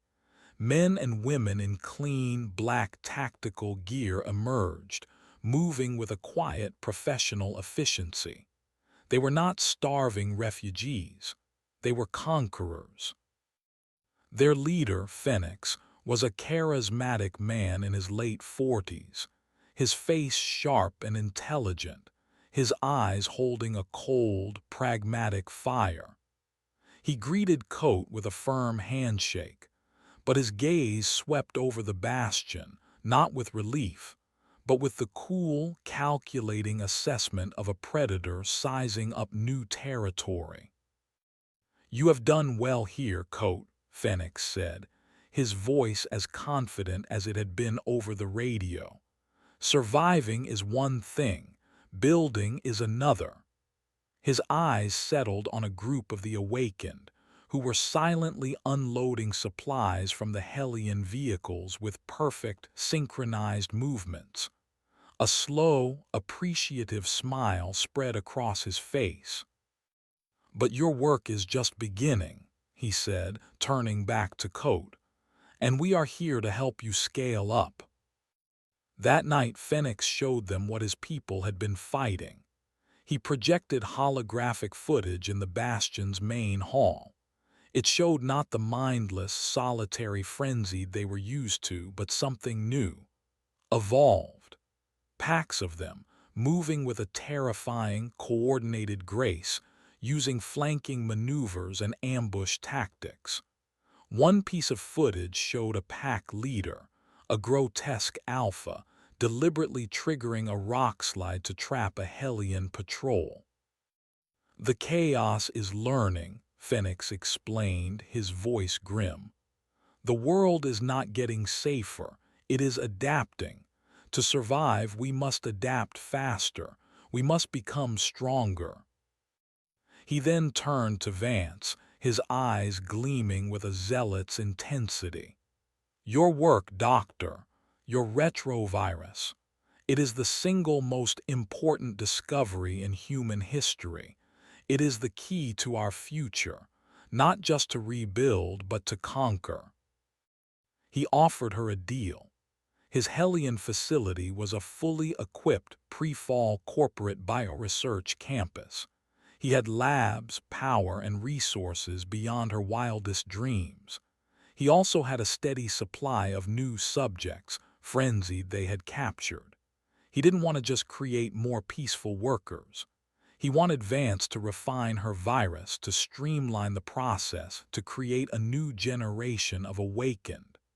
A generation of perfect, loyal, and unquestioning soldiers. Vance, who had chafed for years under the limited resources of the Bastion, who saw her work as the only thing that mattered, was visibly tempted. Coate felt a deep chill.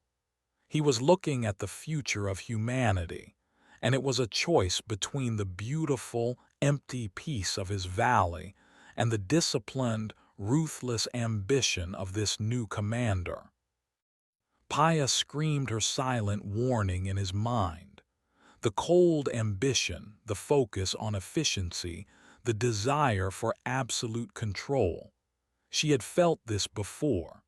Phoenix was not a monster from the abyss. He was the ghost of Director Finch, reborn in the ashes of the world she had tried to perfect. Chapter 32. The Soul of the Soldier. The schism began with a single request. Phoenix, with a predator's patience, did not demand control. He asked for a demonstration. One of my best men, a soldier named Rorik, was lost to us last month, he explained to the assembled council of Coate, Vance, and Sabine. A frenzied ambush. We recovered his body, but his mind is gone.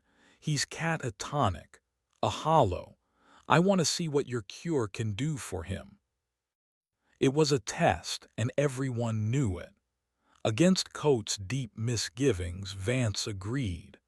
Her scientific curiosity, stoked by Phoenix's promises of a real laboratory, overrode her caution. They brought Rorik into the Bastion's infirmary. He was a mountain of a man, his body covered in the scars of 100 battles, his eyes empty and unfocused. He was a living weapon with its safety permanently on. Vance administered her latest, most potent strain of the retrovirus. The effect was astonishingly fast. Within minutes, a flicker of awareness returned to Rorik's eyes. He sat up. He looked at his hands, then around the room. He focused on Phoenix, who stood watching with an unreadable expression. "Commander," Rorik said, his voice a clear, steady baritone. His eyes were not the placid, empty pools of the Bastion's awakened. They were sharp, intelligent, and focused with an unwavering, absolute loyalty. "Report, soldier," Phoenix commanded. "Ready for duty, sir," Rorik replied, his posture snapping to perfect military attention. Phoenix smiled, a cold, triumphant expression.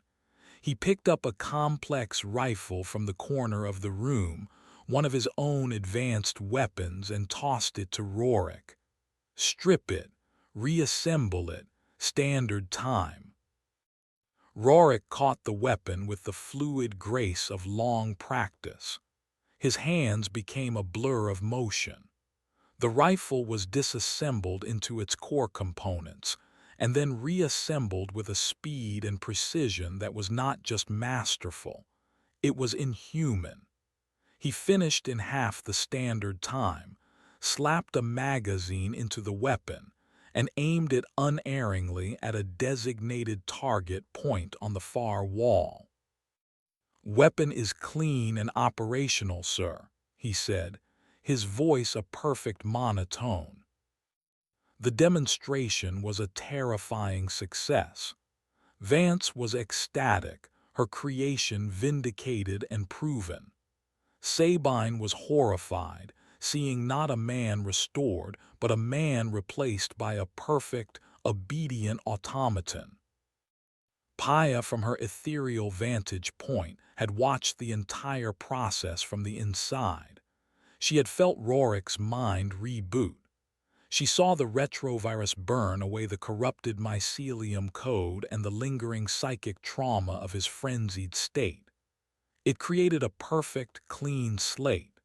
But a mind, she now realized, abhors a vacuum. Rorik's rebooted consciousness, stripped of memory and identity, was like a newly forged key waiting for a lock. It latched onto the first, most powerful and most structured will in its vicinity, Commander Phoenix. The retrovirus didn't just awaken the Hollow. It imprinted them with the dominant psychological profile of their immediate environment. The Bastions awakened, were gentle farmers because Kote and his people were their template. Rorik was a perfect soldier because Phoenix was a warlord. Vance hadn't invented a cure. She had invented the ultimate tool of psychic enslavement. Kote saw the truth in that moment, reflected in Sabine's horrified expression and Vance's feverish excitement. "What have you done, Vance?" he whispered. "That's not a man, that's a puppet." "I have created the next stage of human evolution," Vance shot back, her eyes blazing. "Obedience, discipline, purpose, qualities your gentle gardeners lack. Phoenix is right. This is how we survive. This is how we win." "Win what?" Kote demanded. "You want to replace one hive mind with another of our own making." The argument was the spark that ignited the schism. Phoenix made his move. He didn't need to fight. He simply made an offer. His soldiers, disciplined and loyal, calmly secured the lab, taking Vance and her research under their protection. Phoenix faced Kote, his expression one of almost paternal disappointment. "Your sentimentality is a relic of a world that no longer exists, Kote. I am offering you a future, a strong, unified humanity. Join me. Help me lead it. Your moral guidance, my practical leadership. Together, we can rebuild this world in our image." It was the final temptation. Surrender his ideals for the promise of a safe, orderly, and powerful future. Paya screamed in his mind, not a warning but a memory. The memory of Finch's offer in her perfect, simulated apartment. "Join us. It will be gentle." Kote looked from Phoenix's confident face to the emotionless, focused eyes of the newly awakened Rorik. He saw the future Phoenix was offering, a future of perfect soldiers and unquestioning obedience, a world saved from chaos only to be plunged into the cold, iron grip of tyranny. "No," Kote said, his voice quiet but firm. "We will not trade our souls for our survival." Phoenix's smile faded. "A noble and foolish choice." He turned to his men. "Secure the valley. Dr. Vance's work requires a more stable and forward-thinking environment.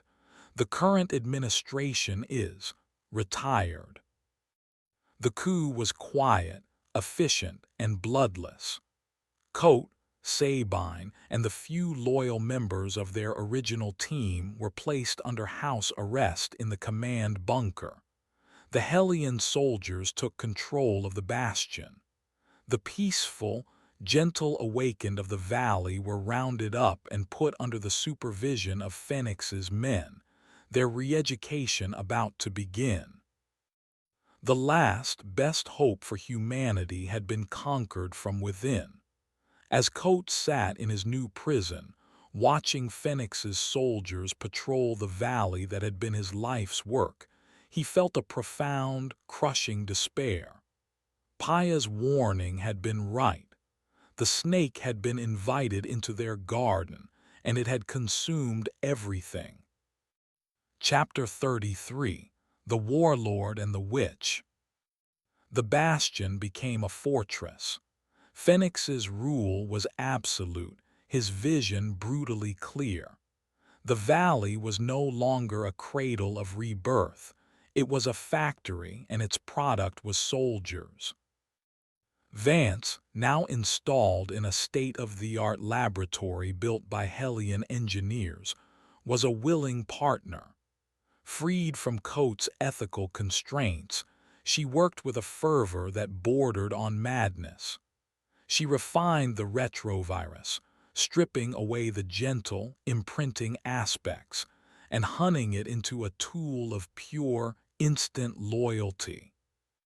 Phoenix provided a steady stream of captured frenzied, and Vance cured them, turning them into a growing army of awakened, each one a perfect soldier, unquestioningly loyal to their commander.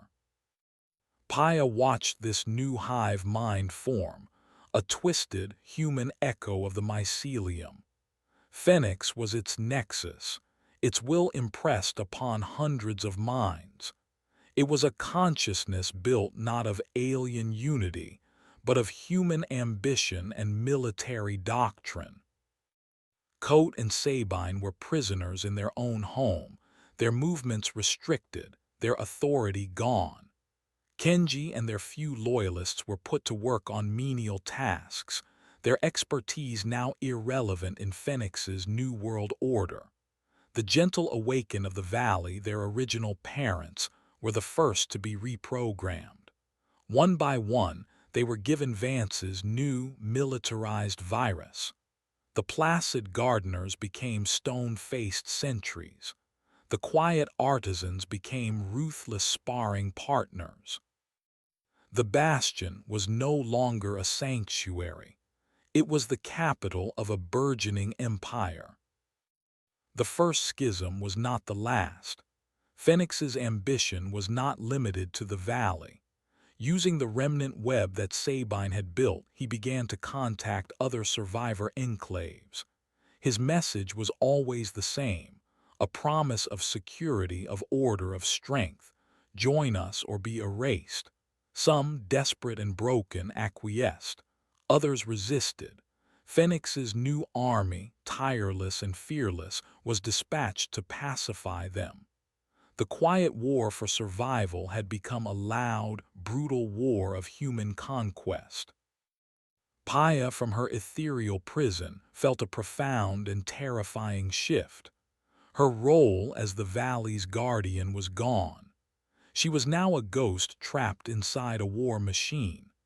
She could feel the cold, disciplined thoughts of Phoenix's army, a network of tactical data and loyalty protocols.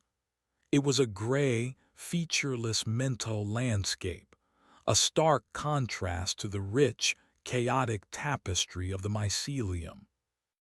She was faced with a terrible choice. She had the power, however faint, to disrupt Phoenix's network. A psychic whisper at the right moment could cause a soldier to hesitate, a patrol to miss its target. She could become a saboteur, a ghost of the resistance. But to do so would mean harming the awakened, the very people she saw as stolen, innocent children. To save humanity from Phoenix's tyranny, she would have to attack the victims of that tyranny. Her breaking point came when she witnessed the pacification of a small, peaceful farming community in what was once Poland. Phoenix's army, led by the stone-faced Rorik, descended on the settlement. The survivors fought back with a desperate, hopeless courage. Paya watched as the awakened soldiers, moving with inhuman efficiency, systematically dismantled the settlement's defenses. They did not kill with malice or rage, but with the detached precision of a surgeon removing a tumor. The survivors were captured and brought back to the bastion to be cured. Their children were separated, to be raised as the next generation of the Hellion Initiative. That night Paya made her choice. She could no longer be a passive observer. She had to fight. She needed a weapon, a soldier of her own.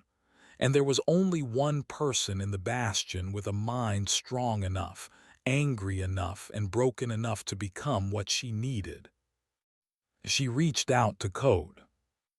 He was in his cell, a small, bare room in the bunker staring at the wall. His spirit was broken, his hope extinguished. Paya gathered all her strength, all her focus. She did not send him a feeling or a memory. She sent him a word, a single, clear, resonant word that echoed in the center of his mind. Rage. Coat flinched. The word was a jolt of electricity to his dying spirit. It was not his own thought. It was a gift, a command, an awakening. She sent another. Vite.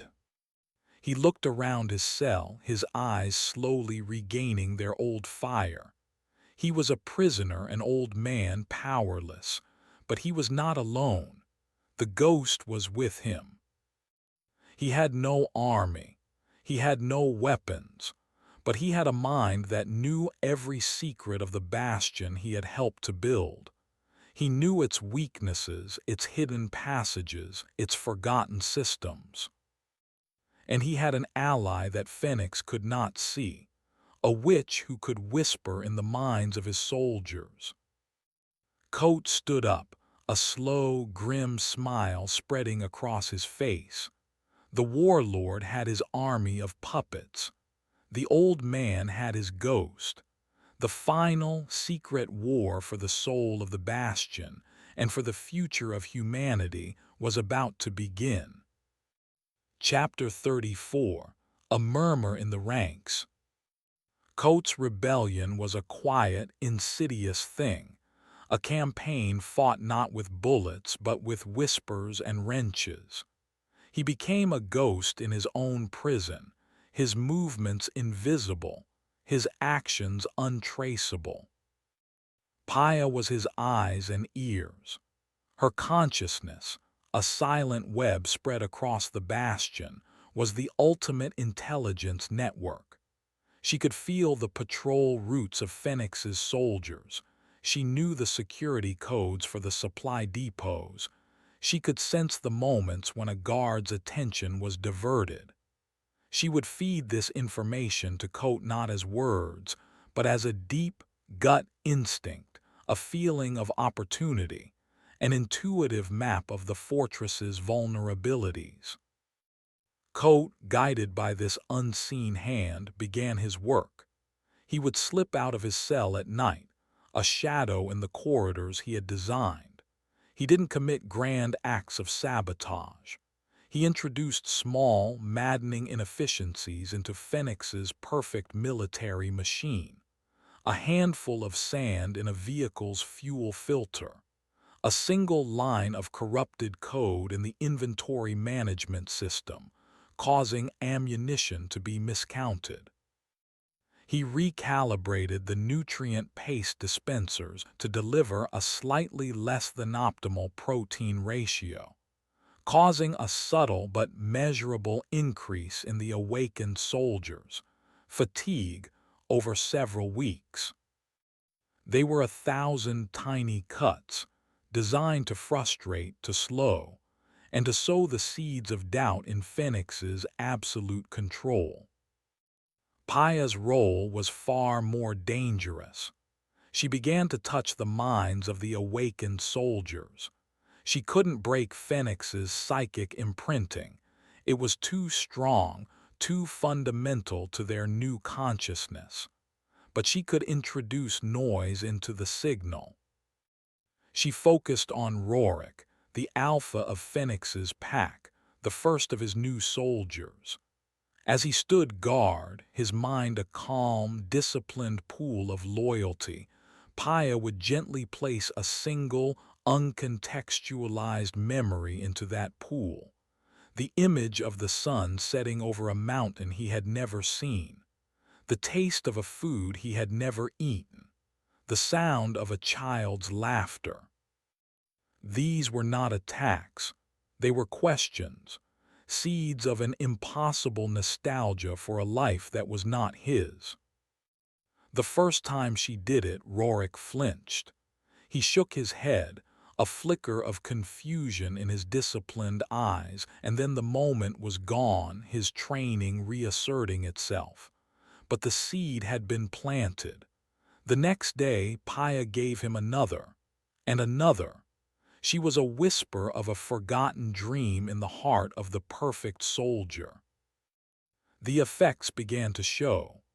Rorik's perfect efficiency developed a fractional hesitation. His aim in target practice, once inhumanly precise, would occasionally be off by a millimeter. He began to stand for long periods, staring at the crumbling fungal spires on the horizon, a ghost of an unknown emotion on his stone-like face. Phoenix noticed. He saw the minute drop in the Army's performance metrics. He saw the flicker of confusion in his best soldier's eyes. He knew it was code, but he couldn't prove it. There were no signs of a physical breach.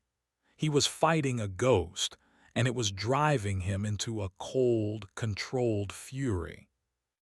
He doubled the guards on Coates' cell. He had Vance run psychological diagnostics on the awakened, searching for the source of the anomaly.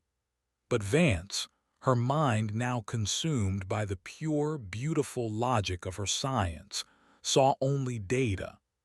She reported the anomalies as a potential side effect of the retrovirus, a psychic static that could be corrected with a more potent loyalty booster. The true battle was between Paya and Phoenix, a silent psychic war for the soul of the army. Phoenix's will was a broadcast, a powerful, unwavering signal of command. Paya was a whisper, a targeted, personal question.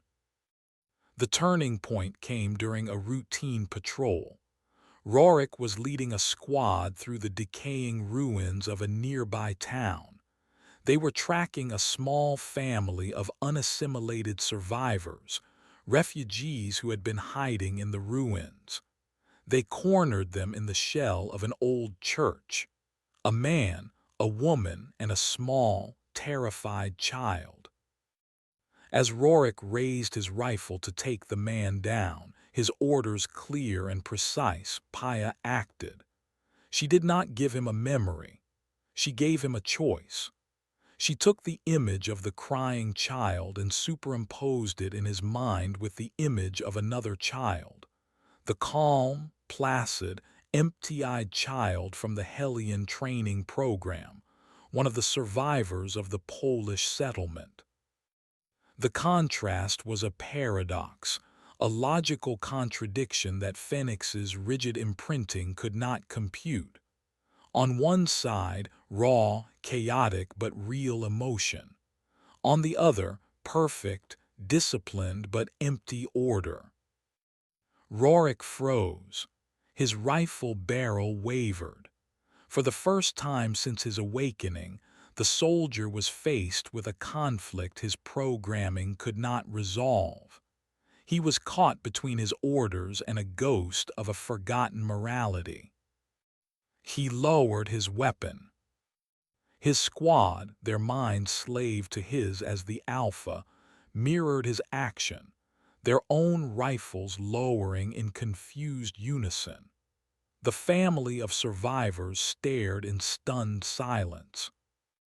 From his command center in the bastion, Phoenix felt the sudden, shocking disconnection. He felt his best soldier hesitate. He felt the chain of command shatter. He knew in that moment that he had underestimated the ghost. His enemy was not just a saboteur, she was a liberator, and he could not allow a single slave to dream of freedom.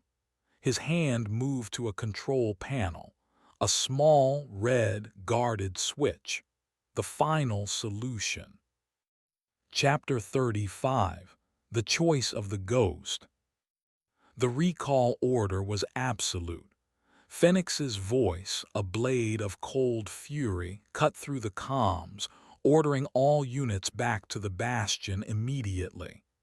He knew the psychic infection, the Paya virus, was spreading. Rorik's moment of hesitation was a symptom of a deeper contagion. Rorik and his squad, their moment of confusion broken by the commander's direct will, herded the terrified family back towards the valley. But something had changed. The perfect, placid certainty in their eyes was gone, replaced by a subtle, troubled flicker. Paya had not broken their chains, but she had shown them that the chains existed. As the army converged on the bastion, Kote knew the endgame had arrived. Phoenix was not retreating. He was consolidating his power. He was preparing to purge the infection, and everyone in the valley was now a potential host. Paya felt it too. Phoenix was building a psychic firewall around the bastion, a wall of pure, focused will designed to cut her off, to blind her. He was preparing for a final, brutal cleansing. Vance, oblivious to the silent war, came to Phoenix with a triumphant discovery. "I've perfected it, Commander," she announced, holding up a data pad. "A new strain of the retrovirus. It doesn't just imprint loyalty, it erases the capacity for independent thought entirely. It creates a true drone. No more psychic static, no more glitches, perfect biological obedience." Phoenix looked at her, his eyes holding a cold, dead light. "Prepare a full batch, Doctor. Enough for everyone in this valley. We have a software update to install." The plan was simple and monstrous. Phoenix would gather everyone in the main square, his soldiers, the original bastion awakened, and his prisoners, and Vance would release the new virus in an airborne form. Everyone would be rebooted, their minds wiped clean and then perfectly imprinted with his will alone. He would burn the entire system down to create a new, flawless one. Kote, Sabine, and Paya's rebellion would be erased forever. Paya, from her fatting connection, showed this future to Kote. He saw the valley of blank, perfect drones. He saw Vance's terrible, final victory. He saw the future of humanity as a race of mindless, biological machines, ruled by a single, paranoid tyrant. He had one last, desperate card to play. He knew the Bastion had a failsafe, a final scorched earth protocol he himself had designed years ago. A series of thermobaric charges placed at key structural points deep in the bunker's foundation, powerful enough to vaporize the entire facility and bring half the mountain down on top of it. It was a doomsday switch, meant only to be used to prevent the bunker's technology from falling into enemy hands. Now he was the enemy. Sabine, her face a pale mask of grim determination, helped him access the system through a hidden maintenance terminal. They initiated the countdown. They had 30 minutes. "This will kill everyone," Sabine whispered. "Us, Phoenix, Vance, the Awakened, all of them." "There are worse things than death, Sabine," Kote said, his hand hovering over the final activation key. "A world of perfect, obedient slaves is one of them." This was the final choice, a quick, clean death or a slow, living one. But Paya showed him a third option. She had one last, desperate move, one final act of sacrifice. The failsafe was controlled electronically. Phoenix, once he detected the countdown, could easily override it from his command center. But there was a manual override, a physical lever in the sub-level reactor room, a place no one had entered in years. She communicated her plan to Code. It was a suicide mission. She would gather the last of her psychic strength and focus it all on a single target, Rorik. She would not try to free him. She would try to guide him. She would use Phoenix's own chain of command against him, planting a single, overriding, subconscious command in the soldier's mind. Protect the commander from the threat in the reactor room. She would lure Phoenix into a physical confrontation, away from his command console. It would be Coates' only chance to reach the manual override. But for it to work, for the lure to be strong enough, the threat had to be real. Paya had to manifest. She had to take all her disembodied psychic energy, all her pain and grief and rage, and pour it into one final physical act. The Bastion's systems were woven with the decaying remnants of the mycelium's fungal network. She would use that network, the ghost of her old enemy, as a body. She showed Coat the vision, a monstrous, weeping figure of fungal matter and broken technology coalescing in the reactor room. It would be her, a monster created to save the world from a man. It will destroy you, Paya, Coat thought, his heart aching. It will burn out what's left of your consciousness. He felt her final response, a feeling of profound, sad, and resolute peace, a ghost of a smile. Freedom is not a gift, the thought came. It's a choice. Chapter 36, The Last Echo. The countdown began. Alarms, silent for years, blared through the bastion. Phoenix, his face a mask of cold fury, saw the failsafe activation on his master console. He tried to override it, but a ghost in his machine fought him. 1,000 tiny glitches and error messages. Paya's final, desperate act of digital sabotage. He knew it was Coat. He knew the old man was heading for the manual override. He rose from his command chair, grabbing his sidearm. He would deal with this himself. But then a new, frantic alert flashed on his screen. A massive, unscheduled energy spike in the sub-level reactor room. A biosignature that did not belong. Rorik, standing guard outside the command center, suddenly stiffened, his head snapping towards the stairwell. Threat detected. Level 5, the soldier said, his voice a monotone but his eyes wide with a confusion his programming couldn't resolve. Commander must be secured. I must intercept the threat. The subconscious command Paya had planted, the ultimate loyalty protocol, had activated. Rorik, believing he was protecting his master, charged down into the sub-levels, directly towards the monster Paya was becoming.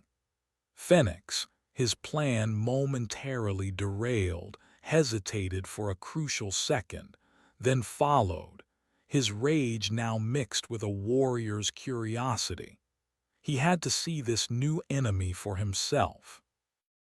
The reactor room was a chamber of concrete and steel, pulsing with the steady beat of the geothermal heart that powered the entire mountain. In the center of the room, something was growing.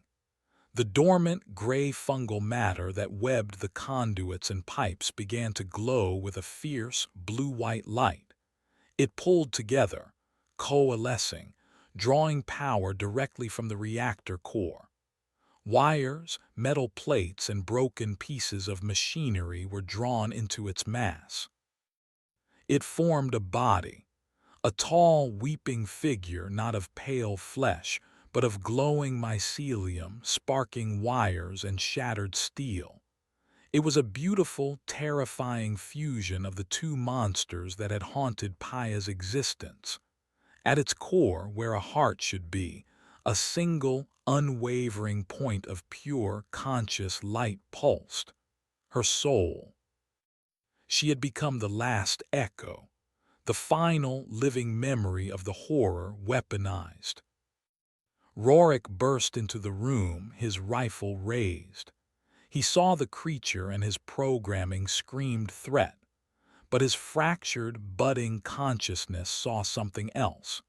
He saw a profound sadness in the creature's light, a grief that resonated with the ghost of a feeling in his own chest.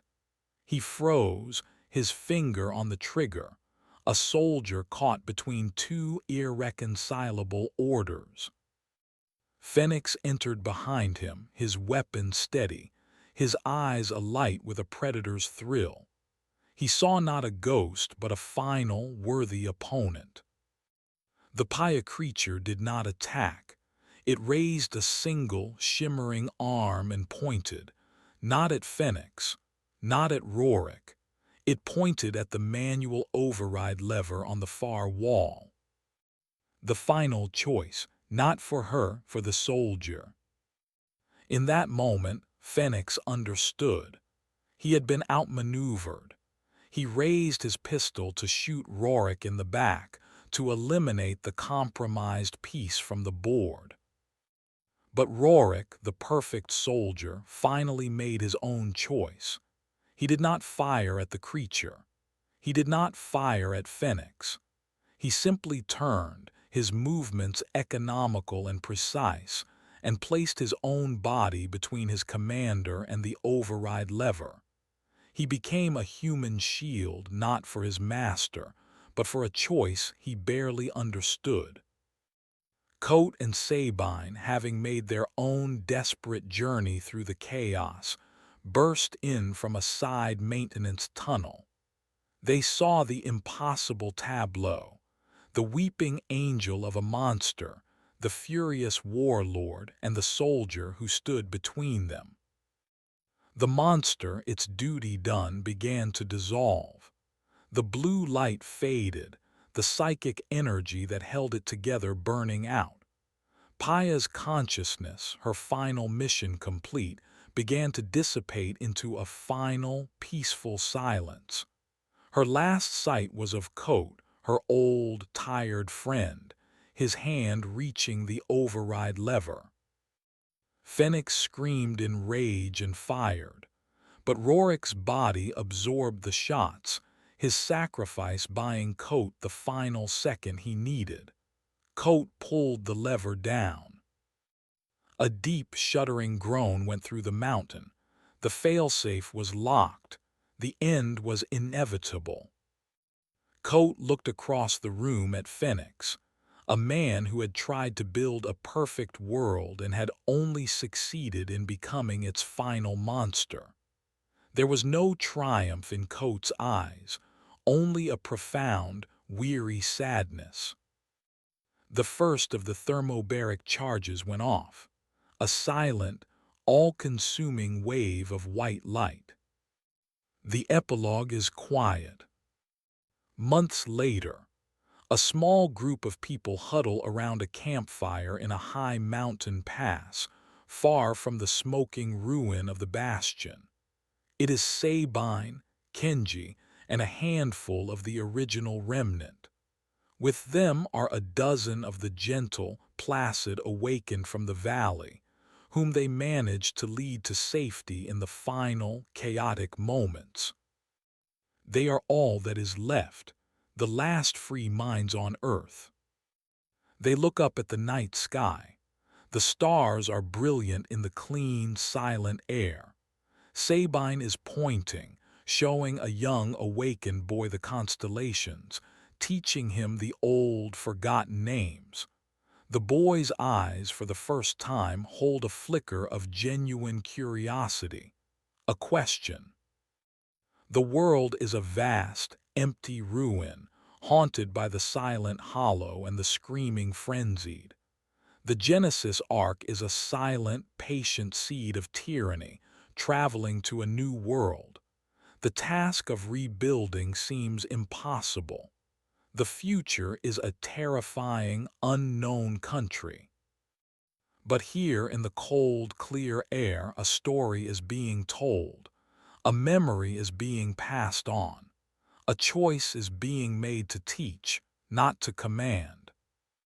The ghost is gone, the monster is dead, the war is over. And under the silent, watching stars, a new, small, and fragile humanity takes its first, hesitant breath. Chapter 37. A Generation of Ghosts. 20 years is a lifetime. For the settlement of Sanctuary, nestled in the shadow of the Ural Mountains, it was an age of myth. The stories of the world that was, of the Great Silence and of the war between the warlord and the ghost, were told around campfires, tales to frighten children and inspire the young.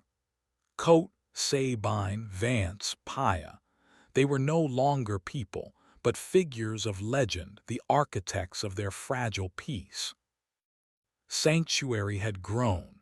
It was now a small, thriving town of a few hundred souls.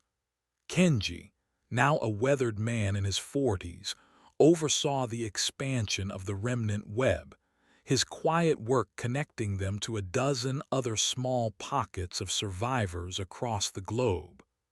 Sabine, her hair now white as the mountain snow, was their historian, the keeper of the memory of what humanity had lost. The awakened were the heart of this new world. The children of the original Hollow, born into the new age, had grown into a generation unlike any before. They were quiet, thoughtful, and deeply empathetic, their minds unburdened by the frantic individualism of the old world. They learned, they loved, and they built their society a model of peaceful, communal cooperation. Their leader was the boy Sabine had taught the stars. His name was Kale. He was now a young man, and he was the first of his kind to be born with a connection to what they called the resonance, the faint, lingering psychic echo of Paya's consciousness, a feeling of calm, choice, and interconnectedness that seemed to permeate the valley. He was the hope of their future, a new kind of human for a new kind of world. But the old world's ghosts still lingered. The frenzied were still out there. For years they had been a manageable threat, mindless, raging animals that could be avoided or, when necessary, put down.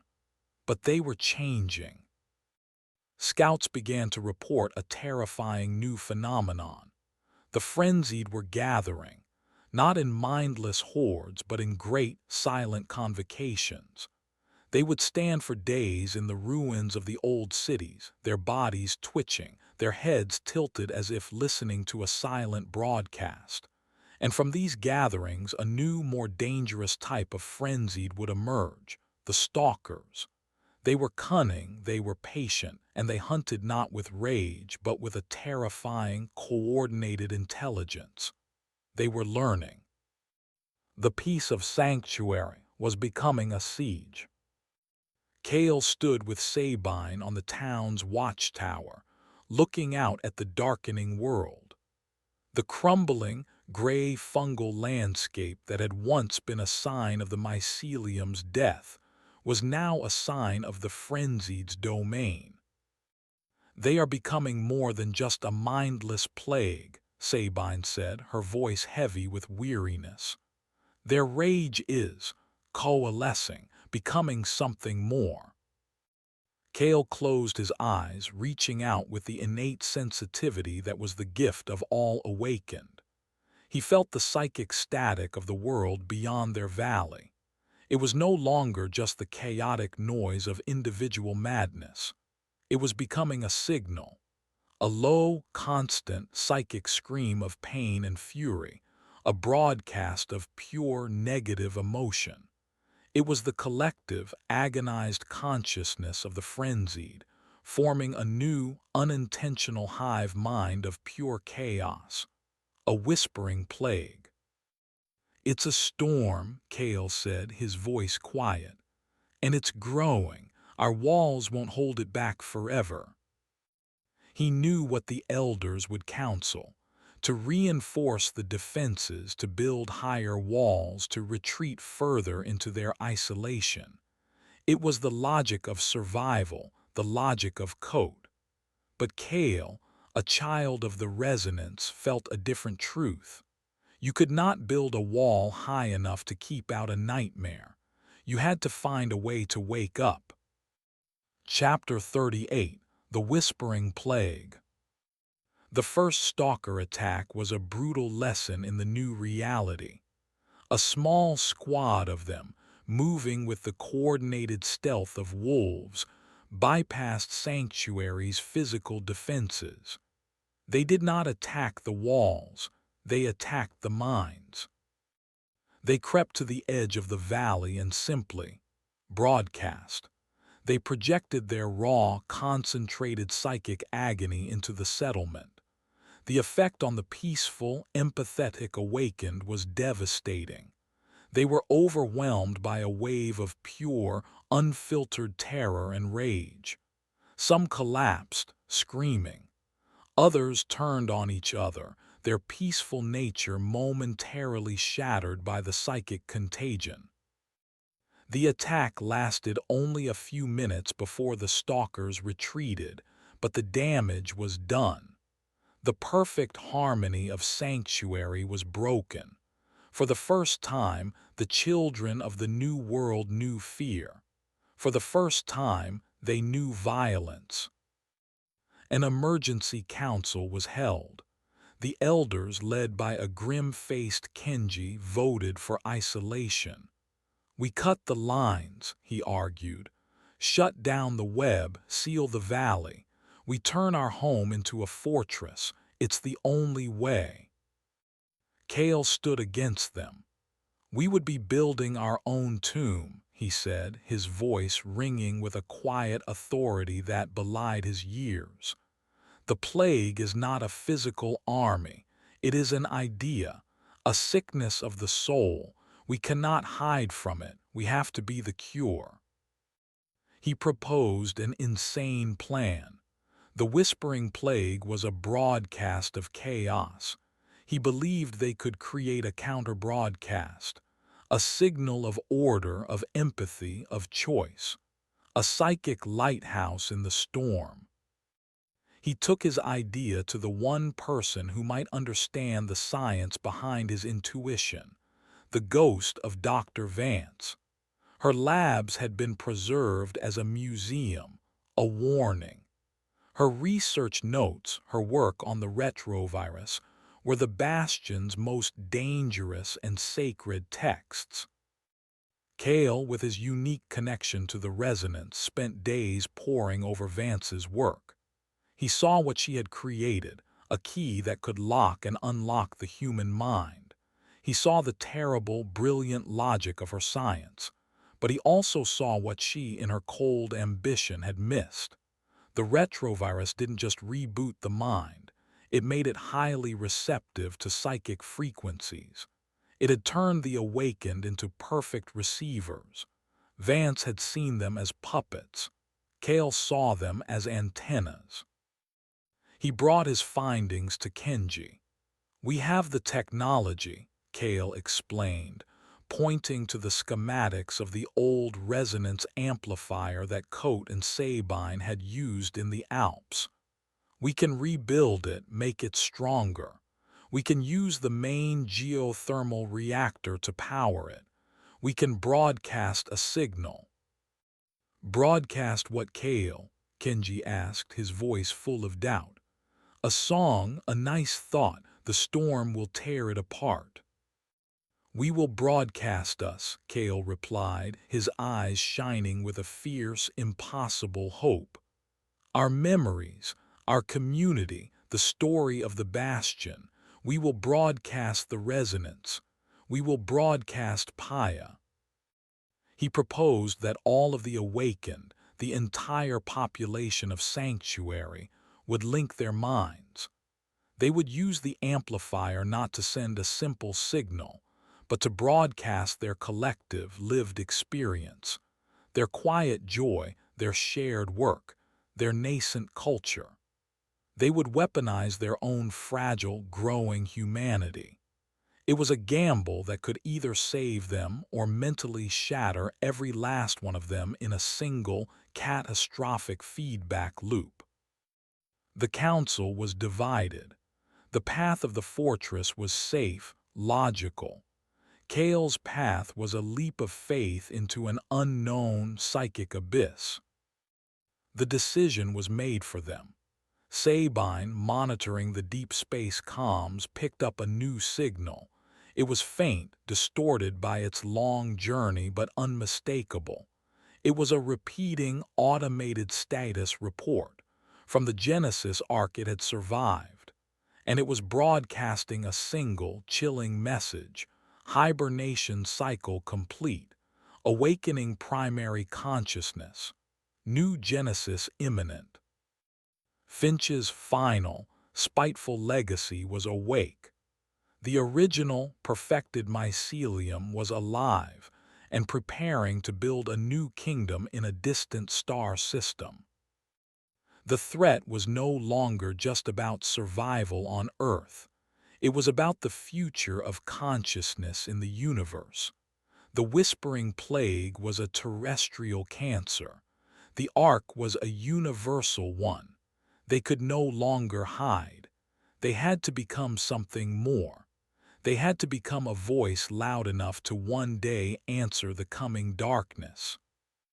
The council fell silent. Their choice was clear.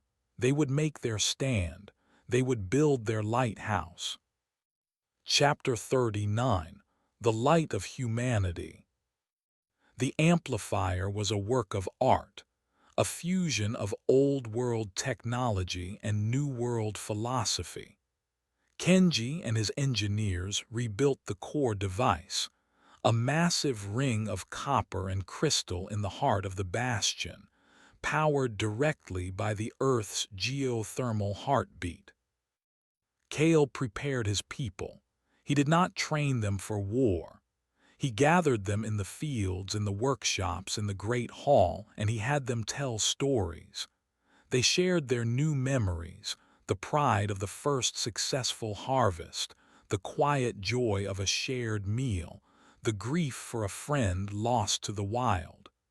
They were building their choir, strengthening their collective soul.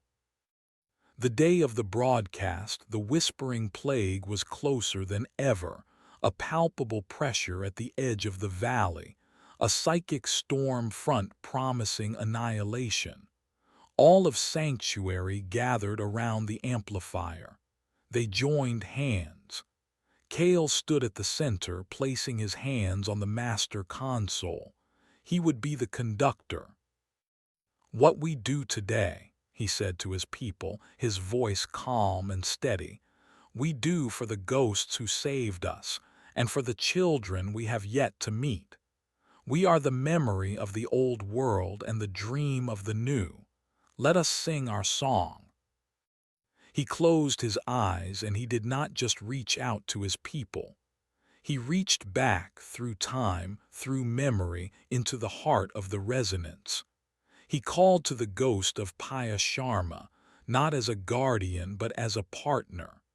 He opened his mind and the minds of all his people as a vessel for her final, lingering will. He activated the amplifier. There was no sound, there was no light, but there was a wave, a silent, psychic wave of pure, concentrated humanity radiated out from the valley. It was the memory of Coates' grim determination, of Sabine's quiet strength, of Vance's terrible genius. It was the story of the garden, the joy of the first harvest, the shared warmth of the campfire. And at its core, woven through it all like a thread of unbreakable light, was Paya's final, resolute choice. The choice for freedom, no matter the cost. The wave hit the psychic storm of the whispering plague. It was not a collision, it was a conversation. The broadcast did not destroy the frenzied's rage, it gave it context. It surrounded their chaotic, looping pain with feelings of empathy, of memory, of peace. It was a voice whispering to a person having a nightmare, reminding them that the morning would come. The effect was not a cure, but a calm. The psychic screaming of the plague did not stop, but it quieted. The storm was pushed back, its fury dampened by a signal of a complexity it could not comprehend. The stalkers, their minds touched by a ghost of a forgotten peace, halted their advance and retreated back into the gray, ruined world. Sanctuary had held. They had not built a wall, but a beacon. Cale stood, drained but resolute, the cheers of his people a distant sound. He could still feel the plague, a low, constant murmur at the edge of their reality. He could still feel the cold, patient signal of the distant ark. The threats were not gone. They likely never would be. But now humanity had a voice again. He looked up at the sky, at the star system where the ark was heading. The fight was far from over, but for the first time he did not feel like the last of an old species. He felt like the first of a new one. His people were no longer the hollow, no longer the awakened. They were the inheritors. Their song was on the air, and they were ready for whatever came next. They were Paya's final, living echo, a testament not to the perfection of a single, unified mind, but to the messy, difficult, and beautiful resilience of a chorus of free ones. The end.